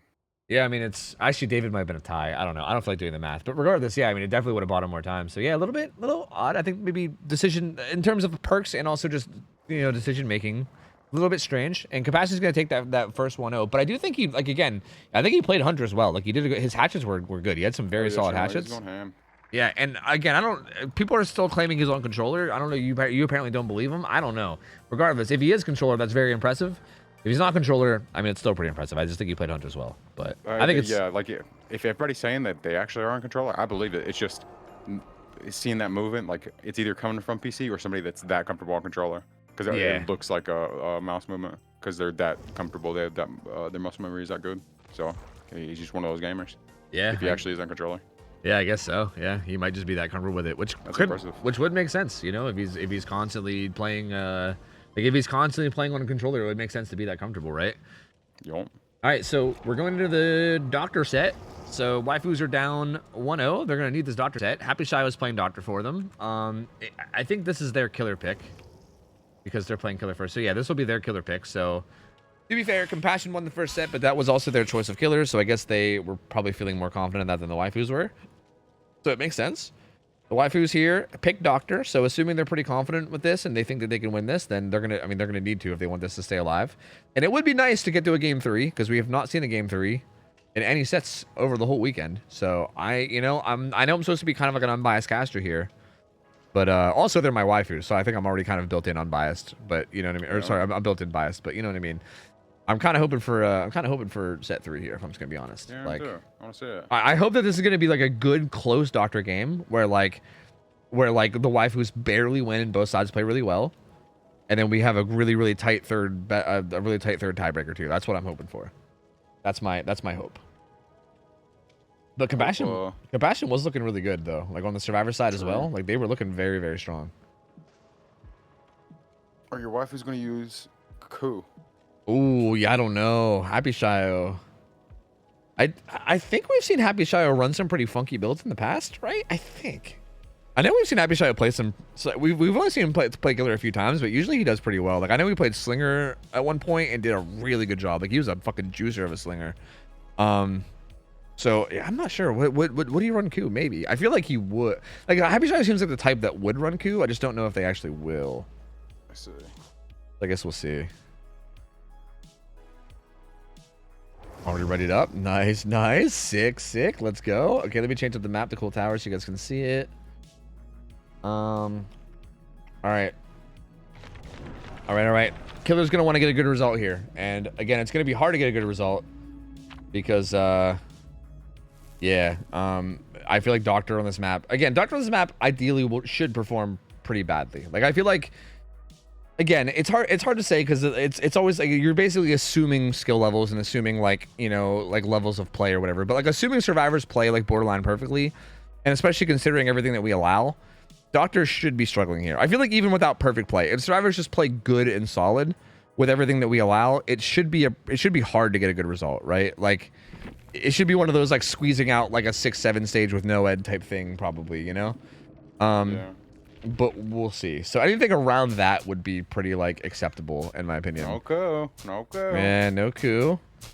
Pop Goes the Weasel combined with Deadman Switch, which is like a little bit of an interesting combo. I mean, they're not like unusable together, but like it can definitely get a bit awkward at times. David's got Deli again. Adam's got a pretty aggressive build for the people Decisive Strike. Dead hard on to Dwight. Okay, the objective survivor gets found first though. This is overcome. The overcome, but also has Prove Thyself, Deja Vu, and the toolbox. So like tons of objective on the survivor. So this is actually a really good tunnel target if Happy Shot wanted to stick to it, but I guess main building makes him go, nah, no thank you. He's gonna bail. It's all of a sudden gonna turn into him getting the fucking Deliverance survivor first, because that's what the universe wants. It might be. Bruh. No, the Deli survivor is currently healing, so they're fine. They're fine. Okay. They're fine. Well, I can't. What the fuck? I can't. Let me switch. What the fuck, dude? This thing bugs out sometimes and it won't let me switch back. Okay, there we go. Goddamn DVD spectator bugs, bro. I'm telling you. I expect nothing less. Yeah. I expect nothing less. And it'll probably never get changed either because there's so many other bugs that are going to be more high priority. Oh. So far, though, Happy Shot can't really get anything going. I mean, got one hit onto Yui and then didn't follow up with it. She got healed. Couldn't get a hit there onto that Dwight. And, or sorry, that was... Yeah, no. That was Dwight. And back on the Yui now again. So, yeah, just not really getting anything going yet. A little bit of a slow start. Up here. Ooh. I feel like we're back in the stretch res days with the like fucking looking at the ground thing. Oh no, the doctor special. Oh, I wonder if that was just auto aim. I don't know. He's got to bail from this chase again. Doesn't want to chase at main. This pallet here is pretty strong. He's not going to kick it yet. DMS is a banned perk? With Doctor? I don't think so. I don't think we banned anything with Doctor. Pretty sure we allowed DMS. Because I mean it's Doctor, so he's kind of dookie, you know? I think we probably allowed anything. But I'll check just in case.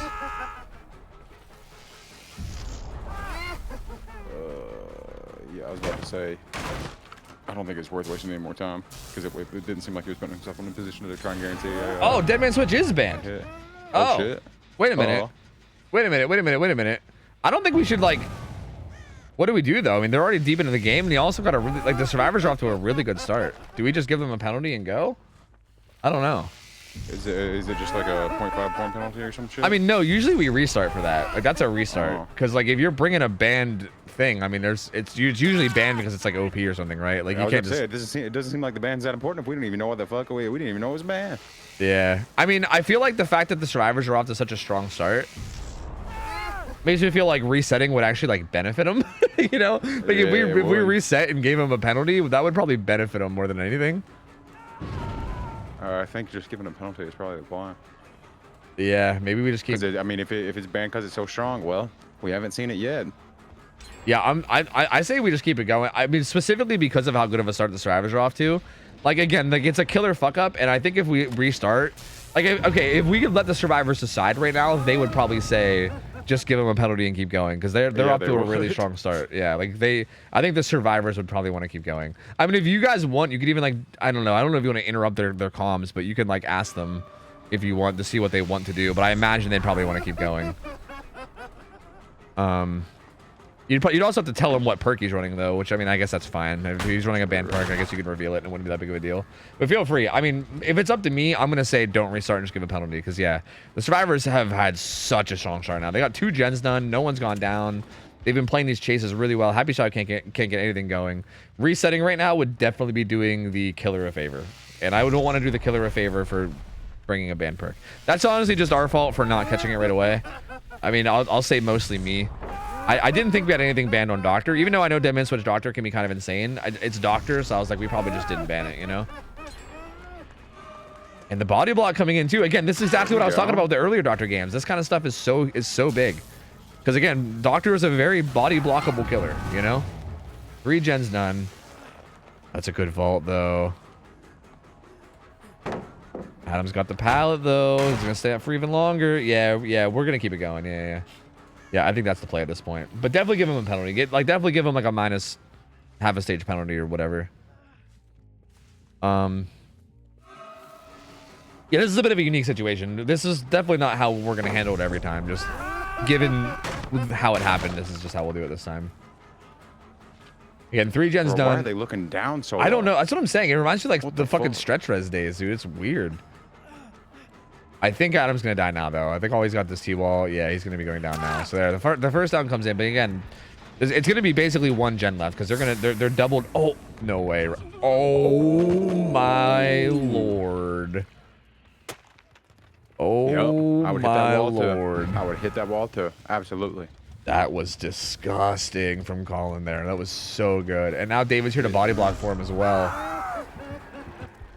Adrenaline is on nobody. Nobody has adrenaline. Dang. But 1 gen left, no hooks, no late game perks either, no Noed or anything to fall back on either. Gets that pallet throw too. Oh no. Tries to bait that vault. Such good discipline. So disciplined from him, man. Like again, has like the red state on him all the time too. So like the killer doesn't even have a red. 100%. Yeah, that's terrifying, dude. Because yeah, I mean you don't even see the red stain or anything. You just got to go off instinct basically. He'll most likely be going down again right now. So down he goes. But yeah, final gen's done. They probably expect Noed, to be honest with you. David's no way he gets his pallet save. Oh my god. He was looking for it. He was looking for it though. They probably expect Noed, right? Because they haven't seen like half of his build. They haven't seen Pain Res or Dead Man Switch. Actually, none of it. Or Pop. Is background player banned? No. I'm just curious. Yeah, we actually did see a team at one point run. They had one survivor running flip flop power struggle, and then another survivor running background player, and they would just like literally run to pallets and then just like let themselves go down, and then the background player would hover for like 5 or 10 seconds and then just leave, and then he just couldn't do anything about it. It was pretty disgusting. Yeah, I was about to say, like, I'm glad that people have actually done it. That's good. That's cool. The guy on hook DC'd, but I mean that's kind of okay because he was gonna die probably anyway. Yeah. So that's gonna be it's gonna be. I guess technically 2.5 stages because of the penalty. There's going to be 2.5 stages with 1 fresh for Happy Shio. So, yeah, that is definitely not the result that they wanted. Going into the set being down 1-0 already, that is definitely not what they wanted out of that one. Yeah, definitely a bit of a weird situation too with the ban perk. So that was a bit odd, but I think the way we handled it was correct. Because yeah, I think restarting here would have been really bad for the survivors. Because yeah, that was really good. I mean, I don't know. The survivors played it disgustingly well. I feel like Happy Shio had a couple situations where he just kind of didn't time his shocks correctly in accordance to like different pallets and stuff. He had a couple auto aim situations happen. He also like struggled to find a chase that he can commit to early game. It's hard, right? Because like you hit somebody and then they start running around like main building and you're like, oh god, do I want to commit to this around main, right? So like I get it, right? Like it can be sometimes hard to like want to commit to one of the chases until you find a good one. But I feel like he just couldn't get anything going, man. Like it took forever to get the downs. When he finally did get it down, it got firecrackered. Just man, the survivors just played that so well, dude. I mean, that was so strong from them.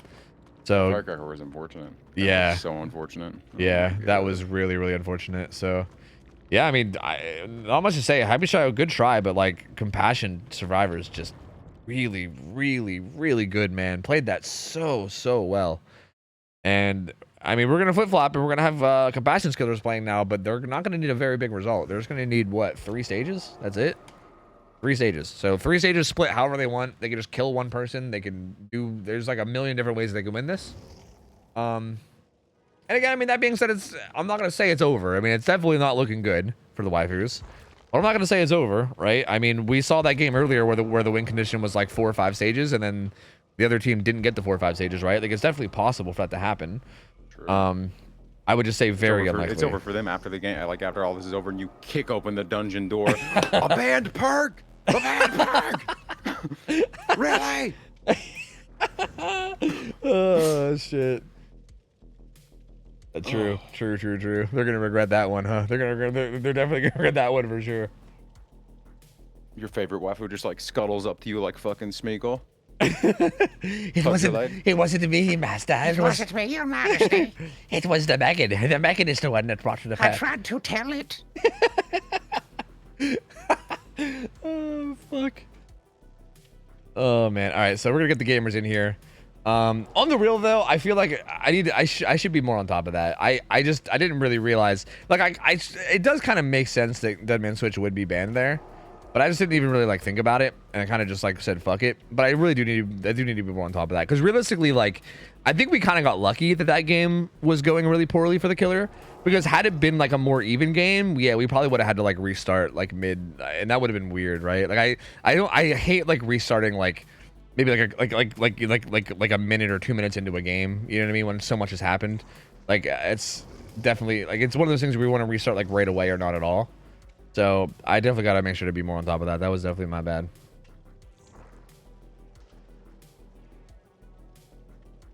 But imagine these gamers using banned perks. I know, right? I use banned perks, bro. They're banned. Tisk, dude. Tisk. Amateur hour? Yeah, I know. From the waifus of that, you know? Can you believe it? Oh. Shame.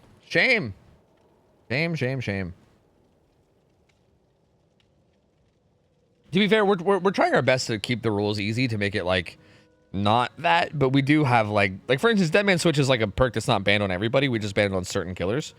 So yeah, it's one of those weird things, right? And that's why we're trying our best to avoid that as much as we can. Like again, obviously, if you look at like the balancing of like DBD League or any like official leagues, it's like so fucking convoluted, dude. Like every killer has a gigantic list of things that you can't run and like the survivors can't run, and then you move to a different killer and it's like completely different list, and you gotta like fucking take a goddamn college course just to know what you can run on each killer. Basically, it's insane. Like it's wild. You gotta go to Mississippi fucking State. Yeah, that's right. DVD class. Yeah, the fucking DVD class at goddamn MSU apparently. But yeah, we try our best to like stray away from that. Like we try to keep our rules relatively simple, but we do have some of those like killer specific bans, right? Like I don't know, like honestly, DMS is one of the perks that we ban on a lot of killers. We could consider just global banning that, because I feel like DMS feels like one of those perks. I feel like there's not a lot of killers where that's like middle ground, right? Like Huntress was like one of them, but it feels like one of those perks where like it's either really going on a killer to the point where we have to ban it, or like it's not so good and people just probably aren't going to run it anyway, you know? I mean, again, there are some exceptions. Like I think Huntress, like a lot of it on Huntress makes sense. It's like good, but not like OP. But yeah, I don't know. It is a bit of a weird one. I'm not. I'm too ignorant to know if it's like too strong to the point to where it should be gold banned. See, I don't know how well like some other killers can really fucking like it's just so cucky and they can really take advantage of it or do some just nasty nonsense with it. See, like there's like combination perk problems or something. Well, I mean that's just it. Is that there are a lot of killers that can. It's not everybody, right? Like on the killers that can't take advantage of it well, it's just like an okay perk. Like it's not bad, but it's just okay. But on the killers that can use it well, like Artist, even like Singularity, right? Like killers like that can use that perk really fucking well to the point where it's like giga obnoxious, you know what I mean? Even like Doctor. When's the last time you guys have had a Artist as a pick? That was last week. We had Artist. Oh, what the fuck! I missed it. Damn. Yeah. We didn't have a ton of Artist sets though, but we had we had a couple. She was on ARP and she honestly struggled. Like most artists have struggled. The game's good. Yeah. We had some good solid ones. We had Damn. We did have a couple that 4K'd, I think, but yeah, they were okay. Yeah, was she like picked up? Like, did everybody pick her?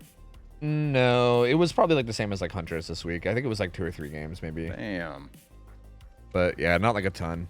Yeah, it was okay. I think the map we had her on was maybe a little bit too hard. Like I think when the survivors didn't like play sloppily, like when the survivors actually played tight, she kind of struggled for results. Like she didn't do so hot. Cause yeah, we had her on ARP and it's a fucking massive map. So like, I don't know. We'll bring her around again and maybe reconsider it.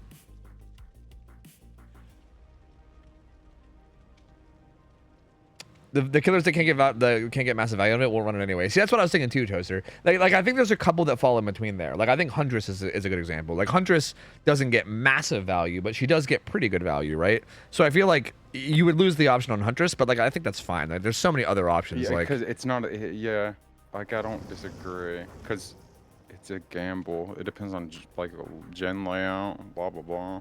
As though how good it's even going to be on Huntress. Yeah, exactly. So I don't know. It seems like it might be like just for the sake of like avoiding confusion, it might be okay to global ban it. I think a big thing that I want to keep an eye on more is how everybody is feeling about off the record, because we global banned off the record for this week, and I've seen a lot of both sides where like people like that it's gone, and then a lot of people hate that it's gone. So yeah, I don't know. I'm curious about it. I'm definitely very, very curious about it. Because I was like kind of on the fence about it to begin with. Whenever it got brought up, I was like, I don't feel strongly one way or the other. So like, if you guys want to ban it, feel free. And then they did. So I was like, all right, sure. But like, I'm not like super confident in it. Like sometimes I'm like, man, I kind of miss it. Like no matter what, I think it should be banned against like Spirit under any circumstance. But like against most killers, like I don't know. I don't know. It's just something to think about, I guess. But here we go. Starstruck. That's interesting. Yeah, very interesting. Yeah, Starstruck Doctor. Dead Hard DS on Happy Shio with Head On. Unbreakable Deli on Monkey Burrito. Balanced with some, well, kind of some gen doing stuff on August Andrew. And yeah, Z-Slasher's got a little bit of a mixed bag, but has some decent chase perks. Wonder why Starstruck? Yeah, it's interesting. Like, why exactly? Yeah, I don't know. I mean, you probably can affect people quite a lot on this map because of how small it is, but I find that Starstruck Doctor can be kind of tough because sometimes it's hard to get the hit within 30 seconds. You know what I mean? Yeah. Like it just takes a while. Like if they hold W right away and just go across the map, you got to run after them. Usually got to do like a couple loops like this, right, where you like deny the pallet before you can get the hit. I mean, unless they run into a hook like that. But for the most part, yeah, it's interesting. Well, I guess. Do they get like the terror radius on them from his, dumb doctor status effect nonsense? No, I don't think that counts towards. Okay. No. Yeah, it's like because you don't think you're getting terror radius, you're getting chase music is what you're getting. Yeah. Ooh, this is okay. This is a massive difference from last game. I mean, yeah, Z-Slasher's here to try to get the pallet save because he kind of needs to. Like, if this hook comes in this early, this is. Looks like Monkey Burrito's actually kind of hovering too. His sprint burst is almost back. He's gonna get shocked. This could be potential Star Trek value right here. True. Oh no, it is! Oh my god. Oh no. Well, I guess that's why I ran Starstruck. I was, Also, add you a Starstruck means that even more. Like that probably affected everybody. Honestly, I think everybody's probably affected. Jeez. And actually, wait, no, they were on hook. No, okay, I guess it was the whole way across the map, so he's not. But yeah, this is pretty. I mean, this is just game over, right? Like based on the wing edition, this is basically game over. I don't like. It's hard to blame them for going for that pallet save because they need to, right? Like if you. Bro, maybe that was it. Maybe being in the position that they're in, like knowing that they're probably going to try and like stop him from, try their best to stop him from achieving anything. Maybe that was the reason why, because of win con. You think? Affecting, like how they're going to play. Like it could have been that thinking that far, and that would have been smart as hell. Like maybe. Clearly, look, it worked. Yeah, he's like, hey, they're a fucking game plan. Yeah, like they'll go for either like a flashlight save or a pallet save. So let's just do it. Yeah. And yeah, all he's gotta do is down David here and hook him, and then he wins, right? Like he can do whatever at this point. So here he goes. Yeah, this is gonna be hook number 3, which is the winning hook, and that's it. I mean, I don't know, man. Very unfortunate, but extremely dominant performance again here. Again, every set this weekend has been a 2-0. Every single one. Every single one. It's been kind of wild. I guess I'm just gonna get shocked. I'm curious to see if they'll just keep playing this out the way they did normally, but yeah, I mean, this was a big, like, again, if you compare the way that Compassion played their Survivor against Doctor, and how they just made it so difficult to get anything going, right? Like it was so tough for Happy Shio to really make anything happen. They used main really well. They just played this house really well. And I feel like this one was kind of the opposite. I feel like Colin was kind of just able to come in and get hits really quickly. He got the down on the Happy Shio really fast. Gets the second down with Starstruck. Like it just feels like literally the exact opposite of last game. Like I don't know. They do manage to pop a gen though. Oh, does the little tech. So have you seen this, Ralph? This little tech that they do here? Oh, he's gonna deny it. I was literally about to ask. What they like slow fall off so that they land right in front of the window, and then they vault like a second they land, so that like there's no real stun from dropping off. It's really dirty. Like you can basically like drop down and insta vault. It's fucking gross. I see. Yeah. It's something that gets abused a lot. It's not necessarily easy to do against Doctor because he can deny it with shocks though. Z-Slasher, dude, Z-Slasher can be a fucking juicer sometimes. Did a pretty good job there, but the Doctor like quintuple backed or something. I don't know what the fuck that was. Jesus. He doubled back like 5 times. I feel like that's like the most time I've ever seen somebody be able to waste with a killer and that pallet being in that position. Yeah, right. With that dog shit pallet. Yeah, exactly. Yep. But that's gonna be second hook on the Monkey Burrito. And again, I think these guys are affected by Starstruck. So Only you he's not. Oh, then doesn't position that well. He's gonna go down to Starstruck. Jesus, yo, this Starstruck was the 5-head play for this, but I want to know if it was actually like that. Thought it had to be, yeah. Because why the fuck else would you pick this part? I mean, Why I don't else know. would you pick It is just kind of like, to be honest with you, it might just be good pressure. Like, I feel like even if the survivors are playing safe, right? Like, if you expose them, they're most likely gonna like get distance, right? And with agitation, you're exposing a lot of people. So even if you're not necessarily getting the downs, you might just be forcing them like really far away from the gens. True. You know, and like just getting them off gen, just for the sake of like putting them under pressure, maybe. I don't know. But it is good. I mean, he's getting a lot of downs with that. That's the second down he got with the exposed from it. So kind of It might wild. have just been like picking it, and then win con and that influencing like how they're gonna play and stuff, just making it even more valuable. And he didn't actually think about it, which was fine too. It's good to see. Yeah, it's kind of interesting, and it's interesting to see it get as much value as it is, because it's not a perk I'd really expect to see. Happy Shot is Death Hook. Everybody's Death Hook right now except for Dwight. So Damn. yeah, this is gonna be a little sketchy. These chases. Oh, like again, like even that, right? Like I feel like getting hit and not just like using your speed boost to get a ton of distance, like doing that little like juke around thing, is definitely not what you love to see. As this filler palette that isn't the best. Goes for a cheeky little ballerina spin mind game, but doesn't get it. Might just zone him and kick it. No, he's trying to deny the vault. Is denying it over and over again, but all it takes is one lost 50-50 here for us to basically reset. Oh! Good stuff. Does not lose the 50-50. Wins the 50-50, and Happy Shot is going to be dead. Still 4 gens left, too.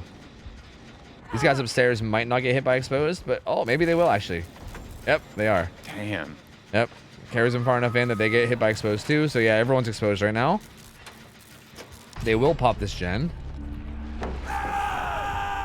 Yeah, Z-Slash are exposed. The people upstairs are exposed. Colin's on the hunt. He's on the hunt, seeing what he can find. And he finds a couple gamers. Bounce landing gonna get Outcast injury away. I don't think he'll be able to, I don't think he'll get hit by Starstruck here. He also has a pallet here as well. Ooh, the shock though. If he just loops it, he should be fine without. Oh, he didn't. Starstruck was about to run out. It was literally about to run out like a second after that hit came in. Gross. If he would have just looped the pallet, and he would have been fine. Like he might have got hit from getting shocked, but he wouldn't have got one shot down. So Yeah. I mean, I guess I get like you just wanted to throw it down, but I feel like especially with that, if that was actually just going to go away, then you might as well. yeah, I think you just avoid the one shot. He wasn't for going sure. to get a hit otherwise. So. Can't quite interrupt that though. Monkey Burrito Death Hook getting chased. Looks like Alkan Cheju has a renewal, so he'll be able to. Oh, that shock did come through, so no vault for That him. was good, but he has a paladin. Denies that, and he'll be dying too. Yeah, he'll be dying as well. Does not make it anywhere. Down he goes. He'll be Death Hook as well. And there's still 3 gens left, man. I mean, I know that a lot of this comes from the fact that they were playing like kind of risky based on the win con, right? Like Z-Slash running up and getting hit by Starstruck on that first down is obviously like them playing extra risky, right? Like clearly. But regardless of like how risky it was they were playing or whatever, this is still a crazy strong result from Colin here. Like Doctor getting this strong of a result is fucking wild. And again, like maybe they're like not playing like to their fullest potential because the game's over, you know, like I don't know. Like there's probably a lot that goes into it still, but still impressive. Still very very impressive. I'm gonna cool, like you know, my world's changing. God. Jesus Christ! Almighty. That one was even got built-in coup. Yeah, I think even Colin looked confused about that one. He like that one was kind of insane. I don't know about that. I can't really. Hard to fault Z-Slash if we're going down into that Starstruck because that would just kind of looked insane. I don't know about that one. I don't know about all that one. We're looking for the dude, but he's in the locker room basement. Yeah, he's not gonna find him with that. Z-Slash is Death Hook, so if he kills him, it's gonna spawn hatch right away. Again, it doesn't really matter at this point because the game's already over anyway. But if he wants to secure the 4K anyway, yeah, he's got to worry about that. He might have to carry him closer to Shack. I think if he just carries him to like mid-map and hooks him, I think he can make it to Shack in time. I think so. I think he'll be fine. Plus, I guess Andrew will get exposed, I think. So it's going to be hard for him to like camp hatch and try to like claim it when he's exposed. Oh, God. You know? Maybe exposed? No? Yes? No? Oh, yes. There it is. There it is. Right before the hook. And yeah, he's going to bolt over here. And yeah, he should be able to claim the spot. If Dwight tries to do it now, he'll just kill him. And if he doesn't, then yeah. True. Oh, wrong side, wrong brother, side. wrong side. Uh-oh, wait a minute. Oh, he shocked him to deny it. That was really clutch. Bodied. Yeah, that was really clutch. Dang. And yeah, there you go. I mean, not much else to say about it. Just very dominant from Compassion this game. I feel like the first set was close, to be fair. Like the Hunter set was very, very close. It was like a 1 hook stage difference. I think both sides played really well on like Hunters and Survivor. So like that set was at least like a close game. This Dodger set was just like an annihilation though. It was pretty rough, man. Like the survivors from Compassion were all over it, making it really, really difficult. And then Colin came in and just got the job done basically instantly. He came in and got it down at 5 gens. And at that stage, it was basically just already over. Once that down came in at 5 gens, that was just like, that's too much to come back from. Like, there's no way. Unfortunate down on that poor ace. Oh my god. Yeah, yeah. Ugh. And hey, there you go. Another two O's all weekend, dude. All weekend. Just nothing but 2 O's. That's crazy. Yeah, wild. That's gonna be the final set. There you go. Final 2-0. GG's to Compassion. GG's to the waifus. And again, Compassion was a team that I wasn't that sure about because we'd only ever saw them once before. But yeah, they're looking really good. They're looking like a very, very good, solid team. That was a very, very strong showing in both those matches. So that was sick. That was sick. Excited to see them some more in the future as well. I think a lot of teams I saw today, I'm really excited to see come back, both today and Friday. I think there's a lot of good teams that I'm hoping to see more of. So there's only like so many teams you guys pick, obviously, because there's only so many games you do. But do you guys get like a lot more teams than you can even pick? So is it? Yeah, these days we do. Is that a struggle? Yeah, like back in the day, it was different. Back in the day, we like barely had enough teams to like fill up the days. But now it's the opposite, where yeah, it's like we have to like leave people out every week that want to play because we only have like 12 teams or whatever that we're picking. So yeah. Also, yeah, my cough's a lot better. I don't know if you guys have noticed. Yeah, I haven't been coughing in your guys' ears. Yeah, my cough is. It's not like complete. I'm not like completely cured, but I'm definitely very close to it. It's definitely gotten a lot better, which is sick. So yeah, here's the option now. We either just end early, or we do show matches, where we do kind of similar to what we did with old Scotty boy, old Scotty boy. Oh, Scotty. Where we basically, but if we do show matches, we need a survivor team. We need a survivor team for people to go against. Like I don't know how the waifus are feeling. I don't know. I mean, like maybe you guys are just like I don't know. Like maybe you guys are donezo. I know those might have been frustrating games, but if we have a survivor team that is down to like play, then we can just kind of pull killers in from chat and have them go against them. Yeah, Scott ended up getting a team. Yeah, I said that earlier, but I don't know if you guys were here Friday. We did this thing, this thing that I'm trying to do now, where we just got a survivor team together, and we just pulled killers from chat to go against them, and we pulled. Yeah, I mean, well, we had one killer that we didn't really know about. We had like Numi play a show match, and then we also had one killer from chat that we didn't know about. It was this dude named Scott. He played Oni, and he played pretty fucking well, right? Like he definitely showed a ton of potential, and yeah, he already got put on a team. Like a bunch of people were like, he was talking to a bunch of people in Discord. I think multiple people were hitting him up, and he's already on a team now. So yeah, I mean, I think it's a pretty good way to kind of like, if you're like a killer player and you think that you have like at least the mechanical skill, like if you think you at least are skilled enough at like your killer to play in comp, like, right? Like I don't expect people to make like great like comp decisions or whatever the fuck necessarily, but if you think that you at least are like good enough at killer to play against comp teams or whatever, then we can kind of just put you up against a team and see how you do. And maybe if you are good, maybe teams will hit you up and maybe you can go play some scrims yourself. Dreams can come true. True. We got demoralized or anything? Sick. Yeah, you guys down? The waifus? Sick. Okay, well, I should just ask, do we have any killers that want to do that? Is there any killers in chat? Okay, I specifically want people that like don't already play comp, and people, especially people that we've not seen in scrims already. Like, I don't want to just have like people that are already on teams that we already see often. And I would also prefer if it's somebody that doesn't already play comp, right? Someone that wants to give it a try. That like, again, maybe you're like confident in your killer. You're like, yeah, I mean, I dominate my pub games. I feel like I'm pretty good at whatever killer it is that I play, and I want to see how I can do, right? Like if you're someone like that, then I'm down. I'm down.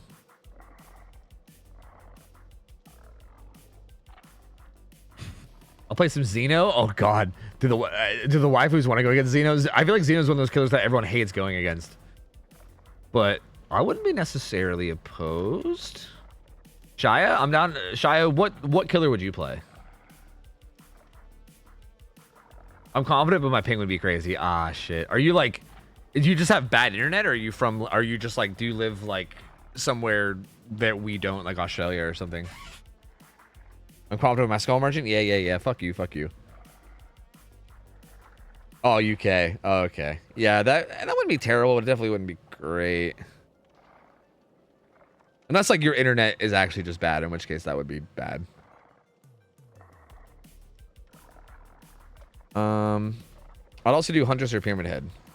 Yeah, it sounds like both of you guys. So Shia and Pi both are down for Huntress or Pyramid Head. I'm down to get either one of you guys in. I think either one of those sounds fine. Sounds great. Yeah. Burge. I mean, we'll see what Skull Merchant looks like after the rework. Before we say anything about that, I don't know.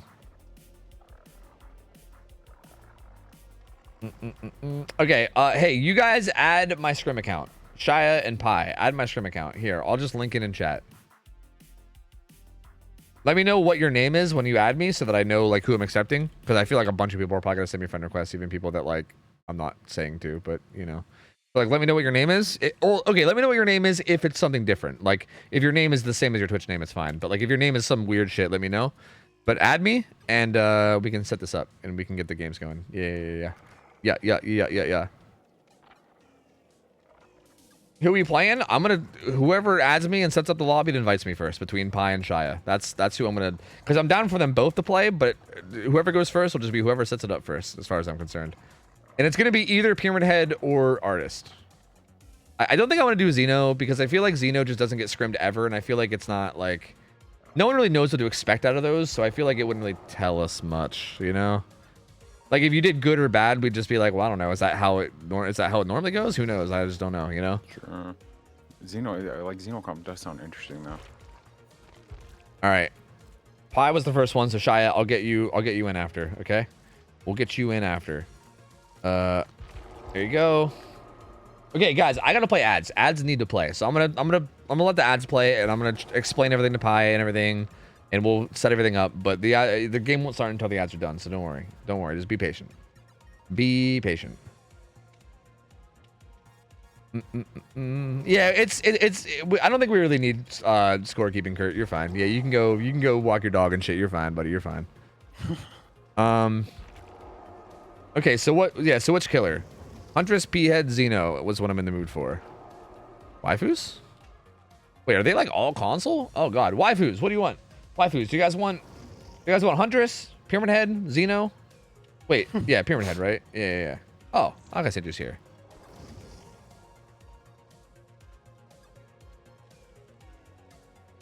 Wait, they said Artist before, but they didn't say it this time. They said P-Head, Huntress, Xeno.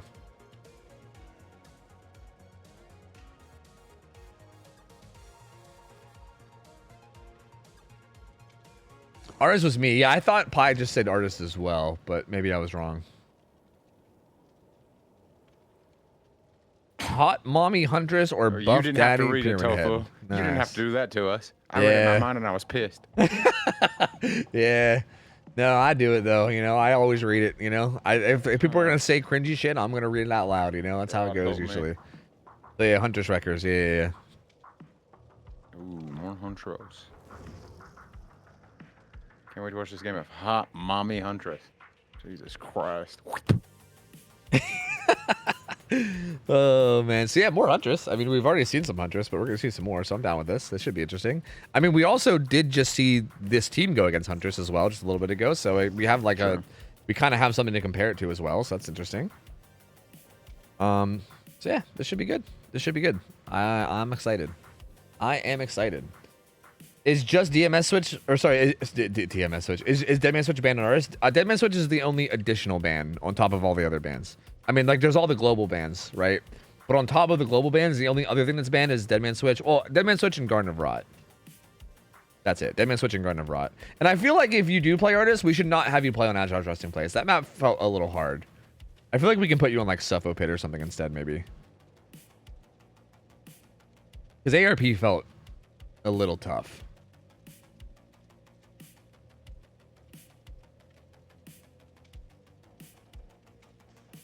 All right, yeah, dude, fucking Pi's ready to go, dude. He's ready to go. My man is ready to True. game.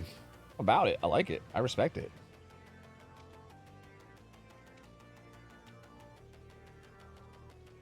See, I feel like you missed out, Ralph, because I feel like the Hunters games that we had way back in the day when we like were doing King of the Hill scrims were like they were the kind of matches that I feel like you would have loved, man.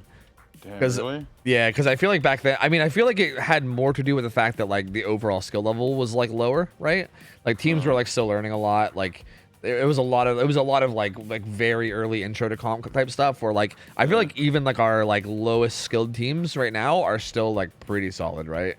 So yeah, it's kind of rough, and like the shit that you can get away with back then, you can't get away with now. But yeah, we've had some. Damn.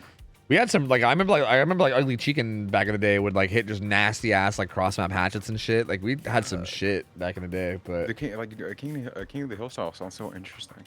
yeah, it is. But like I see. I was thinking about. I mean, that's kind of what this is. This is kind of like scuffed King of the Hill, which is like what I'm trying to like. I'm trying to compromise and kind of do it while not doing it. But yeah, I don't know. I don't know if we could ever bring back like full on days of King of the Hill. You know.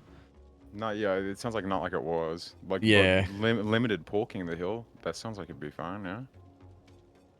Because it's not like they can just pick, you know, Yeah. somebody like that and just dominate. Like they're limited to the pool. Yeah, even then I would say it's wait. This is Huntress. We'll say 8 stages, 4 fresh. Like this is better for like the competitive scene. I also feel like and like helping benefit that just in general for sure. yeah. Let me set up this Gambit real quick just so we have it, and then I'll talk about my thoughts on it. Cause yeah, it's pretty unfortunate, but I feel like if we were to do it again, we would have to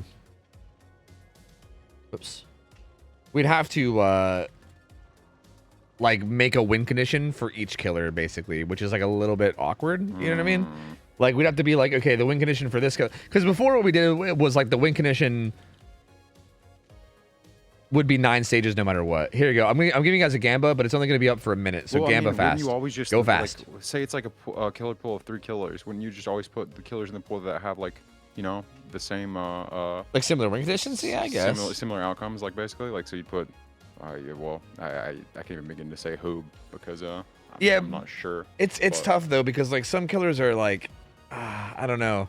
It's hard because like then you wouldn't really be able to put Blight in a pool with like very many because his is pretty much always going to be like a 4K expected, right? Well, I mean, true. Oh, true. Oh, it's like, Huntress. Fuck, I'm an idiot. Not artist. Guy, it's Huntress, but whatever. Just still vote on the same things. You definitely want to see some fucking artists, bro. Yeah, I'm trying to like explain my thoughts on King of the Hill while setting up a fucking Gambit. My brain's like fucking 2 peanuts mashing together and it can't handle the shit. Okay, so I'm struggling. Those I'm poor struggling. waifus. Those poor waifus. Yeah. You guys are gambling on this match, which is artist. Oh my god, which is Huntress. Jesus. Yeah, it's over for me, dude. Sense. It's over. It's like if you work at a Subway, you're a sandwich artist. So you play Hunters, you're a hatchet artist. It makes all sense. To Yeah. See, you're a hatchet. Yeah, hatchet artist. Thank you. You get me. Let me change up the map too. The map layout. Yeah. But regardless, yeah. If we ever brought back King of the Hill, we'd have to basically set a win con for each killer each time, which would be like, I don't know, it would get kind of confusing. I feel like we're just too far into it now, where I feel like we can't. I think this is better. Like that would be entertaining, sure, but I think with what you're doing, I think this has a lot of value to it, and this is like benefiting comp and getting so much more people into it. Yeah, teams, blah. It's actually like making it something. And also, I think this is like actually more entertaining, especially when the sets are close. Like we kind of had an unfortunate weekend this weekend, where like every game was a 2-0 blowout, but like.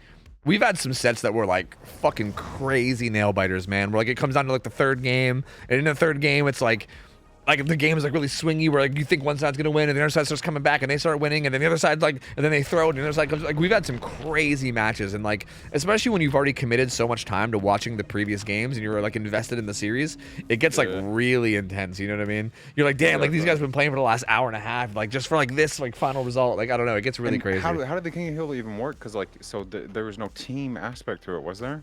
Well, it was you'd basically sign up as a survivor team or a killer, and that's it. And then if you lost, you would get rotated out. See, that's it. Yeah. So yeah, like you wouldn't. Fucked, you wouldn't have like a killer on your team. You were just either survivors or killer, and that was it. Yeah, that makes this makes Like this version's like a million times better. I literally cannot go back. There's no way. Like I feel like we can do it this way, like this kind of scuffed way that we're doing now, but there's no way I can go back to like dedicated days of it. There's no way. This way is just so much better. Anyway, here we go. Pi on Huntress up against the waifus. We'll see how he can do. He's got Infantry Belt and Babushka. He's got Pain Res, Pop, and Agi, along with his Corrupted Interventions. So I would say pretty decent build. Gonna look around real quick at what's going on. Okay, Cheeto has a very stacked build for being tunneled. DS, Dead Hard, and Kinship. Lots of... This is pretty much every anti-tunnel perk I think that we allow, almost, maybe? So, yeah, a lot here. Ooh. And she's doing an okay job of staying away right now. What is Hunter? Agi, Palm, okay. Then Babushka, interesting. No, okay. That's I don't know about that. Yeah. To be honest with you, I don't like. I'm wondering how much OhTofu is really even worth it these days, because I feel like don't get me wrong, it's solid like in chase and everything, but I feel like it mostly got value at hooks. Oh, that's pretty unfortunate. Nah, bro. But like being able to like get hatchets on people that are about to go through windows and still being able to get something after shit like that. Yeah, I guess that's true. I think true. it's way too good. It's like having those options that it gives you. I don't think are worth giving up ever. That's fair. And hell, like even just after failing a hatchet, being able to get out of that faster, potentially, you know, do something to make up for it. Yeah, that's fair. That's a pretty good point. I guess I was just thinking around like around hooks. It doesn't really make that big of a difference anymore since you can't grab. But true. Yeah, you're not wrong. There's still the chance that like if somebody fucks up their timing, because even whenever you could actually grab, if they did it like immediately, if they unhooked immediately after you got the hit, you weren't gonna stop them. They were still just gonna, you know, jump off the hook basically, unless they fucked up and then you would grab them. That same thing can still happen now, but it's far less likely. Yeah. Because you don't actually grab them anyway, so they have to be kind of a major fuck up. I also do feel like if they try to ever force an unhook on you, like for instance, like maybe what they're doing right now, I feel like if they like, for instance, if they send in like multiple survivors or something, you know, you can snowball that much harder. Exactly. Speaking of which, they do kind of do that here. Gonna be going after Cheeto. Cheeto does have a build that's kind of made for this though. She has DS Dead Hard. So again, this is where DS Dead Hard can be so valuable, because she had the Endurance health state and then the other health state going down. So she ate 2 hits here, and now she'll be able to DS, and then also has Dead Hard, where if she can hit that, she has 2 more health states beyond this as well. So like, this is where this build can become really good, but she's not really anywhere that powerful, so she's gonna have to hit a good Dead Hard if she wants to stay alive here. I mean, you could have already gotten a hatchet on her, but I guess I respect it. But she got to a pallet as well. Yeah, didn't. Oh. Ooh. Does manage to block it though. Oh, well, you know. She also has Kinship, so if Pi wants to camp this out, they can stall it out by a lot. But they're still sitting at 5 gens. Like, they're still sitting at 5 gens. He just got a Pain Res too. His Pop is up. They have like no gen progress right now. The waifus are, I don't know what's going on, but yeah, they have like no gen progress right now. I mean, that basement hook came in pretty quickly, but there's just not a lot happening. Even that's good. Just pulling that hatchet at that gen just to like pressure it, because why not, right? Just make them get off of it, threaten it. That would be a like a DMS like value situation, but ooh, triggers Kinship, but eats a hit for it. Has live. Oh. See, with no OhTofu there was no ever even going for that, and if he didn't have live, like there was a chance. Yeah, true. Cheeto is hit by Kinship right now, so her bar is not going to move for 34 seconds. So while this counts down, her hook bar is not moving at all. That makes camping her out a lot more costly. But again, that being said, I feel like this all happened so fast with so little gen progress that even like normally this would be like devastating to you as killer, right? Like having this person sit on hook for an extra 34 seconds is like, fuck, I'm gonna lose so many more gen, like I'm gonna lose so many gens for this, and like it makes it like super like awful. But again, with how I don't know, with how little gen progress there is and how fast it all is happening, this is still fine. Like Pi's in a really good spot, and Pi just wants to secure this. It's good that she did have that shit though, so it wasn't, they're not in like a, you know, an actual like bad spot. Yeah. Where they didn't have shit, because it all happened so fast. Ooh, gets the iframe hit on the survivor off hook though. Manages to take that hit. Z Slasher takes a hit too. Still 3 hatchets though. True. I mean, that was not bad. That They would have gotten to do a little bit more there with OhTofu. that might have been Dead Hard, or that might have just been endurance. Either way, Dead Hard won't be in play now. Ooh, she kept on going. Yeah. I think trying to just play around that window would have been better. Oh, claims the pallet That was though. good, though. Yeah. That was, yeah, kind of. It was a good play from Cheeto to like not get hatcheted, but then she really needed to get that. Oh, what? Who the monkey burrito? That was way too early, my friend. That was Sounded like an way too insult. early. Sounded like an insult. You fucking monkey burrito. Oh God, not like this. Yeah, it's gonna be a kill on the Cheeto though, and again, still 3 gens left. This is looking like it's a good position to get a 4K for Pi right now. So, yeah, Waifu's little inefficient this game. That tunnel out on Cheeto felt like it happened pretty quickly, and I feel like for some reason it just feels to me like the gens did not progress as much as it feels like they should have, considering the fact that she also had kinship and everything too. I would have looked at that too, fucking ass, and random nonsense. I hate these maps. I can't stand them. Z-Slasher getting chased now. Has this bus. Gonna run over this pallet, but he should get hit here. Yeah, that should be a free hit no matter what. He's got this dumpster tile, but it's not exactly the strongest either. Pretty amphibious fucking throw there. Yeah, I mean, you know, you never know. Yeah, I respect it. Ooh. You definitely miss every hatchet you don't take. Well, I don't know if that's actually true. Hey. You know what? Sure, I'll just say sure. Don't think about it. Don't think about it. Just There don't you think go. about it. There Yeah, you yeah. go. Shh.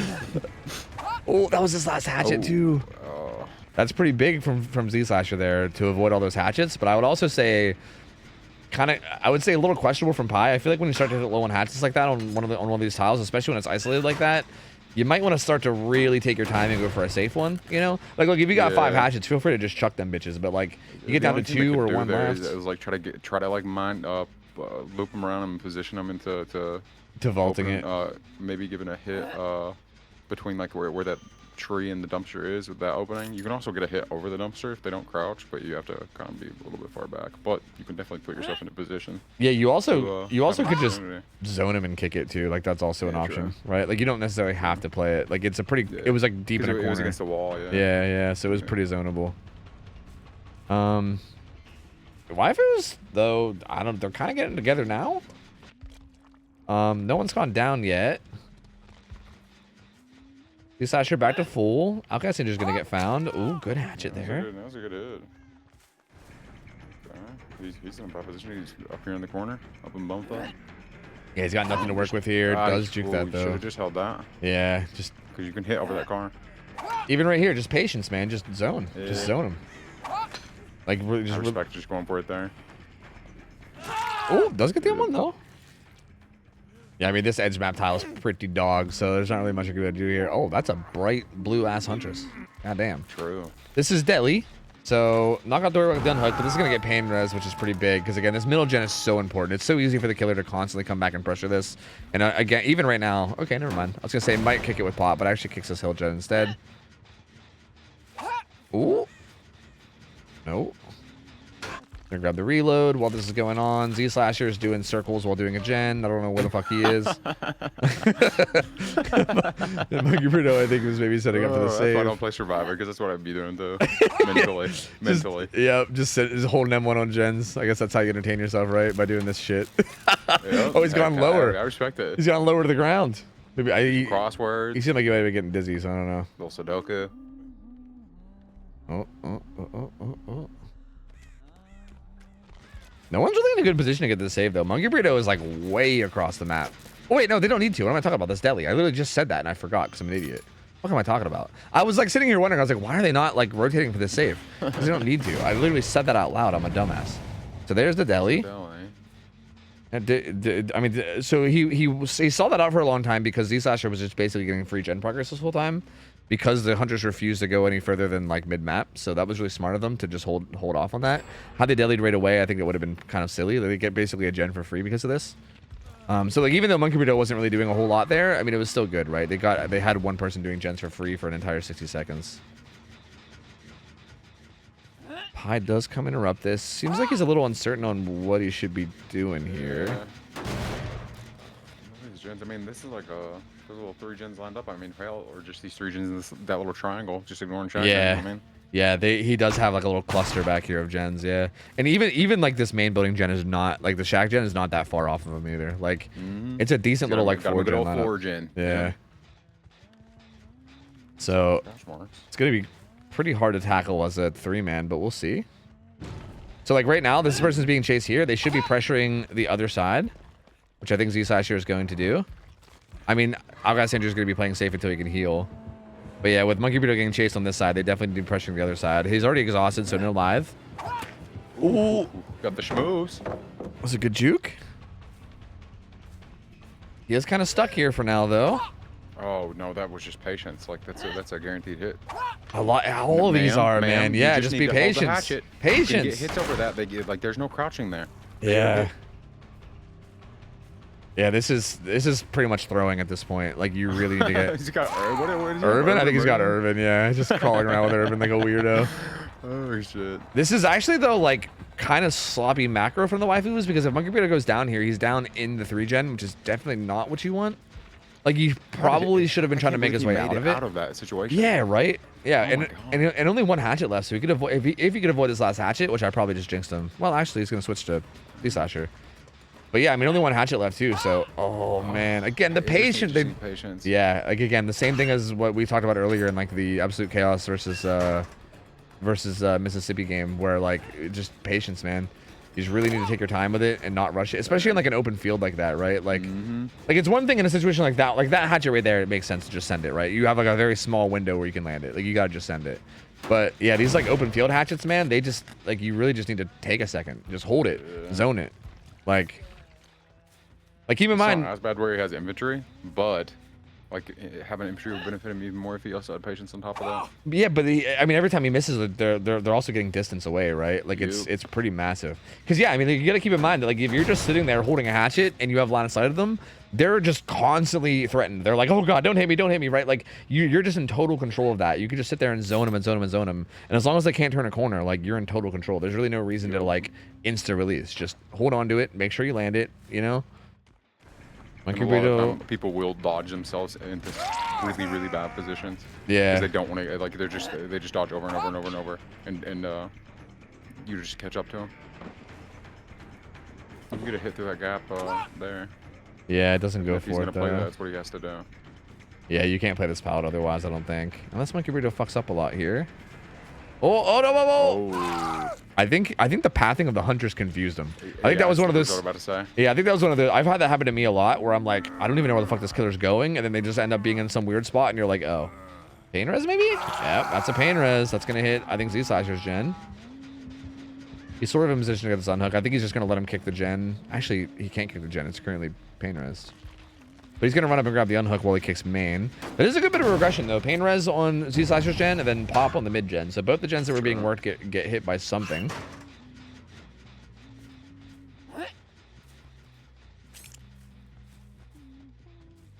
It does kind of feel, though, like ever since the game turned into a 3v1, it's kind of slowed down a bit, and the downs are just, like, taking a while. That was interesting. Yeah, hoping for a prediction there, I guess. That's not a good charge, no. Oh, he actually took a window. Went for the M1. Oh, no. Good fastball from Z-Slasher, too. Giving it up. Is scared of this gen. This gen has no progress. But he seems to be worried about it. These guys are healing across the map.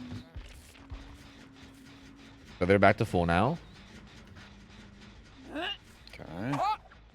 Oh, good. This is a eater. Yeah, he fucking eats him, that's for sure. So he probably has a pretty good idea that the other two were healing, like, away from the 3-gen, 4-gen. So I don't really hate the idea of him coming back mid to look around, but he didn't really look around a whole lot. He actually just kind of kicked main and then didn't. Like, I think that's a good time to, like, look around and see if you can find them. Oh, just barely misses that one. They are in, like, a hard position, though, where these gens are so close together. Yeah, it's rough. It is very, very tough, yeah. It's actually benefiting her for control that she's not, like, committing or succeeding with anything because it's not giving them time to actually get on something and stay on it. This Hester has his pallet. This is really, really far away from all the gens too, so it's a good place to take the chase. See, there you just need to hold it and chill. Like you're gonna go one way. That was a confirmed hit. Oh no, just giving him held the it. inside while you kick Oh too. my I hate God. that. Oh god, I hate that a lot. Oh. Like if you're gonna kick that pallet, just loop around and force him to the outside of the map and then kick it. That's giving him the map like that is so bad to do. Like he should be dead no matter what there. There's no way he should get out of that alive. Oh, not like this, man. He's gonna he hops in a locker with inner healing, so he's gonna heal himself without help of this team. And these gens were being progressed a bit. He's gonna come back and kick him again, but these are all just dry kicks. There's no perks here coming into play at all. Just dry kicks. Main has been progressed a good bit by Outcast Andrew. Good juke from Z Slasher.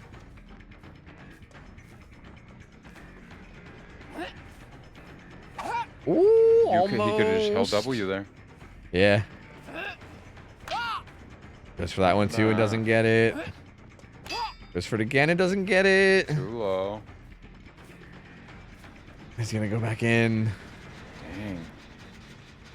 And I think this was Outcast Andrew pressuring this. Monkey Burrito, I think, is still pressuring the gen off to the side. Z-Sasher immediately gets back on main, too. They've made a lot of progress now. He has Yeah. to achieve something. Yeah, these downs are just not coming in fast enough. These guys are just doing a really good job of avoiding these hatchets, and M1 Warning comes there. in, yeah. Interesting. That was kind of. I mean. Yeah, there's one of them, and main's almost done, too. Main's very close to being done. And yeah, there it is. All 4 gens done. Or all 5 gens done. Down comes in on Outcast Andrew. He's not a fresh hook. No late game perks, but wants to get more than this. I mean, the win con, we set the win con to be 8 stages for fresh, right? Or 9 stages. So Outcast Andrew dying here would not reach the win con. So yeah, it actually does kind of make sense to slug here. But Z-Slasher at least has his gate open 100%. And Monkey Burrito might have his too. Yeah, I was about to say he's gonna. Yeah, get he's straight reloading, down so the yeah, line. he's gonna get it. Yeah, they're both gonna get it, and they're both just gonna leave. Unless he gets a hatchet. Oh come on, bro! Even- You yeeted all fucking game, but you didn't go for that. the Are you serious? the one time they don't yell yeet. Oh, that was the perfect time to do it. Yeah, yeah. So Oh. ends up get out of there, Z-Slasher. Don't you even fucking try to get that save. What the fuck are you doing? Get the fuck out of here. This ends up being 7 stages. 7 stages, 3 fresh. What are you, Z-Slasher? Is he just wanted to dodge hatchets? Dude, if you go, Hey, I actually like that. going for the save is the biggest throw in the world, dude. There's no way. You're a fresh hook, and you're. I mean, uh-oh. Are they just like wanting? Is this like wanting to practice? What is this? They are throwing. They are He's throwing. about to be made. They, Oh no! He actually yeah. got hit. This is such a throw. They are throwing. Yep, they're What does throwing. David? Does David have like a flashlight or anything? I don't think. Nope. They're just throwing. No firecracker, no nothing. What were you going to do, David? What happened? Do that, I guess, was what he was gonna do. What is going on? I don't know. They're throwing. I don't know. These are the why they're just enjoying their freedom. They're trying to like take as much, you know. 'Cause Like we're after out of the this, bro, basement. Woo! Back to the cages they go. That's all. That's all frolic since we're out of the basement. All right, let's have fun. Yay! Because yeah, now they could have just left based on the win condition that we set, and it would have been met. But now they can't. Like now, Z-Slasher dying means that Pi wins. So really, okay, realistically, I mean, the waifu should have won this. But I don't know what they're just. Again, maybe this is just wait, for the. was there is it collusion for tofu bucks? Are they trying to like scam your fucking? Oh, wait a your minute. That's prediction? true. We should check and see what they've gambled on. That's a good point. Wait a minute. Wait a minute. We gotta make these guys talk in chat before Some we insider trading. pay out the huh? prediction. Because yeah, that's a good point. We need to make every single one of them talk at least one message in chat. Yeah, you're probably right. That's probably what's going on. I saw Cheeto. Cheeto did not gamble, so Cheeto's innocent. Well, yeah, all 3 of these guys, Outcast Andrew, Z-Slasher, Monkey Burrito. We need these guys to talk in chat. This is some collusion for sure. That's what's going on. They're trying to get the prediction for more Tofu bucks. I see what's going on here. I see. Trying to save up enough to buy a one-way ticket out of the dungeon. That's actually the win con that we set right there. 8 stages 4 fresh is what I said the win con is. So actually, Pi ends up winning this based on the win con. Again, realistically shouldn't have if they would have just left, which they should have. I don't know what the fuck they're doing. But he ends up getting it for whatever it means, I guess. And yeah, they're gonna go now. All right. Wait, did that make a difference? Yeah, no, that did. Because that's 9 stages. Wait, yeah, yes. No, that's 10 stages. That ends up being 10 stages, right? I think. No, 9. That ends up being 9 stages. Oh yeah, there was a cutoff at 9 stages. Wait, no, wait, nobody voted for it. Not a single person voted for 9 stages. bodied, so they actually cucked everybody. Or wait, no, So- actually, no. There's one person. Diablo Cat with 200 tofu bucks is about to be rich. What are the odds for him? What? Is that what? 1 to 531.36 or something. Damn. Yeah, so Diablo Cat's about to get fucking rich because Diablo Cat's the Holy only person that shit. voted 9 stages. So maybe Diablo Cat is up to no good here. Maybe Diablo Cat had something to do with this. I don't know. Oh shit. Maybe that's what's going on. Maybe Diablo Cat was like, hey, you guys want to go get that save, right? I don't know. Actually, as a matter of fact, 55% of people voted for 6 to 8 stages. So had they left, 55%, over half the people would have won. So I don't know what went on here. This feels like some fuckery. But all I'm gonna say is that Diablo Cat, whatever you did to make this happen, congratulations, you're now rich. You're now Mark rich. was going from love to the villains. It's it's a heel turn. This was a strange way for this to all go about, but I mean, there it is, I guess. There it is. Congratulations on being rich. What the fuck? What a weird way to end that. But okay, and for the sake of discussion though, like I think Pi did a really good job. He downed Cheeto Stormer really early, which was good. He tunneled her out, which I think was also good. I mean, he made good time on it as well. It definitely just felt like where this went wrong, because I feel like based on how he started, like he got a kill at like 3 gens left or something, maybe 2 gens, I don't know, but like, and he had like a pretty good like 3-4 gen setup too. It really felt like this should have been a 4K. Like this really should have been a 4K. Yeah, it should have. Like 100% with how good the start was. But yeah, it feels like a lot of it was just like micro mistakes from like I don't think his decision making was honestly really that bad at all at any He was stage. in good positions, making bad decisions. Yeah. Well, yeah. Like he was making good strategy decisions, but yeah, you mean like micro decisions, because yeah, I feel like just like how he was playing the chases, like he wasn't like holding his hatchets for long enough in certain scenarios, and then like in other scenarios he like just wouldn't pull the hatchet, or he would pull them at bad Literally, times. Just all the opportunities where it was like a guaranteed hatchet hit, he never set himself up for it. He always just yeet it, let it go, and never just held on and recognized that they were guaranteed. Yeah. So definitely interesting. So this is a little different than what I expected, because usually what you see is you see people that don't like you usually see people that struggle with like macro decisions, but then they're like micro is more on point. So this is kind of the opposite, which is a bit odd. But I do feel like if you just play a bit more, again, to be fair, Pi did give an option of like 3 or 4 different killers to choose from, so like they might not necessarily be like a dedicated Huntress main or anything, but I do feel like had they just played Huntress a bit better and landed hatchets a bit more, this would have been a pretty solid 4K. Like they definitely seemed to get it in terms of like strategy. I think it was just a bit of a micro slip up, which hey, you know what? It happens. I can't really judge. I mean, like I think I would consider myself decent at most killers, and some days I'll play a killer that I'm pretty comfortable with and just play like shit. Like I don't know, like a killer like Oni that I usually feel like I'm really good at. Sometimes I'll play him and just feel like I'm having a terrible game where I just miss everything. Happens, man. Happens. So I can't say much about it, but I will say his decision making was solid. Like very, very good, solid decision making, and I feel like should have been a 4K. Ends up being 9 stages. It's still a solid game, honestly. Still pretty solid. Very pleasantly surprised.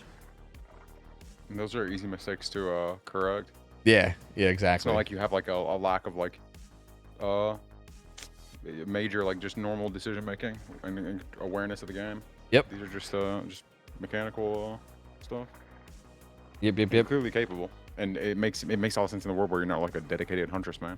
Yeah, exactly. So still, honestly, still a really good game, because I say this all the time, but like when we do these like scuff scrims, I never know how it's gonna go, right? Like they might do okay, but sometimes we get people that come in and just do fucking terribly. Like just to be like blunt and honest, like sometimes we get people that are just like really bad, and then it's like awkward because we're trying to like not be mean, but we're like, oh no, they're just like playing terribly. Like what do we do? So like, I mean, yeah, I mean it was like you definitely played well, which is nice. It's very, very nice to see, right? Because we never know how it's gonna go, but yeah, you definitely played really well. You killed it. You did good. Again, if you just had a little bit better micro, like if you were just landing hatches a little bit better, if your chases were a little bit better, that was like the easiest 4K ever. But yeah, I mean that's just something to work on, right? Something to improve on, you know. And a good way to improve at that is by doing like scrims and stuff, right? I mean, feel free to go hit up the Discord, hit up like the scrims a channel where you can like look for scrims and stuff, and you can always try to get more practice against good gamers, you know. But anyway, let's set up this next game. Who are you playing? Artist? Is this the actual artist game now? And before they never mentioned artists either. Yeah, right. Yeah. Okay, Oh, actually, holy artist. shit. Okay. I'm so interested to see this. Do Suffolk Pit.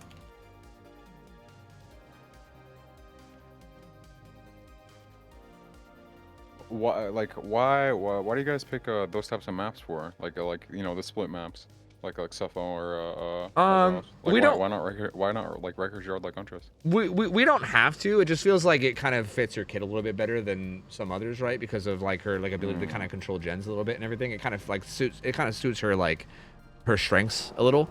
To be honest, Suffolk feels like a strong map for her, but because this is like someone that I think doesn't play scrims against a team that does, I feel like I don't mind giving her a pretty strong map.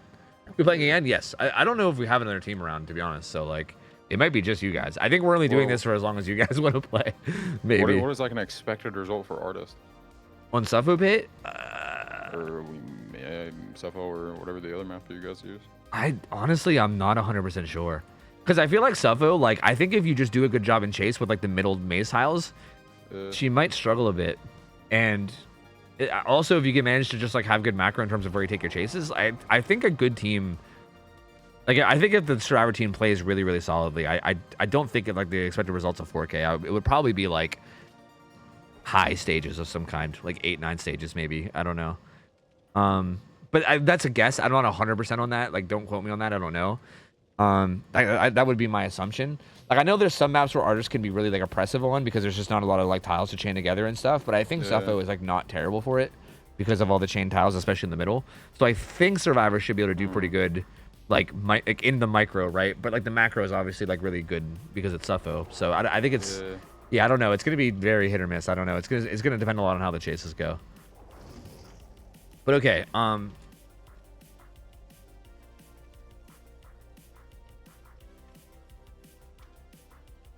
me just make sure they know. Okay.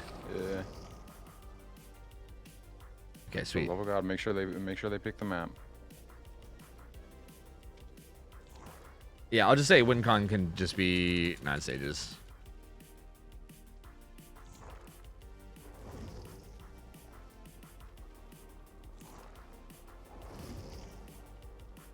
There we go. The survivors will throw anyway. It doesn't really matter what we make the win con, because even when the survivors get the win con in the bag, they'll just throw for unhooks anyway, so who gives a shit, right? Fuck it. But we'll just say it's 9 stages. Yeah, so watch your gambles, brothers. Watch your gambles. True, watch your gambles. Never That's a good know point. What's gonna happen? Let me give you guys. Oh, I can just redo the exact same gamble because I wrote it as artist, so I'm already set up. Look at this. I was just future proofing. I was literally just future proofing. That's it. Here you go. So yeah, feel free to gamble again. Go nuts. I'm gonna run to the bathroom real quick. This Gotcha. coffee, it's kind of kicking my ass. I'll be back in a second. BRB. He's actually gonna go down to the basement. Just go ahead and do. You're just gonna run around the dungeon, give them all a quick right hand,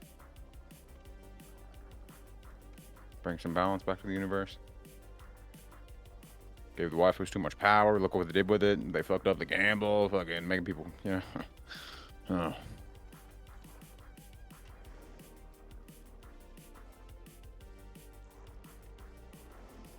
Ralph. It's a milk shark.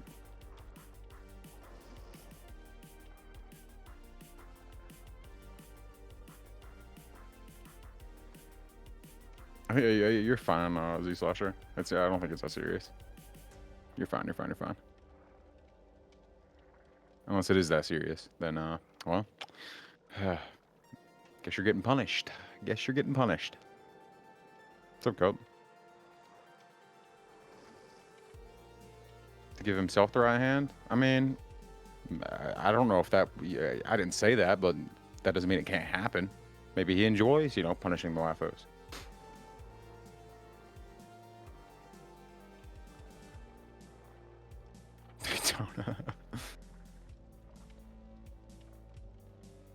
I'm doofing today. I'm doofing every day. As we all are. We're all doofing every day. We're all the doofs. It isn't serious. We're coming for Z Sasher's knees. Damn, can you guys actually get into the dungeon? That's crazy. All right. If the dungeon is that easy to get in, I can't believe they haven't escaped. All right, I'm back. I'm back. He's got console players in the dungeon. It sounds comfy down there. Yeah, it's a whole ass like man cave down there. It's chilling, dude. It's chill. Jeez. Yeah, we treat them right as long as they don't, you know, throw games. I mean, I don't know. We might start removing some of their privileges after that last performance, but I don't know. We'll see. We'll see.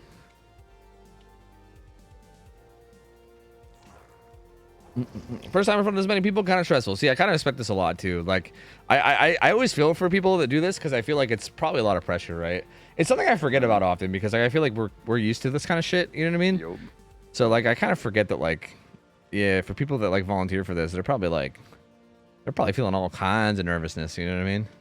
Sure.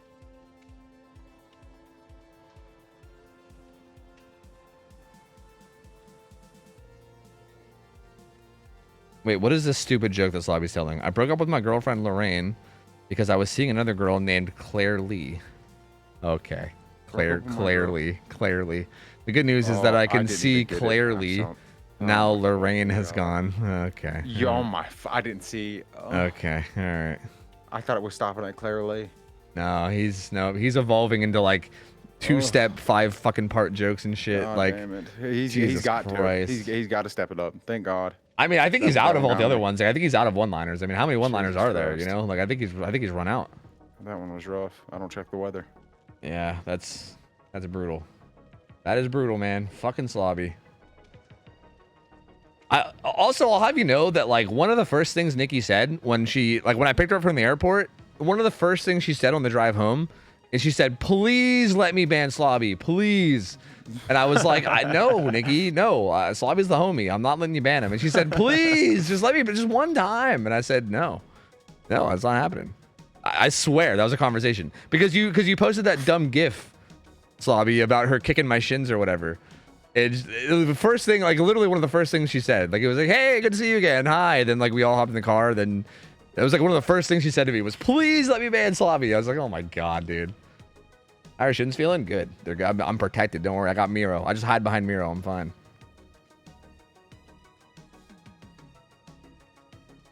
All right. I'm so interested to see this game. Yeah, same. It should be interesting. I've never gotten to like see artists in a setting like this. And, you know, it might not be anything crazy because we don't know anything about this person. But oh no, artist games are mad fun though. No matter what, I think as long as the person controlling them isn't like the complete doof, you know, then yeah. I feel like as long as they're even just like a solid artist player, then I feel like it's usually a pretty good time. So I'm excited for it too. It's like there's so much potential. It's like Huntress, but there's also potential. I could see it being played in a very boring way, though. To be honest, it's usually not. To be honest, like it gets a little bit zony sometimes, right, with like holding down areas or whatever. But it's not really as bad because you can't really like get like reliable hits and follow ups like you can with Huntress.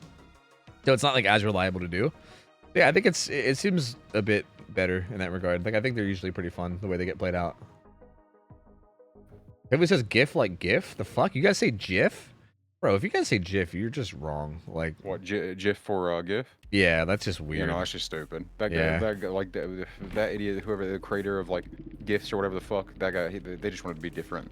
Absolutely. They just wanted some attention. Like the G literally stands for like graphics, doesn't it? Exactly. So like, what the fuck? Exactly. Ooh, Gearhead. Interesting. Gearhead, and he's got hands and feet. He's got pain res, pop. Oh, what happened? Oh, yeah, his game crashed. His game crashed earlier too. Oh, did it? Oh. I think so. If that was the same one. He's a lag out gamer. You hate to see it. Unlucky. Yeah. Never rubber ducky. G does stand for graphics. It's a hard G. Exactly. Saying GIF is just like, yeah, like you might as well just be like. I think there's some other example of one of those where the word doesn't match like how people say it whenever they just say the acronym or whatever the fuck it is. I don't. But it's still not a good argument because GIF is also just brand opinion, but they're two separate things. Yeah, G, right. It's not a J. Just yeah. Yeah, because like giraffe is spelled with a G, you know. Yeah, it's dumb as shit. Cause like GIF's peanut butter. Like, come on, it's fucking peanut butter, exactly. dude. Like, get out of here. Like, just stop it. You know what I mean? It's Suffolk Pit, wrong map. No. We're having him play Suffolk Pit because ARP was way too hard of a map. Like, if we bring artists back, we're not having her on ARP. She did not do well on that map. Oh, so you guys DC because you thought it was wrong map. Oh, so you guys are getting a penalty is what you're saying. That's gonna be a +3 hooks penalty. Immediately getting 3 hooks for our killer here because these guys Yeah, no. We're having her play on. I'm joking about the penalty, but we're having her play on Suffo because, yeah, she did not do too well on ARP. Like ARP was a rough map for sure. It like in hindsight, looking back at it, I felt like I was like, oh yeah, that's not good.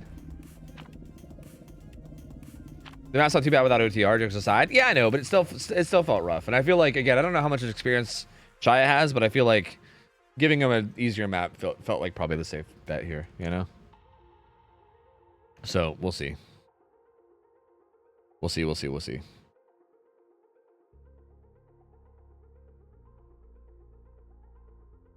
Oh yeah, don't get into this fucking transparent and opaque shit too. Fuck you guys. Wait, what are they on about? Dude, I had a whole ass moment about the words transparent and opaque before, and it was a whole ass ordeal. We had a long conversation about it, and I don't even want to get into it again. I don't even want to do it again. I don't understand. Like, what is? I don't even understand. Look, I'll explain it later if you want, okay? But let's just. One's transparent and opaque means not transparent. Yeah, but like, look, we'll get into it later, okay? There was a legitimate confusion, and then chat cleared it up for me. But it took them a long time because they were really bad at explaining things, but they did do it eventually. But anyway, hands and feet and gearhead. This is an interesting build. This is a very, very interesting build. Gets a swarm and a happy Shio and zones him out. Good. Forces him to go down top side, but he does eat that hit. He might eat these birds too. Yeah, nice. Ooh. Good follow-up birds Good there awareness. too. Yeah. This is why I wanted to see some artists because yeah. Send him. That would have killed him. He had him lined up that would have killed him.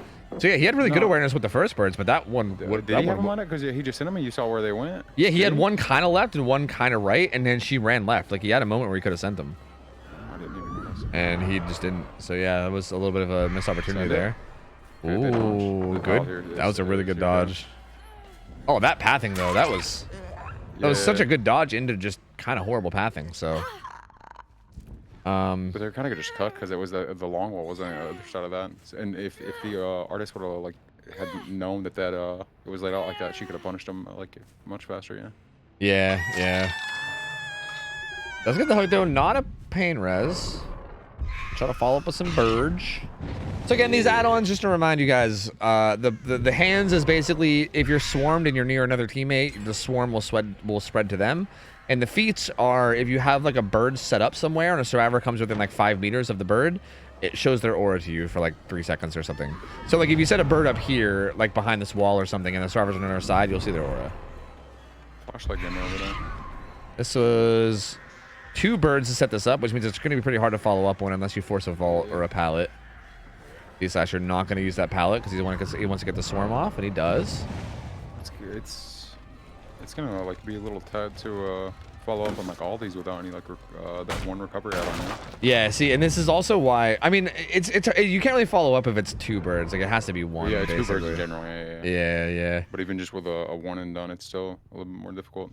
Yeah, this is definitely where like the benefit of Suffocate comes into play though. Like being under transition tiles, like I said, like. Finds Happy Shot again. Like Z-Slasher got zoned out of that pallet, made it the whole way into mid-map, and made it to another pallet. Like those are really good setups. And even here, like they should have threw that bird whenever they the other one left because he could have hit the survivor that healed and ran. Yeah. And plus, even if he hit that one right there, it would have been a double bird, which would have been a lot harder to follow up. But it would have still been possible. If you sent a double bird, you basically got him, force him into like vaulting a window or throwing a pallet to like reset it, essentially. Ooh, goes for the 1 bird snipe. Almost gets it. Gets the killer instinct. Just barely doesn't get it. But Happy Shot going to stay alive. Happy Shot also wisely going topside. Should probably actually head further topside. Good. That was a good swarm. Yeah. Oh. Yeah, we're reading through the wall of the birds. Happy Shot maybe just didn't even realize or didn't care and was just like, fuck it, I'm vaulting. Who gives a shit?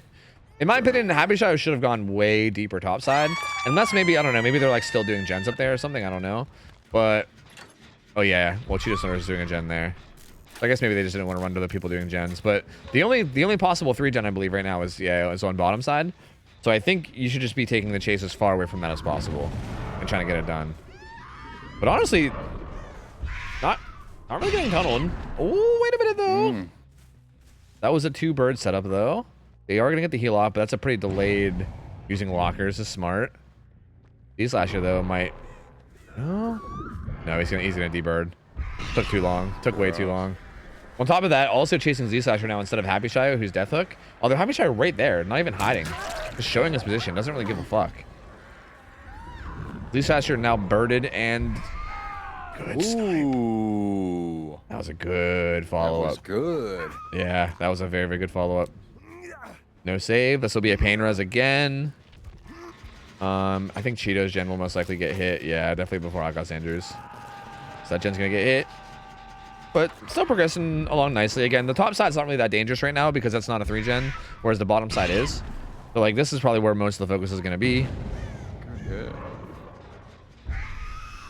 This is definitely an artist player. Yeah, yeah. They have the artist awareness. It's good.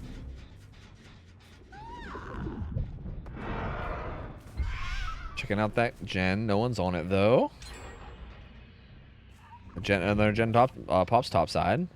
So yeah, again, at this point, like there's one gen top and then there's 3 gens bottom side. So like one of these, like they really have to focus on breaking this 3 gen bottom side. I mean, they could do the gen top side too, but like, yeah, like this is gonna be like the primary focus for the killer and their primary focus for getting rid of it. I guess Andrews and well, gets his birds off, so yeah, he's not gonna take bird damage. That bird will not hit him either, unless he turns this corner too, maybe. Gets killer instinct, but again, this is smart too. Like anybody who does get chased like this, like how Andrew just got chased, he should be going topside. So like that should be a thing that they continue to do. Is every time they get chased, they should go topside like that. God. Cheeto can use a locker if she wants to. She might. But she's got to make sure she gets out of this side too, right? Like make sure that regardless if she takes damage, she uses the hit from that damage to just run topside. Oh, Shia had a tofu moment. Had a tofu vision moment. Hey, I respect it. I didn't know where she went either. Oh, really? I feel like I clearly saw her. So maybe I just had a non-tofu moment for once, and then maybe everyone else did. I don't know, cause yeah, I kind of saw where she was clearly, but yeah, I guess Shia didn't. I guess you didn't either. But yeah, that kind of makes that hit take a while. And yep, Cheeto's just gonna run up, just gonna run top side. Good prediction. Oh, might try to follow this up though. Is committing? Bro, it's hard to like actually get like good crow hits and stuff on decent people. It really is. Cheeto's just gonna let herself get pulled out of a locker again. Getting hooked down on this side of the map is not that big of a deal because it's nowhere near the 3-gen. So it's kind of impossible to like protect it, you know? That will be a pain res though. And that'll give him a chance to get some progress down there. Disaster's already here for the unhook.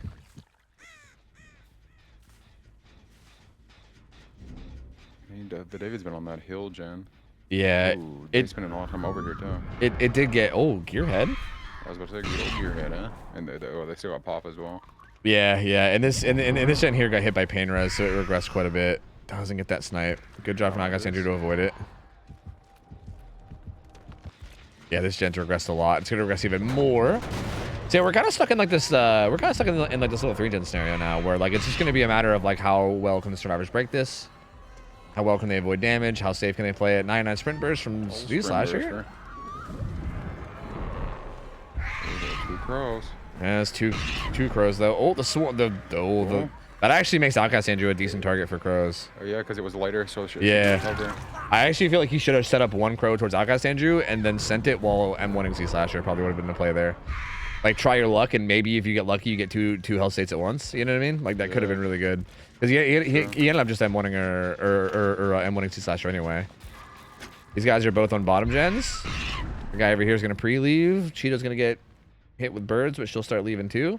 And I think that was a 2-bird as well, so she won't take damage from the birds here.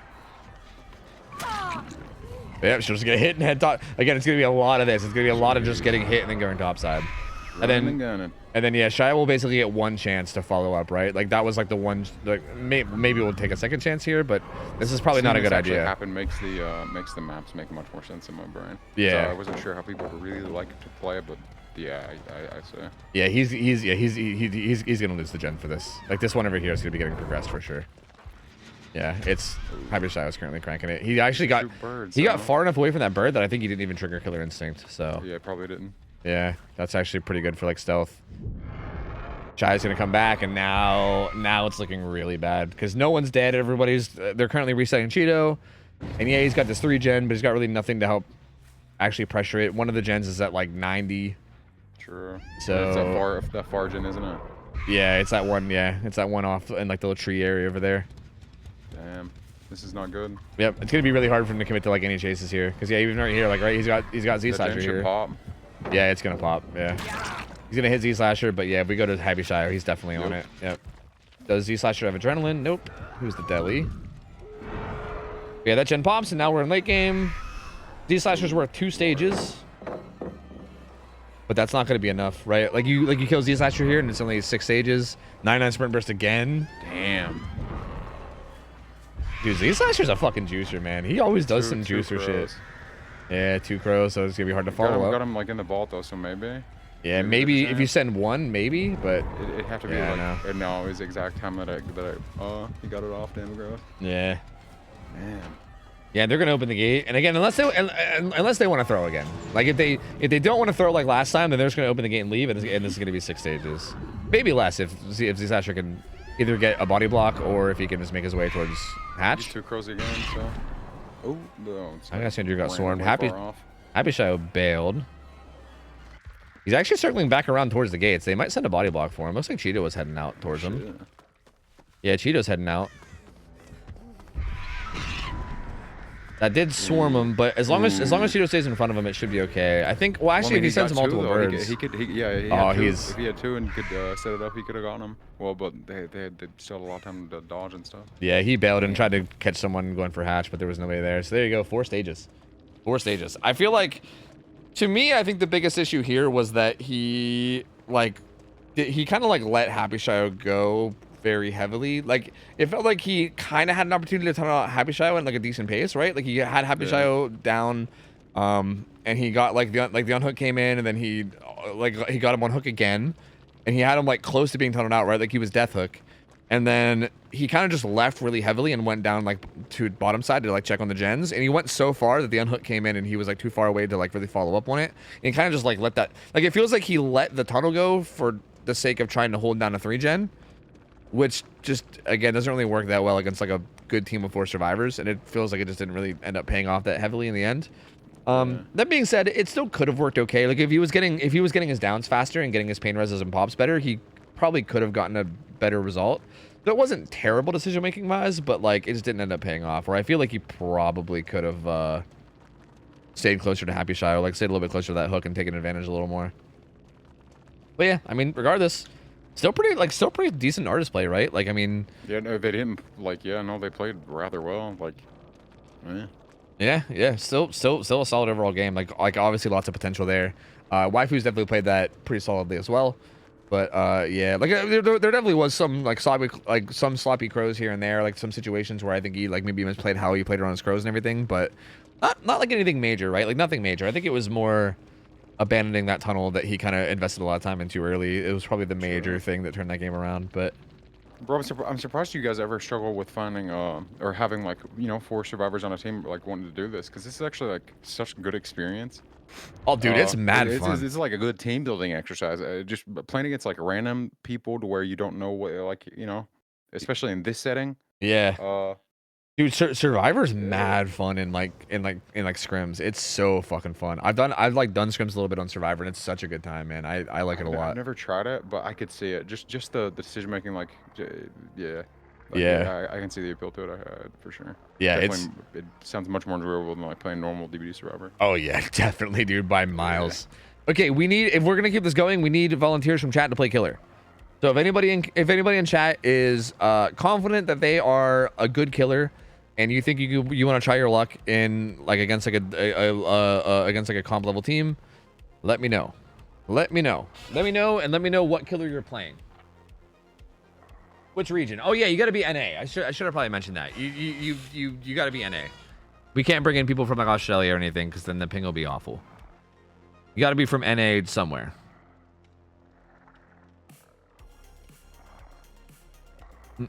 Leon, what do you play? And is your name? Or is it EU Oni? Dammy, what do you play? Oh, EU Oni. Oh yeah. Yeah, I don't know if we do EU. That's kind of tough ping for these guys. Oh yeah, what was it? It was 5 stages or less. Yeah. Bam. I play Oni and Huntress. Ooh. I'm not ignoring Scott. But Scott played yesterday. The whole point of this is I'm trying to get people in that we've not seen. Look, Scott played on a team now, bro. Yeah, like, Scott got signed, bro. That was the whole point. I'm trying to give other people. Signed. Yeah, he got signed, man. I'm trying to give other people an opportunity to get signed here, you know? We're trying to give people their moment if they want to try. Yeah. I play Oni and Hunt. I'd be down for Oni. Like, damn, if you want to play Oni. If you're NA Oni, and if you are confident, then, you know, sure. I wouldn't be opposed.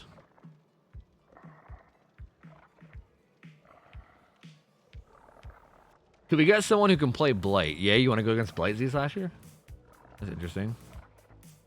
That is interesting. My rate is good, but I don't think it's comp good. No experience playing in that setting. It's up to you. I mean, at this point, we're just looking for people that are confident in their ability to play their killer, and that's really it, right? Like, Well, true. What is this opaque, fucking transparent shit? I don't understand what the confusion could be, bro. Like, one means, like, give me like a TLD or something. okay, yeah. Once we figure out who the killer is, I'll hook you up. Okay, I think Dammy's playing Oni. Yeah, that sounds fine to me. Yeah, we'll have Dammy play Oni.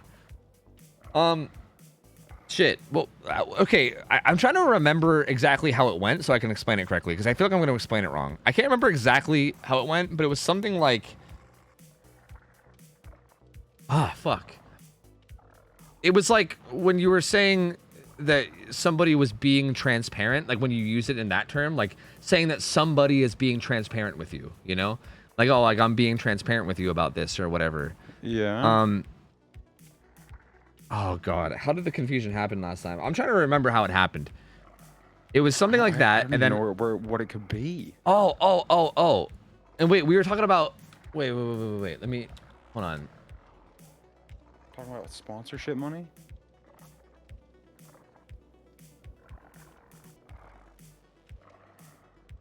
You were saying. Wait, you were saying you wanted to be opaque, Tofu? No, maybe no. I can't remember the context. I literally can't remember the context of it. Who do I friend request? Here, you got to send it to this account. Send a friend request to that account.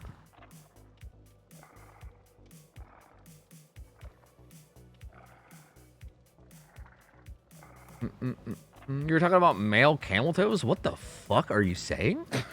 What? I don't know which one to believe. Tofu was saying that he wanted to be opaque. It was something where I was confused about like the definitions, and I like. Oh, what was it, dude? Fuck. Oh, so this just sounds stupid then, because I don't even know what it could be. Wait. I think it was. I think I figured it out. I think it was. I was questioning whether the saying that being transparent with somebody makes sense, because like if you're transparent, it means you're see-through, right? And if you wanted to clear. Yeah, and if you wanted to be like honest with somebody, you should be opaque, right? You should be opaque. You should just show them what is going. What, are you doubling down on this? No. I'm not doubling down, because what happened was I figured out that the words I figured out basically the piece I was missing was that the words transparent and opaque directly correlate to something that is behind them, right? Like it's like how much can you see something through the object? Like the object itself is not necessarily it. It's like in correlation to something else, right? So when you're saying that you're being transparent, you're saying that you're allowing them to see through see the other into side. Something, right? Yeah. Yes. Where I was looking at behind them. Yeah, I was looking at it as like not like there is nothing that you're seeing through. There's nothing on the other side. It's just they're looking at you, and if you are transparent, that means you're see-through, which means there's nothing there. Whereas if you're opaque, that means you are whole, and you know they can see everything that is there, right? But yeah, it's the words are in correlation to something that is relative to, which I didn't get at first, and then chat had to tell me that, and then I got confused. And chat was really, FYI, chat was really bad at explaining it. They were really bad. Like it took a while for them to like they kept arguing with me, and I was like, I don't know, guys. Like you guys aren't making much sense. I believe you probably confused the fuck out of them whenever you even started like questioning this. you probably made them come up with like you connected some new neurons and shit for these motherfuckers. I think I was on to something. I don't know. Oh fuck. I accepted your friend request, by the way. I definitely think I was on to something.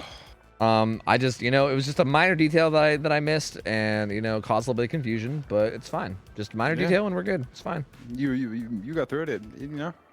It wasn't really that transparent to you. Okay, Gronk, this motherfucker comes in lurking forever, fucking comes in and says you were dumb as fuck for thinking. Fuck you, Gronk. Fuck you, man. Hey, it's good to see you too, Gronk. You fucker. Fuck you. No, man, that's some bullshit. I think it makes sense in my head. Okay, it makes sense in my head. Fuck you guys. Fuck you guys. That's fucking hilarious. I think there's definitely some logic there. I don't know. I think you guys. I mean, hey, you cleared it up. It was just a little cloudy, a little opaque before, but exactly, it was a little opaque. Right. Yeah, but now it's transparent. Exactly. And maybe, honestly, maybe we should say that it was opaque. Or no, we should say that maybe it was transparent. Now it's opaque since we can see it. You know what I mean? Because don't. No. Okay. No. Also, wait. I think. Oh, what have we done? I think this is why I thought it. Hold on a second. Let me show you guys more why I think I thought this. Oh God. Okay. Oh. No, there's pretty good reasoning here. Oh God. He's confident. He's coming in with confidence. I'm telling you, there's pretty good reasoning here. Okay, so for instance, I fuck around with Photoshop for Oh, here we go. For thumbnails and shit, right? So this is a render that I had done a long time ago, for instance, right? So let's use this as an example. If I'm fucking around with this, and there's this opacity meter, if you turn the opacity meter down, Nia disappears. She disappears. Because she's transparent now. Where is she? She's transparent. Because yeah, you turn it so now she's opaque. I can see her now that she's opaque, so it would make sense that being opaque would mean that you would. No, transparent is seeing through. Opaque, but there's nothing here. It's cloudy. But there's nothing here. If you're transparent, then there's nothing there. You're determining the ability to be able to see through something to the other side, to even be able to see the object on the other side. See, that's the thing. But what if there's nothing on the other side? Then there's nothing to see. But what if you're looking at something and that thing is opaque or not opaque? Then you're seeing through it. The issue of whether or not something's going to be on the other side, that's an issue outside how well you can see through something, period. But yeah. I don't know, man. I think you're being really opaque about this, and I don't know. I don't know. You're being very opaque about this. I don't know. I'm not sure what I think that you think that means anymore, so I don't know whether or not to agree or disagree. I don't know what to say. I'm not sure. I don't know if it's a good thing or a bad thing. I don't know. And don't blame this on me, you motherfuckers. I didn't start this. Y'all the motherfuckers asking, and I was curious. I wanted to know. True. That's a pretty good point. It really wasn't him that did it. It was really you guys, to be honest. Wasn't really, clear as to what the confusion would have been. Yeah, it wasn't transparent enough. I joined their surviving friends. That's not what I want to do. They need to make a custom lobby. All right, guys, ads are gonna play. I can't stop them. They're just gonna play on their own. So it's just gonna happen while this lobby gets set up. But we're gonna have an artist game, or not an Oni game that you guys can gamble on. Yeah.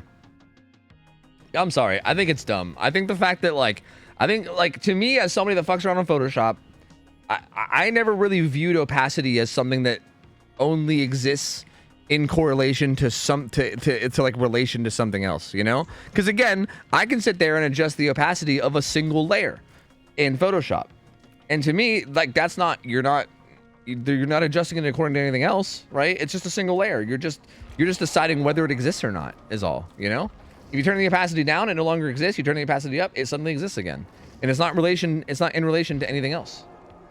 So that's how I was thinking about it. And in that sense, it does make sense, But I mean, you could see the other side though. There's always something on the other side, yeah. Well, I guess there's nothing, the checkerboard pattern. And... Yeah, I mean, yeah, that's the something on the other side, because if there was nothing, it's still If there was nothing there, then it would just be nothing. It would be blocking dark matter. that part behind them. Then you wouldn't say they're transparent because you can't see through the other side. So yeah, true. There's matter everywhere. It would have to be antimatter or something. That's a pretty good point. Exactly. Even if it's not something you care about or want, there's always something on the other side. Always something. Oh, that's very insightful. But maybe if we find a place in space where there's a lot of antimatter, then maybe then if you held up something that was invisible, then it would just stop existing, and only something opaque would actually exist. So, I think there's definitely a universe where this makes sense. To be honest with you, bro, you guys, Tofu. This is Tofu sober. Could you imagine if he got stoned? Yeah. What would happen? Yeah, it's interesting. I want to build myself up to go on the adventures that Mariah goes on. I don't know about going that far, but No, I'm planning on trying it. I gotta type up all the bands. Okay. Map is... Stone Food would be amazing. I don't know, bro. I think he'd start speaking another language. The original combo about this went on for over an hour. Well, I believe it, especially with a lot of the dukes in chat, bro. That probably, you know, we're gonna not be able to actually argue with him properly. So it just allowed him to build more of a confidence and foundation for his own fucking doofatry. Yeah, that was the problem, is that they were really bad at explaining their point of view, you know, and that made it so much worse. Oh God. Ugh. Like, I feel like if chat was, I'm turning this around on chat. That's right. I'm making this your guys' fault. If they would have been better at explaining their point of view, if they would have articulated their point of view better, then the conversation could have been over in like 5 minutes, you know? But these gamers just going, oh my God, Tofu. That's all chat was doing, was just going, oh my God, Tofu. You're not making any sense. That's all everybody was saying. But nobody was just, no gamer could just be like, hey, Tofu, did you know that opacity and transparency only matters when it's in relation to whatever is behind it? And then I've been like, oh. That still wouldn't solve anything. Anyway, it's like these arguments you've been trying to make. Yeah, psychedelics seem fun though. You know, this might be a good idea. Oh God. Not that I'm condoning drug use. Don't do drugs. Do not do drugs. It's bad, guys. Don't do that. True. If you do them, you know, won't know how you react, and then you might end up, you know, being like Tofu sober. You don't want that. Things might be clear for you currently. I don't think we have any add-ons banned for this killer, right? Yeah, no. Yeah, we're good. How about I didn't forget any bans? I think I'm good. Yeah. This appears to be good.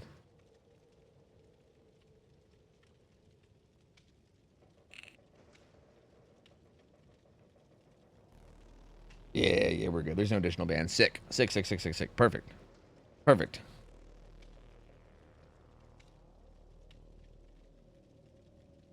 All right. Oh, I need to give you guys a prediction. Shit.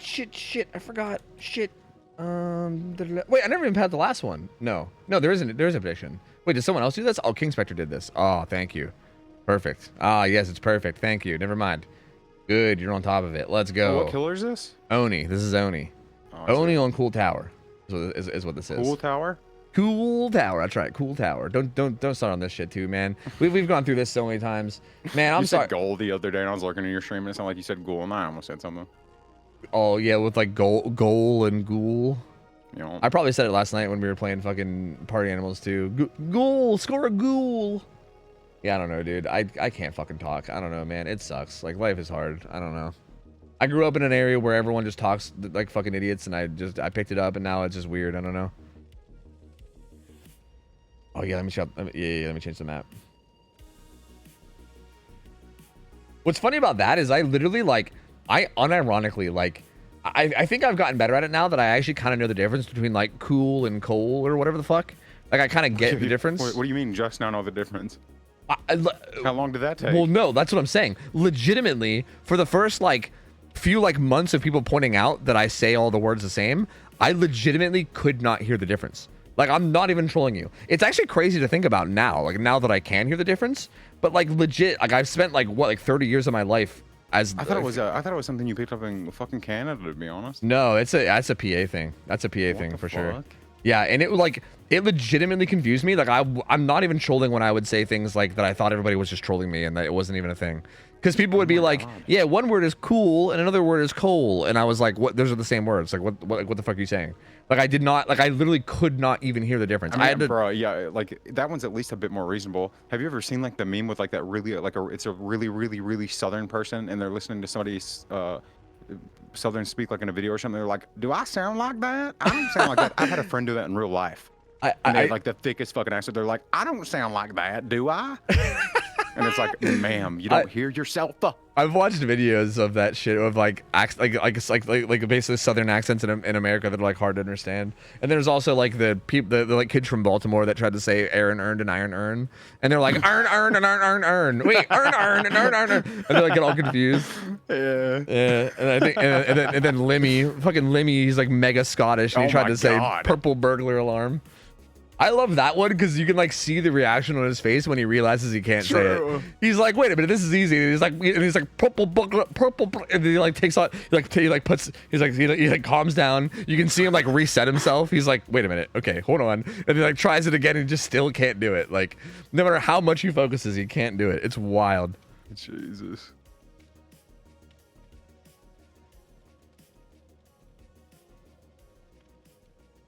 Oh, I was gonna give him some words of encouragement, but we're already ready up. We're good to go. We're good to go. We're good to go. All right, this should be good. The internet sent me with that dumb shit. Thank God. Ah, dude, it's neat. That's one of my favorite things about the internet is that we get to experience all this together. You know what I mean? Like, True. Before the internet, I would have had to actually travel these places. Now I can just sit on, I can just sit on my computer and listen to people talk. It's great. And like, fuck it, I had goddamn Kyle in here the other day with his fucking Australian ass accent, saying all kinds of fucking wacky shit too.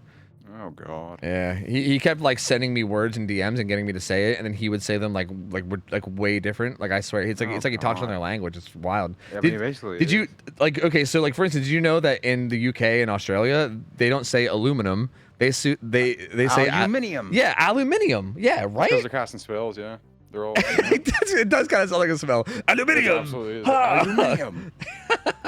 Oh shit, that's great. Oh, that's so good. Yeah, apparently they're right. Apparently this is just an America thing. It's kind of like the imperial system. They're right. I mean, dude, I think if the whole world does something and America just does it differently, then like, you know, look, I'm as patriotic as the next American, but you know, I don't know. Bro, yeah, but bro, they didn't go on the boat. They still over there wearing wigs and shit. Like, dude, with their like, come on. Are they? Let's be honest. Like, wait, why are we at RPD? Yeah. He didn't set the map. This son of a bitch. God damn it. They still be wearing those fucking wigs, bro. The powdered wigs? Really? Yeah. Where? No one's wearing powdered wigs anymore. Like other than maybe like judges or something in court. I don't know. But even so, even that's too far. Yeah, I mean, I agree. That's kind of stupid. That shit. They do in the UK. Wait, where? Like what? In what context? You guys aren't getting RPD, Rise of RPD. Give it up. Stop it. It's not happening. Not happening. No. No. There we go. There's the cool tower. There we go. Yeah, they are main use in criminal cases. So in criminal cases over there, they still wear the white wigs. Interesting. But only in criminal cases? Because why is that? Is it like some kind of weird tradition that they like? I don't know. Like what's up? Like, oh, this person broke the law. Time to put on the powdered wig. Like, how does that correlate? Like, what? I have no fucking clue. Well, that's so strange. It's like a uniform, just tradition, you know? Huh. Formality. Yeah, I guess. It just. But still, that doesn't mean it makes sense. Yeah, I wonder if it's like intimidating. Do you think maybe it pulls the truth out of people in court or something? Yeah, it would be intimidating to me because oh my god, if they're stupid enough to fucking still be doing this shit, then I'm fucked. Yeah, it's true. It's like some Salem witch trial shit. They're just gonna fucking burn me without even knowing anything about me, dude. They're fucking still wearing powdered wigs. I'm fucked. It's like the 1600s. We're dead, dude. 1692 all over again. We're fucking donezo. That's a good point. I don't know. That's pretty scary. It's terrifying. And then all of a sudden they aluminium, and you don't know what's gonna happen to you. You know, in 7 days once the spell fucking works, like your fucking body. They cast aluminium on you, and then you're done. So that's a good point. Yeah. And then you don't understand what you know. They're parking their cars in the garage. Like fuck. You don't even know where your car is. Like, fuck. Oh god, I'm dying. Okay. All right. So as much as I love making fun of British people, it's time to focus on this Oni game. Dammy. I don't know, Dammy. I'm assuming Dammy is playing Oni, full tower. First time ever playing anything comp related up against the waifus. And we'll see how this goes. Dami. Okay, got you. Thank you. Dami. Okay. So brutal strength, pain res, pop, Lion's Fang, and Akito's Crutch. So this is more time and power plus more speed in power. What the fuck is going on? They like to spin. They're spinners apparently. I don't have a dog chasing its tail in the video game. Yeah. Oh, finds. Are we? What? Anyway, I'm gonna spectate the survivors. This is troubleshooter, which is interesting. Bounce landing. I think I saw my computer running that before. Sprint burst on the non-deli survivor. This first hit's gonna matter a lot. Like how fast this first hit comes in is gonna play a big role here. We'll see how they play this. Well, the spinning worked, you know? The spinning seems to be working out, you know? What the fuck? Gets a pretty fast hit there on the Outcast Andrew. This spinning shit, bro. I don't. What the fuck? What's this look like from his point of view? Yeah, true. What? Yeah. Let us see this. He's not even. He stopped looking at him. He's intimidated. Oh. See, it intimidated him into not looking at him anymore, and then not allowed him to mind game. I think this is kind of like powdered wigs in court is what's going on here. Like this is like the Oni's version of powdered wigs. Just tradition. Just a long line of spinners. Yeah, they've been spinning for generations. My dad was a Beyblade. My mom was a yo-yo. That's not pain res, but I don't think it really matters. There's not that much progress right now. Yeah, I mean that's what it looks like. That's what it looks like. All right. This is a weird game, but he got it down really quickly. I mean that was a really fast first down. The other one's coming in from Delhi. Tries to get a hit through the window, but doesn't get it. Double vaults it. Oh, what, spinning. Why are you spinning? Oh. It's I think it's like kind of working though. Like I think Monkey Burrito kind of like hesitated. I think. Does it seem that way for a second? Okay. I want to see these spins with this dumb shit. Yeah, see what they yeah. do here. That, but they got some cracked fucking. Oh yeah, you see that? Some new You see that look up? Oh yeah. Bro. Oh yeah. You know what's coming. Oh yeah. Oh god. Oh yeah. You know what's coming. Oh yeah. Here it comes. I don't know what's coming. I'm scared. It's gonna be like a fucking 450 flick is what it's gonna be. We'll see though. My brother was a blender. Oh. I literally don't even know how much he flicked there. It was a lot. It looked like a lot, but I don't know how much. Oh. Finds Happy Shio. Use the locker. Ooh, almost 180 to flex him though. Oh. No! No, my Jesus! Well, gets it down. So that was that was something. Pretty intense 180 flick there. And Happy Shell goes down. This is going to be hook stage number 2. But different survivor, so just another fresh hook. And to be honest with you, he used a lot of his power for that. And they also managed to heal up a bit. Oh, no, Gino, no! Never mind. Just forget everything I was saying. Forget everything I was just saying. It doesn't matter anymore. Nothing I was saying matters anymore. It's all out the window, so never mind. Anyway, Dami in an okay spot. I can't even tell the spot that they're in. I can't spectate him, dude. Spin burst here onto I guess Andrew. He's gonna head downstairs and then medium vault the window. Oh. The Oni is not. I don't know what he's doing, but I he's bet spinning. He's spinning. Yeah, he's definitely spinning. He's definitely spinning. Yep, he's certainly spinning. See, like no matter transparent or not, you can always guarantee they're spinning on the other side. True. There's always something there. Always something there. I can't really tell what's going on in terms of strategy because he won't stop spinning. He just Spinning keeps is a strategy. spinning. That's step number 1, spin. Just keep spinning, and then eventually you'll win. How does he not get dizzy? How does this not just make you sick? I just imagine like say, hey, I'm gonna go use the bathroom, guys. Be back. They fucking do this in real life. Yeah, he's like one of those like capoeira people. Oh. Deli from Happy Shio. So no need to unhook. Everyone's just kind of doing gens. More spins. We'll come back to him when he gets his power, because I feel like that's when it's gonna get fun, you know? I think he's just following Happy Shio. Oh. Manages to find Monkey Burrito. Monkey Burrito gets a pallet though, doesn't get hit. He's still spinning. He's spinning. Yeah, I feel like with every time this person finds somebody, you could always say manage to find. Because I don't know how the fuck they're doing it. Yeah, that's a pretty good point. It's pretty impressive each time. Monkey Burrito gonna transition over to this filler tile. Doesn't fall for the spin. Still spinning. Still spinning. Jesus. Still spinning. Dude, like, see, he's kind of falling for the spin here. True. Well, no, he didn't fall for that spin. I think Monkey Burrito's caught on. I think he's adapted to the spin. I think he knows now. I think he understands the spin. Doing a really good job in this chase, though. He's taking a while to get hit. I think the owner's probably like Bloodlust 2 at this point. At this point, you got to play to break Bloodlust, I think. But you're probably not going to be able to do. Yeah, so there's the hit.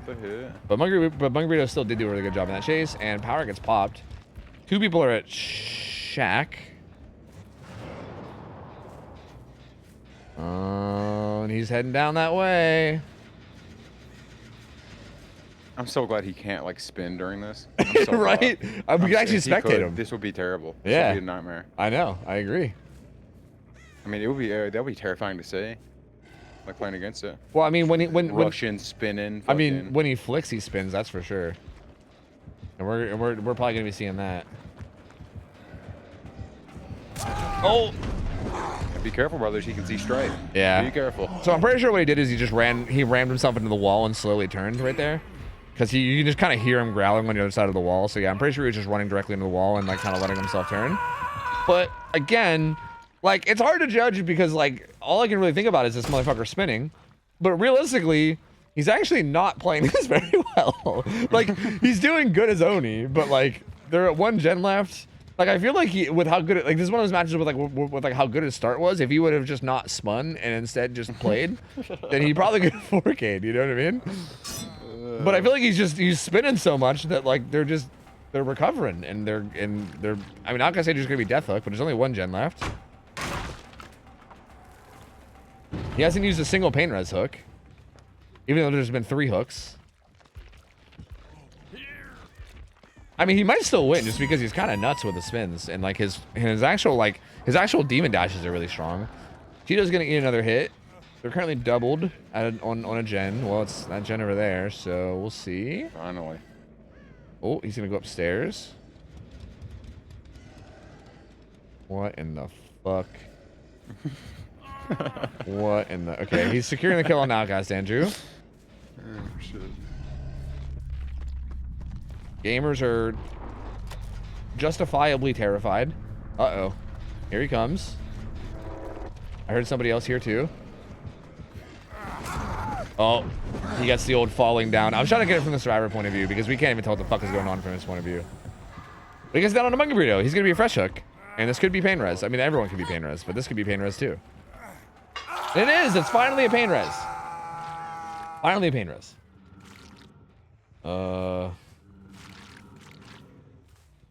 Spin, spin, spin, spin, spin, spin. Like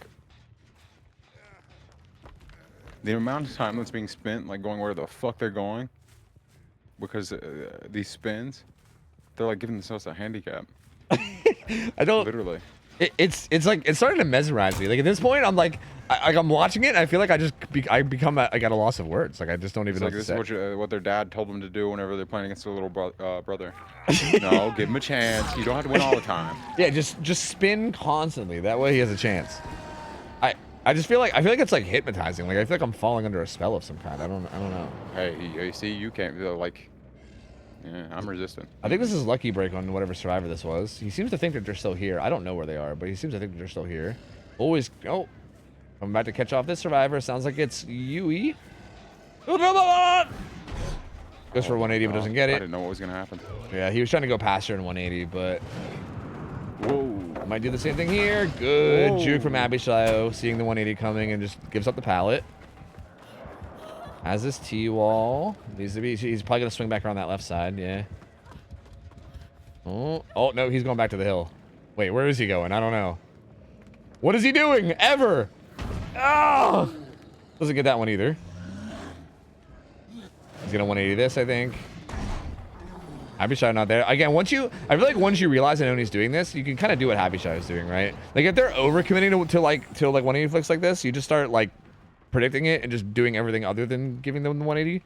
And then what can they do, you know? Like you kind of use this whole power there just going for 180 flicks, which, you know, like I respect. Like I get it. It's fun, you know? Like it's fun, but it's definitely not very effective. Now we're back to spinning. Oh god, back to spinning. Goddamn, back to spinning. Maybe this is what happens whenever somebody casts aluminium on you. You get lobby. You think that's what happened? Do you think us saying aluminium in pregame lobby, maybe we casted this shit. on him? Maybe we're responsible for this. Oh shit. Maybe we put a spell on the Sony. Oh my god. I don't. It worked. It worked. Spinning worked. I think these guys are just gonna leave. I think these guys would. Yeah, I would be getting the fuck out of here if I was It's not them. safe. Uh-oh, he's popping power. Oh. They're not gonna have that door open. They're not there. Yeah, they shit. don't have it. They don't have it open. Oh man. Well, see some progress. Are they gonna make? I'm just gonna dip. They're hiding. They're hiding. They're hiding. They're terrified. I'm terrified. I think they're hiding like right up there, but like Yeah. right up there. Oh. Ooh. Oh. Oh. Don't get Cheeto 180'd. Cheeto's right there. I thought Happy Shot was about to get Cheeto 180'd. She was hiding in that little cubby. And this guy loves the 180, but yeah, well, finds Cheeto anyway. Uh-oh, they might be in trouble here, actually. Yeah, I was kind of surprised though they didn't go for it. Just expecting that they would like try to chill. Oh my god. And shut the fuck up, he gets his 4K. Shut the fuck up, he gets his 4K. Shut the fuck up, dude. Shut your mouth. Shut up. This motherfucker had like heard the phrase "spin to win" once and took it and ran with it. Spin to win. Okay, I'll do that. Yeah, okay, I'll try it. And just never fucking stop. I gotta be honest, this is the worst scrim I've ever watched. We didn't even get to watch it. This was all. I feel sick. I think I have a headache. Like I literally, I think I have a migraine, dude. I can't. Like, this is awful. This was terrible. I mean, he played great. Like he did good. Like his Oni play was great. Like, I mean, his Oni play was. But it was also like, I also felt like I couldn't watch it. You know. I actually feel sick. I do. Like Yeah, I got motion sickness from that. I'm watching this shit through spectator mode, through Discord. Yeah, this hurts. Like I actually feel physical pain from this. Holy shit! This guy's training to be a fucking astronaut. This was such a weird game, dude. Hey, we'll just say, you know, good job, Dom. You got the 4K. All right, like all jokes about the spinning aside, like he's actually like clearly a good Oni player. But that has got to be like one of the strangest, what would you call that? Quirks that I've ever seen a killer player have. It's unique. It's unique. Yeah, you it's know, unique. You're not wrong. Definitely unique. It kind of like makes him, I don't know, it makes him seem a little bit more innocent. It makes him seem like a pet, like an animal, doesn't it? Does it? It does. Absolutely. Like, you know, like think of like I don't know, just some crazy animal, like a large cat, you know, a lion or something, or like a wolf. Like they're scary, but if you like saw them like playing like that, like, you know, a little cute. Wait, people in chat, so Dami does this on every killer? Always? Every game? Wait, what? Yes. What? But why? Why do you spin? What does he do? Is he doing this with his mouse? Does he have like a macro for like camera movement or something? Dude, oh yeah. Wait, you stream? Hold on a second. Hold on. Look, I'm not trying to like, but like also just I'm gonna launch a tiny investigation. If I go to one of your VODs and you're fucking spinning, dude, I'm gonna lose my mind. I'm gonna lose my mind. You better not be spinning. Oh wait, you're playing Survivor in this VOD. God damn it. God damn it. Clicked. No, but the spins. Do you spin on Survivor? No. That Oh my god, I just clicked a clip. It's a Hunter's clip. She downed somebody immediately after getting the down. Spins. No. Threw another hatchet. No. Really? Bro. Actually? What the hell? The spins. Is it like a hypnotized tech? I feel like I was getting hypnotized that game. I don't know. Like I kind of feel like I was like. I don't know. That was wild. I don't know. That was wild. I don't know. I don't know. It's just reflex. Oh. Like, did your fucking, like, I don't know. It's like I don't know. That's like, I can't tell whether I'm like impressed or like, I can't really describe my emotions right now. This is why we go to a fucking amusement parks pregnant. This is the outcome. Wait, what? They went to Disneyland pregnant, bro. Yeah, Their mom loved the teacups ride. Loved the teacups ride. I and see just what you're fucking, saying. you just got scrambled, bro. I see what you're saying. Yeah, I see what I get you. Holy I get shit. you. Yeah, FYI, yes, spinning. Yes, spinning. Yep, spinning. Yep, the spinning is real. The spinning is absolutely real. Yep, so. Oh my god. Wow. That isn't, I'm just going to say it's an interesting quirk, man. It's an interesting quirk. I mean, I feel like you're a really good Oni player, though. I mean, like, your Oni play was, like, when you were actually in your power, like, you're, like, very good at Oni. Like, your dashes and your flicks and stuff are really good. So, I just got to be honest with you, it was kind of hard to watch, though. It was hard to, like, when you weren't in Demon Dash, it was kind of, like, I think I just keep switching off. I was getting sick, dude. I thought I was going to puke. I still kind of feel like I'm going to puke. But, yeah, still impressive performance. I mean, I still thought it was great. Also very odd. I'm just a little shocked. I think we have time for like one more. If there's somebody else that wants to give it a try. Jen, thank you for the raid, by the way. Thank you. Jen, hope you're doing well. It's good to see you. Thank you for the raid. Hope the stream went well. Gamers, how's it going? Hi, hello. If one more person wants to give this a try, let me know. Hey, but whoever this next person is, you can't spin. Yeah, we need a break from spins. Please no spins at all. Like you have to literally face forward the whole time. Or if you do it, you got to do it in the opposite direction. To maybe it'll like. Yeah, yeah, like spin counterclockwise because I think those were all clockwise spins. Maybe. True. I don't know. Okay, if anyone in chat is confident in their killer, and you want to play against like a comp style survivor team, and you want to try your luck and see how well you can do, let us know. Let us know. What do you mean it's not that you literally can't mind game. You never stop mind gaming. It is a constant mind game with that. Dude, yeah, I literally like. I'm curious to hear what like I'm wondering what the comms for the survivors were like. Like, what do they? How do they react when they realized that the killer was just constantly spinning? Bro, like, were they like? Yeah, like were they just like, is this Oni just spinning all the time?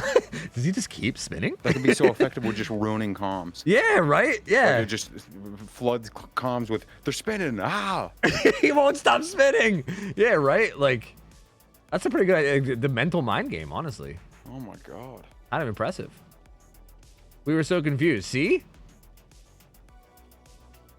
We're a boosted comp style team. Don't call us that. Okay, whatever. Like, if you want to be more specific, a comp team that like is newer to comp, but they still have some experience. So it's not like you're going against like gods. You're not going against like Team Eternal, but you're going against people that like have some experience. So it's not like you're gonna be fucked, but like it'll be a hard game.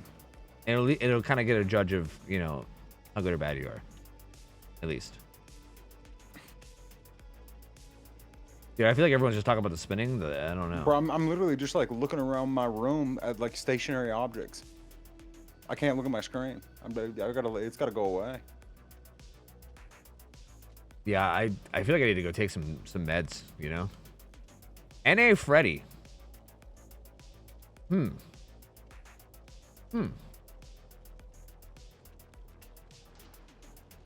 I don't think Ralph wants to play for the final game. I don't know if Ralph's like me, but I feel like if I'm chilling and like casting, I want to just chill and cast. I'm not trying to like go from casting to gaming. Yeah, you know? I don't care. Like I'd play, but I'd rather like people, you know, more people like we've had actually get the opportunity. Yeah, it's cool. It's cool seeing new people play. Yeah, like even it is, like, and it's good opportunity for them. Like that guy got a team, dude. Like just getting this experience, getting the yeah, right, experiencing the nerves, so on and so forth. Look, man, I'm down for the NA Freddy if we have nobody else. I feel like Freddy is he's a killer.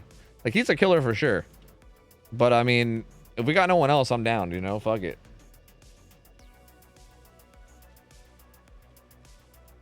I am down for the Fredward. Whoever the Fredward was, hey, invite, or sorry, add that account. Add that account. I want to get Xeno on stream? Yeah, see, Xeno's just a weird one, because I feel like until we see more of him in general, it's hard to, like...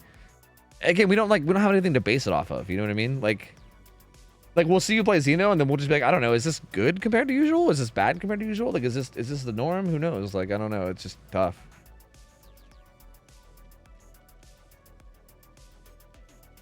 I've added you. Are you... Wait, who are you? Aiden? Are you Ashy Guana? I don't know. Your name is different. Let me know what your name is. Yes. Okay, I'm just gonna add both of them. I don't. Whatever. There we go. Aiden. Okay, got it. Okay, make a lobby and invite me. Set the map to Cool Tower. And I guess when I get in lobby, I'll give you a list of perks you can't run. Will you put the spin to win only match on YouTube? No, because I don't want to edit it. I feel sick. If I edit it, I'm just gonna get double sick. I don't think I can do that. No, it's too much. I'm still trying to recover. I don't even want to think about it anymore. Like my brain is just true. Like I'm actually trying to fucking recover. Yeah, terrible. like unironically, I actually am. Like I legit, my head hurts. All right, let me send you a list of the things you can't run. Where is it? Perfect. Okay. That map to Cool Tower. I bet even though I said it, it's not gonna happen. I feel like that's the one thing that always gets forgot. Run cut coin. He said on. You just join a fucking tournament full of people they hate and just ruin the entire thing. Just spin everybody to death. Takes everyone out. Holy shit. Oh, I spelled lethal wrong. No, not dankness. I'm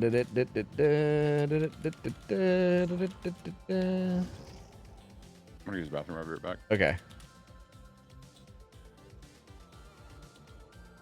Wait, who's he playing again? Freddy? I don't think Freddy has any specific bans, right? Right, that would be stupid if we banned stuff on Freddy. Like, why would you ever do that? All right, sick. Sick.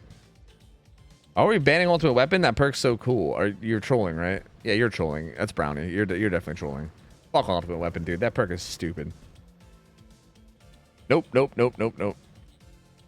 If you join a team, would you request them to stop? What, spinning? No, man. I'm never going to ask Dommy to stop spinning. Look, Dommy clearly just spins. That's just what Dommy does.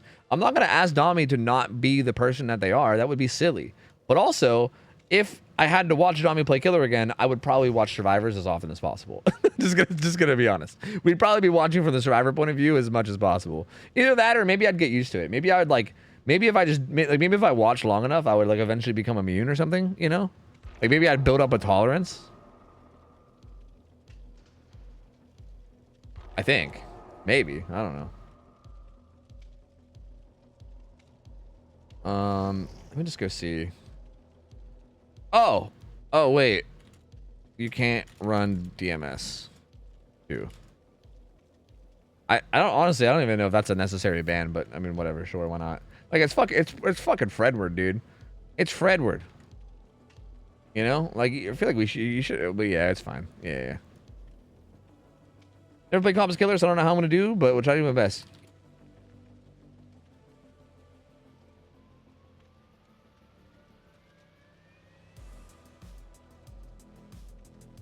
Yeah, make sure map is set. I feel like everybody has gotten that wrong. So like, I don't know if you're listening to voice or not, Aiden, but like, just to be real, like I'm gonna be like as real and blunt as I can here. Like comp style play is like so fucking wildly different from like what you normally play in like public games or whatever. And if you're ever playing it for the first time, like it's kind of expected for you to not do well.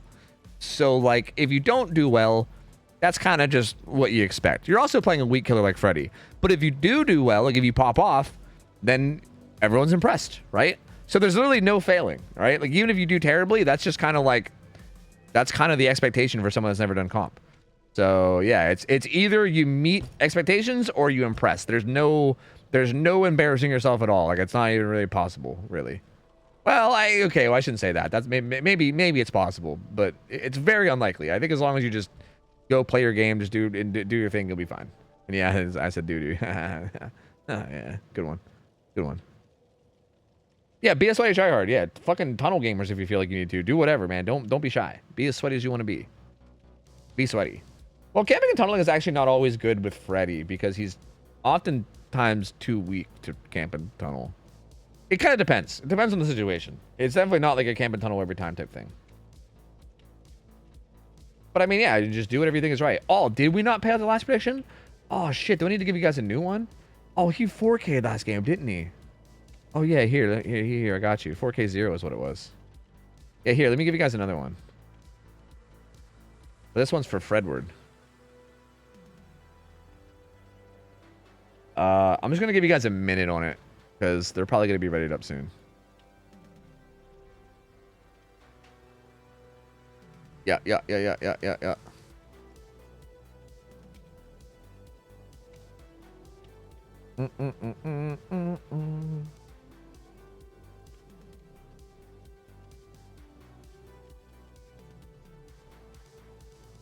All right.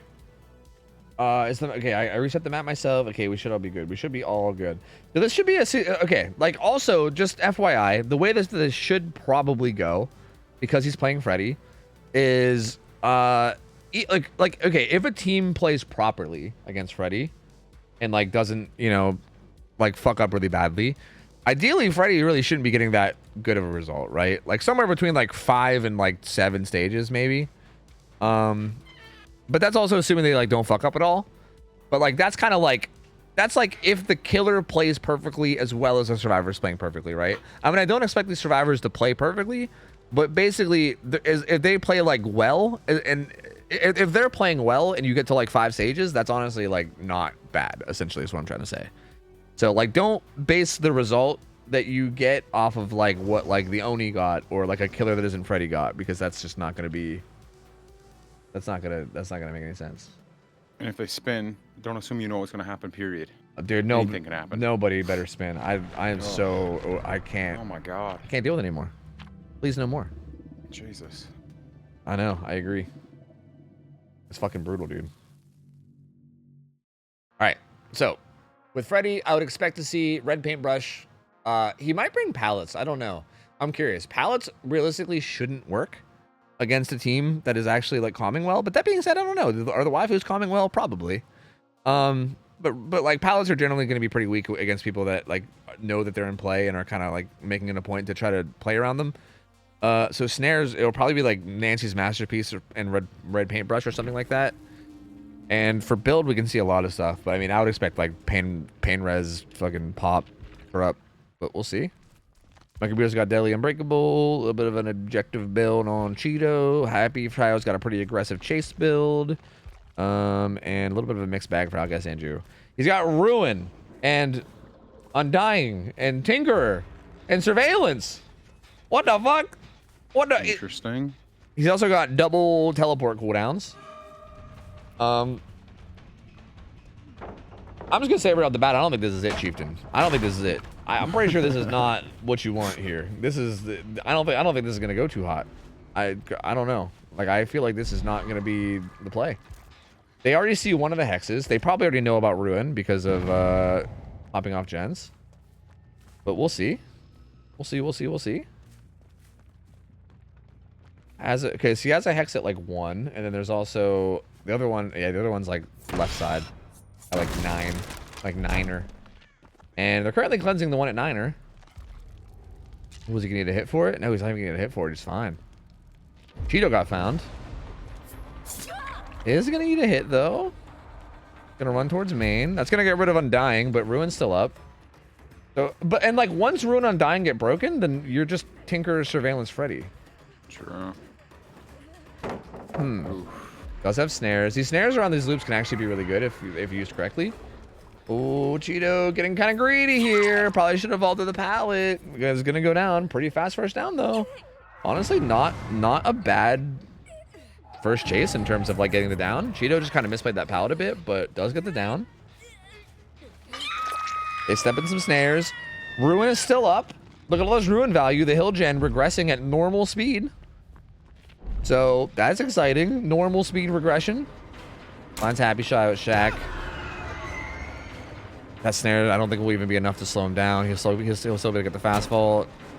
Not doing any mind. I feel like this is the. I feel like I know we saw a bunch of spinning last game, and like I'm not saying that we should see more spinning, but maybe like something that isn't just holding W in the shack, you know, would maybe be ideal. Like I'm not saying to spin. Something just effective. Yeah. Like that don't. Isn't spinning. Yeah. It's far away from spinning, but maybe like in the same general ballpark, you know, like in the same general like genre of spinning. It's gonna fake this. I think it's just gonna fake this. Yeah. Probably wants to get Cheeto Snorter out of here. This is actually a pretty viable place to get a tunnel out. Doesn't have a pallet there. Probably needs a hit. Is there any gamers trying to take a hit for her? There's not. And she's gonna go back down. They probably need to help her out here in these chases. But okay, he just leaves. Interesting. I don't know how I feel about this. He's just gonna leave. Okay, he's leaving for a second. He's just pressuring that gen. And Cheeto's actually gonna get put on second hook at 5 gens, dude. She has kinship though, so they'll be able to trigger kinship, and she'll be able to buy. She'll be able to have a lot of time on that gen. But once they unhook her again, they gotta like keep her alive. Like she's gotta make sure she plays the chase really well. And if she ever finds herself in a place where there's no pallet, or like if she just finds herself in a dangerous place, they need to like come and take hits for her and help her get away and try to buy time on that tunnel. Especially against a killer like Freddy, it's very, very. I don't want to say easy, because I know it kind of takes some coordination and it's not easy for teams, but like Freddy is like one of the killers that's easiest to do that against. Good stun and a blind there. They did get the unhook. They might try to heal her if we'll make it too. Yeah, they are. Well, that's actually just botany. I lied. See, from the Freddy's point of view here, I think he's got a clear win con in tunneling out Cheeto. And he's not really taking it. Like he's kind of just... He's committing really hard to this shack chase. So... Like, weirdly enough, I feel like he was actually in a really good spot, and I think he's just given up his good spot. So... Huh. Happy Shot's gonna be getting chased. He's got a pallet here. He's got a filler into 2 maze tiles. So this is a pretty strong area to be in. You might be able to play this if you set up a bunch of snares, but if you lose even just 150-50, you're kind of in a bad. Ooh. Good little mind game. That was smooth. Nice little double back. Tinker procking again. They still don't have a gen done, dude. Wait a minute. Ruin on dying. Oh, never mind. Never mind. Take it back. Never mind. But actually, this gen has regressed a lot because of Ruin. Like, I'm not gonna say Ruin on dying OP. Yo, maybe that's why he didn't kill Cheeto. Because if he kills Cheeto, fucking Ruin deactivates. Maybe he knows. Oh. He knows, dude. He's playing around his build. He's keeping Cheeto alive to keep Ruin up. I forgot about that. Oh, he's Giga Brain. Oh, he's fucking Giga Brain. Oh my god. But if they break, it's just a point securing. yeah. Then if at any point they break Ruin, he's like, all right, well now Cheeto dies. I think he's like ransoming Cheeto's life basically for this Ruin. That's diabolical. That's wild. Okay, he's on her now though, and yeah, they need to probably tickets for her. Like, well, she has this pallet. Wait, oh, she shouldn't have. Oh no. Oh, Cheeto. Cheeto. This pallet's gone. Cheeto. Oh, no. Well, that didn't go too well. That didn't go too well. Oh, shut up. You don't get that. You don't get that. Shut up. Oh, Cheeto! Use the pallet, Cheeto. Use the pallet. Did she think it was fake? No, because he used snares. Yeah, just use the pallet. Like, basically what they should do is that she should just loot pallets and play them normally like you would play them. And if at any point you're at a place where you don't think you can get to like another tile, you just call for a hit, and then your teammates come in and take a hit to help you get there. Like, again, like the way they played this was the like exact opposite. Like, Monkey Burrito kind of took the pallet and then played it, and then she kind of hung out off to the side, and then like she tried to like leave without a hit, and then it didn't. Like, I don't know. That was like the opposite of how you should do it. But either way, bit of a fuck up there from the waifus. And they didn't even matter. Like, breaking Ruin there didn't even matter. It was about to deactivate in like 2 seconds. But hey, they got the blood points, I guess. So hell yeah. Monkey Burrito's got Deli up. And currently 4 stages. Dude, honestly, this Freddy's kind of doing work right now. Like, I don't know. Yeah. But so yeah, everything's gone now, yeah. They're just Tinker surveillance. Yeah, it's just Tinker surveillance now, yeah. So there's no other really like regression or anything at all. So like basically just as long as they have solid chases, then this should be pretty much impossible. Like this is just a dry kick. Like, I mean, I guess you'll get some info out of surveillance, but the info, like you already know what info you're gonna get. That guy's about to hop right back on the gen. Exactly. You don't need surveillance to tell you that that gen's gonna get hot back on immediately. So like,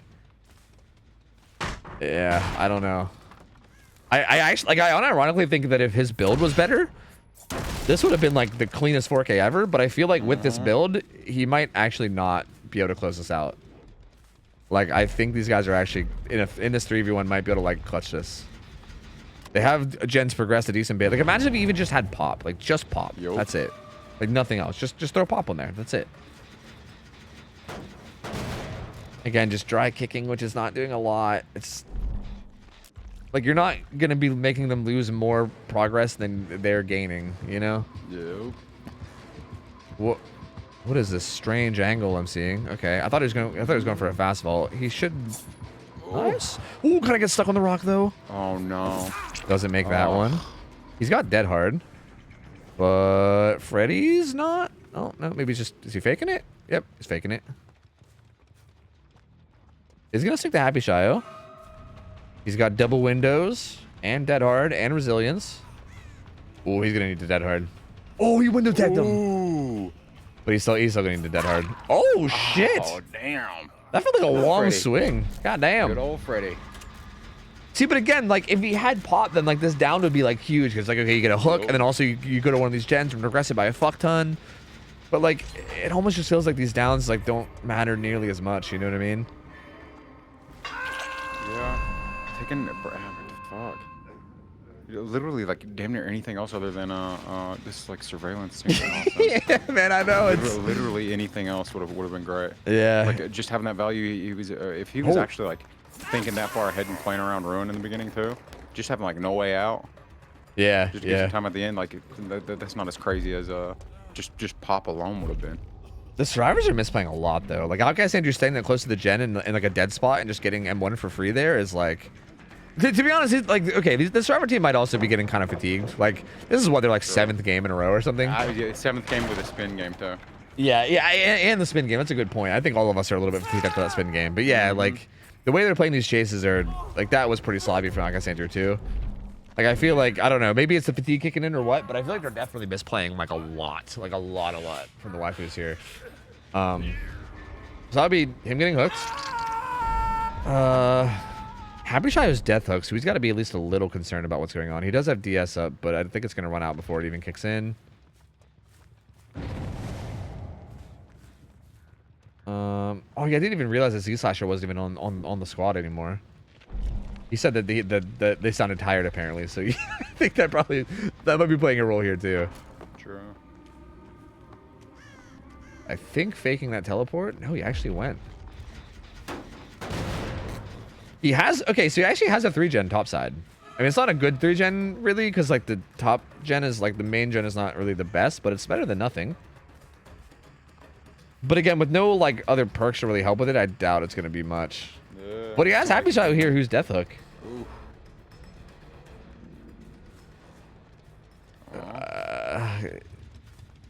He like seems very indecisive. Like he was chasing around Happy Shy and he was like, nah. Then he like walks in the mid map, finds Outcast Andrew. Has not spotted Monkey Burrito in a while, but I think he just saw the scratch marks in that gen. I think he saw that. I think I saw that. Yeah, it was Monkey Burrito. Yeah, so Monkey Burrito popped that gen off to the right side back there. And yeah, now I think they're pretty much aware that it's just all the gens are topside now, so they're just gonna basically take every chase bottom. Yeah. Oh no, the auto my aim! God. Not the auto aim, dude. Not the auto aim. I do think him killing Happy Shio is probably the play I'm here. surprised. Damn, I'm man. surprised they didn't get the Freddy special. Yep, nope, no Freddy special there. I think that might be the win con at this point, is just killing Happy Shio. I don't think you hold this 3-gen against these 3 survivors, especially without like pop or anything. But if you kill Happy Shio and make him dead and you turn it into a 2v1, you know, that's basically a game over. Like, you definitely don't hold it this for long without pop or anything. Yeah, like you might get like a couple hooks, but that's gonna be it, right? Like you're not gonna get much more beyond that. Like Monkey Burrito's most likely just gonna run out and get healed by Outcast Andrew. Well, actually, he's here. Never mind. Oh, they're both here. Never mind. I think Outcast Andrew's gonna hop back on that gen when he walks away. And yeah, Happy Shot is just playing these chases really, really well. Like he's making it really tough on him. Like he has hooked him a couple times, but he's just really, really delaying a lot and buying a ton of time. I don't think we'll get a hit from that snare, so yeah, not quite gonna be enough. And does he still have the pallet out front? No, the pallet out front's gone, so he's gonna eat a hit here. He has dead hard, and he can just run bottom side, but he probably should. Is he not going bottom side? Oh, the final gen's about to pop. I see. So yeah, final gen pops. And now at this stage, you probably go for Monkey Burrito because he's worth the most amount of hook stages. Where's these door? Is the other door far? If I had to guess, it'd probably be on the opposite wall. Yeah, it looks like it's an opposite. It's not bottom side, so I think it's opposite wall. Oh well, kinda. It's like, or sorry, it's like top right. Yeah, it's still pretty far for Freddy, I guess. Yeah, it's pretty split. Yeah. Chasing nearly full health survivor 2. These other ones will most likely be able to reset themselves. I think they're gonna. Maybe they're gonna get reset. They're gonna take it a while to find each other. True. They're lost in the dream world. This window though is just getting fucking abused. I'm surprised he's not setting up more snares around the loop though. Like you have snares, right? Like if they're just abusing the shit out of that window, just set up like a fucking series of snares the whole way around. You know, like they won't be able to do that loop if you're slowing them down every single 2 steps. You know, like fuck them. Monkey Burrito's kind of in trouble here though.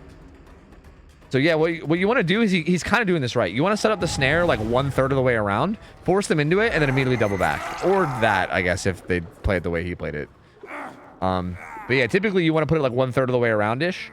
Kind of like loop them and force them into it, and then right once they touch the snare, you double back. Because then they don't have time to make it to the pallet to throw, and they also can't make the loop back around either. And you usually will get a hit. A random fucking bloodboard used in comp scrims, and it just makes the nastiest plays ever. Imagine? Yeah, like right here, it could have been dirty. So bad. Oh, deadly though. That would have actually Yo, I want to see that. I want to see somebody get blood wardened, but they have deliverance, but they use it, but they can't even get out anyways. That'd be sick. I mean, just deli ran into Blood Warden. Yeah. I feel like the there's most beautiful thing ever. There's just no way, because you pretty much always go for like safe stuff, and that's like the least safe perk you could ever run ever. You know, like I mean, you know, like if they don't expect it, see, like I'd be scared to use it just in case, like, you know, maybe they got somebody watching like chat or something, even if they got the stream pause and people in chat react to seeing it and stuff like that. it would be fucking hype. I'd be so scared that like it would just get to them in some way and there's no chance, so it would be way too risky. True, that's a good point. It's kind of like Devour Hope in that way. You know what I mean? Like it could be fucking sick, but just yeah. So he got 7 stages, so we're paying out 6 to 8. I think this was honestly a really good result, like for Freddy. I feel like, don't get me wrong, I think the waifus, to be quite honest, played this pretty badly. I think they're again, I think they're probably tired. They're probably like fucking gamer fatigued at this point, but they fucked up a lot. But that being said, I mean, I think a part of being a good killer is taking advantage of fuck ups, right? Like I think that's a part of the skill, is being able to take advantage of when people play badly. And I think he did a really good job of this. Honestly, the biggest complaint, again, is just the build. Like, I feel like this gamer came out of a time machine from like 2021 or 2020 or whatever the fuck. Whenever the fuck this was meta. Because he was fucking spinning so hard, he fucking disrupted the space-time continuum. We got motherfucking... He brought this Freddy back in from the past. True. That's right, yeah. The Oni spinning. Yeah, dude, I don't know. Yeah, because I think if the build was better, like, I think if he just had like I don't know, like a more standard build that you see, like corrupt, pop, eruption, pain res, or some shit like that, or sloppy, I don't know, whatever, like like just throw whatever random slowdown bullshit in there, and I feel like he probably would have done really, really well, because I feel like he was in a pretty prime position to 4K this based on how that early game went. But yeah, good. I mean, just solid Freddy play. I think the only complaint I can really say about his actual Freddy play is that I think he should have snared the shit out of main way more. Like I think the way he played every other loop was great. He had pretty good mind games and stuff. Like I think his like double backs and everything seemed like solid. Like it felt like he wasn't like wasting time on double backs that made no sense or anything. Like it felt like he like was doing a pretty good job in chase. I just think that like maybe just snaring at main more and then also running a better build probably would have been the two things that would have made that game better for him. But yeah, honestly, solid though. Honestly, very solid for somebody that has never done scrims or whatever before and was just trying it out. Did a very solid job. So yeah, that was good. That was good. I liked it. I liked it. I found this build in a 2021 video. That makes so much sense. It is very outdated. Just so you're aware. That's fucking hilarious. Poor guy. The poor guy. Yeah, that is hella outdated. Oh my god. That is very, very outdated. Fuck, that's good. That's great. That is great. I mean, again, like, it's very impressive because I feel like, to be quite frank, that build's kind of dog shit. And the fact that he did so well with that dog shit build, I mean, that's even more impressive. But kind of like I said, Freddy should get somewhere like 5 to like 7, right? If the survivors played like really well. Again, that being said, the survivors didn't play extremely well, but still, like, I think anything more than that is Freddy, and you should feel pretty good about it. And yeah, he got like the Freddy didn't spin, but he basically was spinning with his perks. Exactly, yeah. Same thing. Yeah. He had the fucking spin flex of his build. That was wild. It was such a weird thing to see. That's definitely the last one though. It's late as shit. I'm tired. I also still feel kind of sick. I'm gonna get out of here and get some food and go chill and maybe get some stuff done. But it was fun to get some scrims in, and we'll maybe do this more if we have more scrims where we kind of are done early. But thank you guys all for vibing. Thank you guys for chilling. Oh yeah, I'm gonna take your raid and use it to double down my raid. Andrew, thank you. Ralph, thank you for joining. It was a pleasure. Yeah, of course. Thank you. If you guys don't know Ralph, go follow him. Very, very good streamer. Very good at Huntress. Very chill guy. Good friend of mine. Go follow him if you're not already. I don't know what the fuck you're doing if you're not. I feel like you should know him by now. But yeah, thank you for vibing, dude. He's already at a Discord. Never mind. He already left. He was like, saw ya. I'll saw you. Ralph's fucking out of here. But yeah, Ralph, thank you. If you're in chat, thank you. Appreciate you coming in and hanging out. It's always a good time to chill and cast. And hey, maybe we can find some time to get some more gaming in at some point soon too. I'm gonna find somebody to raid.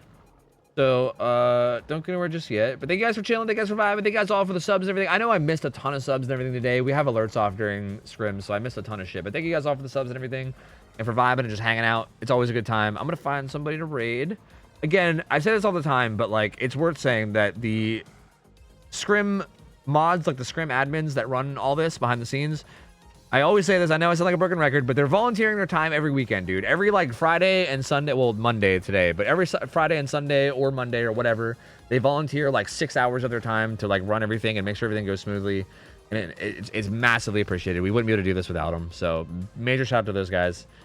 I'm just gonna throw you guys over to Kyle. I'm gonna throw you over to Kyle, my good old buddy Kyle. You guys are gonna chill with him. I think he just booted up, like he just went live. So you guys can go chill with him. Go hang out with him and have fun. He's a Australian weirdo. He's kind of a weirdo. I'm just gonna be honest with you guys. Like he's kind of a total weirdo. But I like him. He's cool. He's good peoples. So go chill with him. Raid message? I don't know. There's probably something clever, but I'm too tired to think of it. So just go hit him with a get raid in there. It's fine. It's fine. Thank you guys for hanging out. I love you guys. Thank you guys for being here as always. I'll be back tomorrow with more games, but it'll just be me playing games. But have a good rest of your night, guys. I'm out of here. I'll take care. I'll take ya.